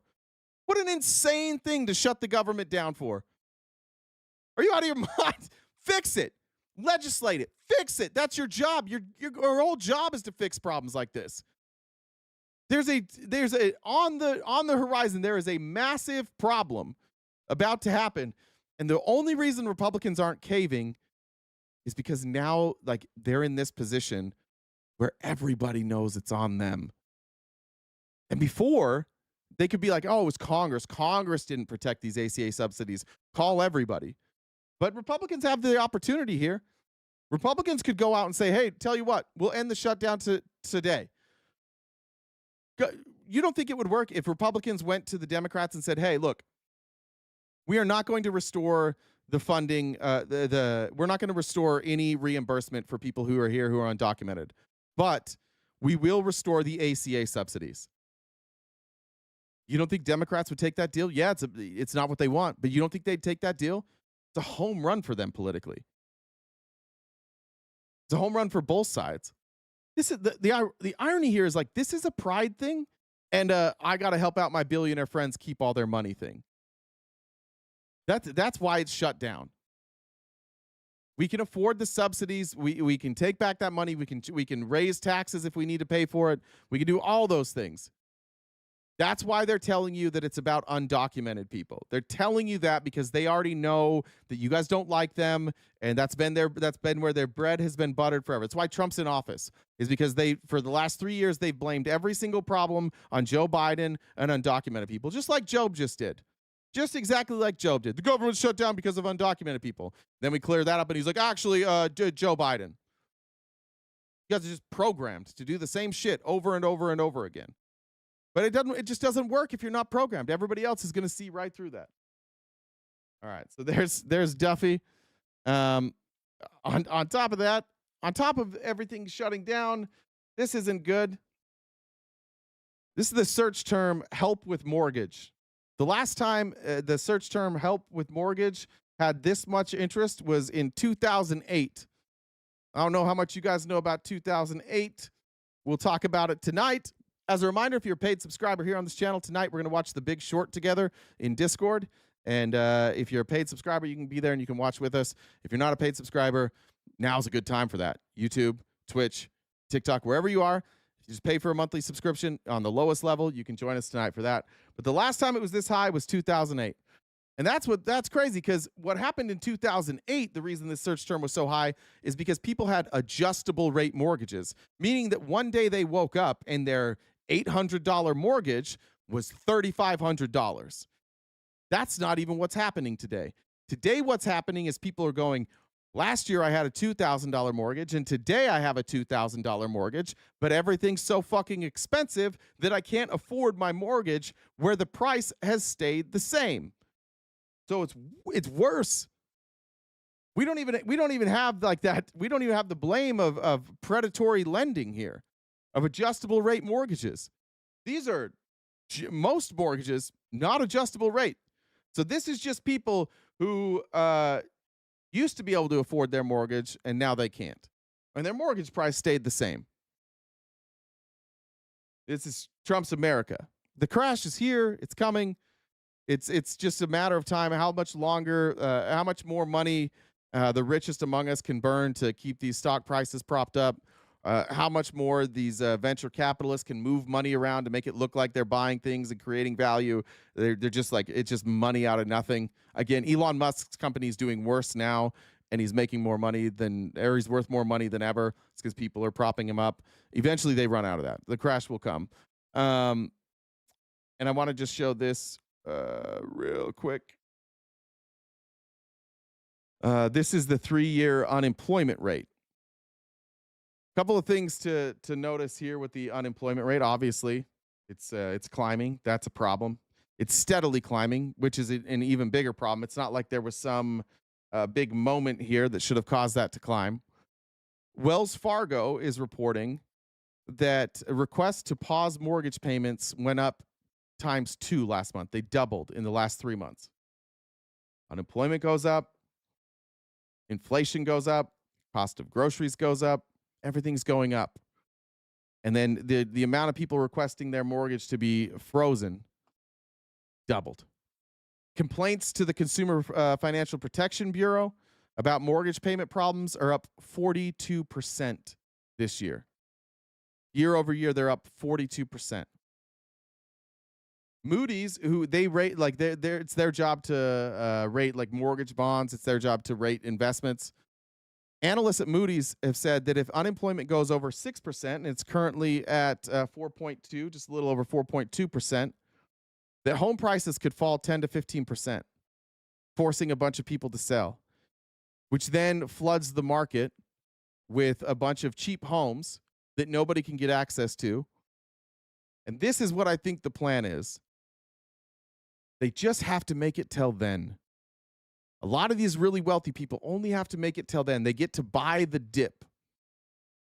And if they buy the dip, they can charge less in rent and they can protect themselves.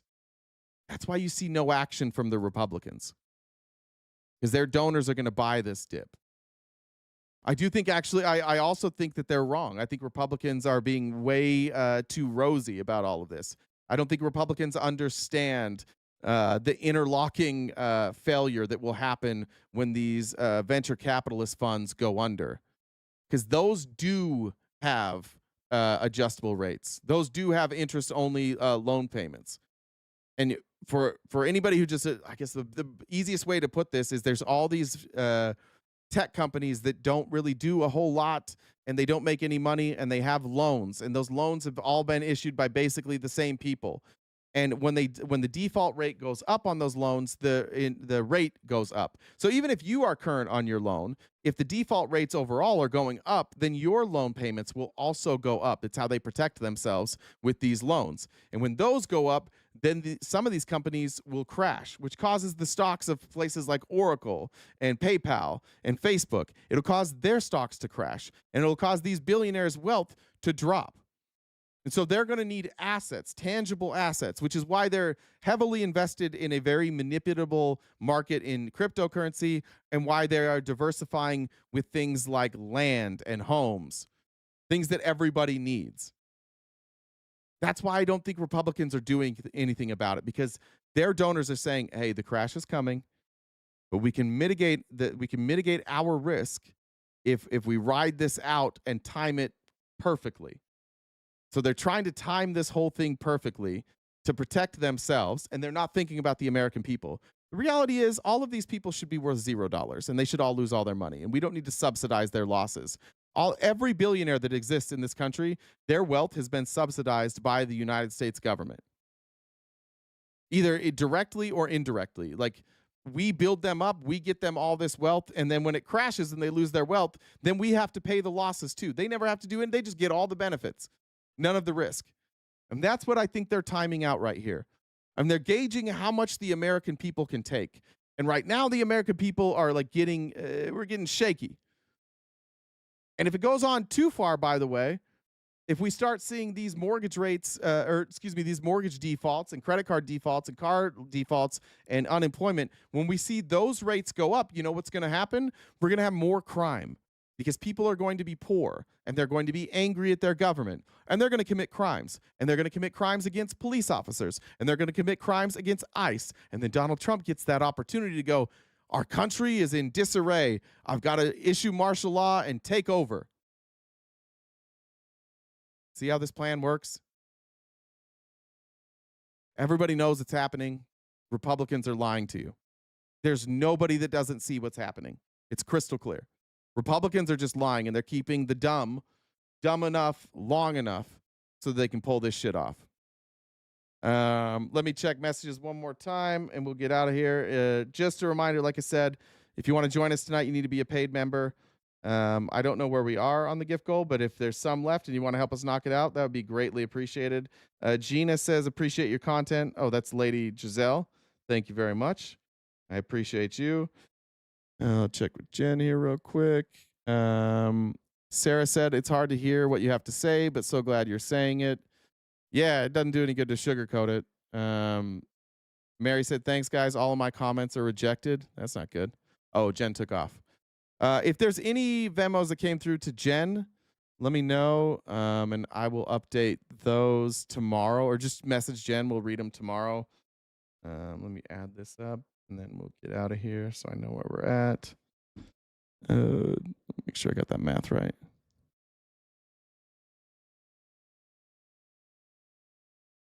All right. And then just a reminder, 6 p.m. Pacific tonight is where you want to meet. Make sure you are in the Discord or you have an invitation to the Discord. We're going to watch Big Short. It is a long movie, and I won't be interrupting the movie at all, if you believe that. And so I think it's like a 2-hour movie, and then we'll talk a little bit after. We'll just kind of hang out. And then not next week, but the following week. So we're going to do every other week. We'll have another movie or article or podcast. Basically, what we're doing is I'm going through the movies that what I say radicalized me, or articles or podcasts or debates, all the things that took me from the right to the left, and hopefully, like it can be some stuff that you guys can take from, and maybe you talk to your right wing friends. But that's the plan for the next couple of months that we get through all of that. Other than that, you can find me on Twitter. You can find us on YouTube, Twitch, Facebook, Instagram, and TikTok. As we try and overcome the collapse of our viewership from YouTube because we've been suppressed, I do want to just say from the bottom of my heart, thank you guys for helping us keep this afloat. For those paid members, what we've learned through all of this is that views and traction can be taken from you. And so we want to focus our content and our direction not on gaining more viewers or necessarily more clicks, but more people who come here every day and want to engage in these type of discussions and be here together while we deal with Trump. So from the bottom of my heart, everybody that's here today, I know that you all chose to be here today. You didn't find us by accident.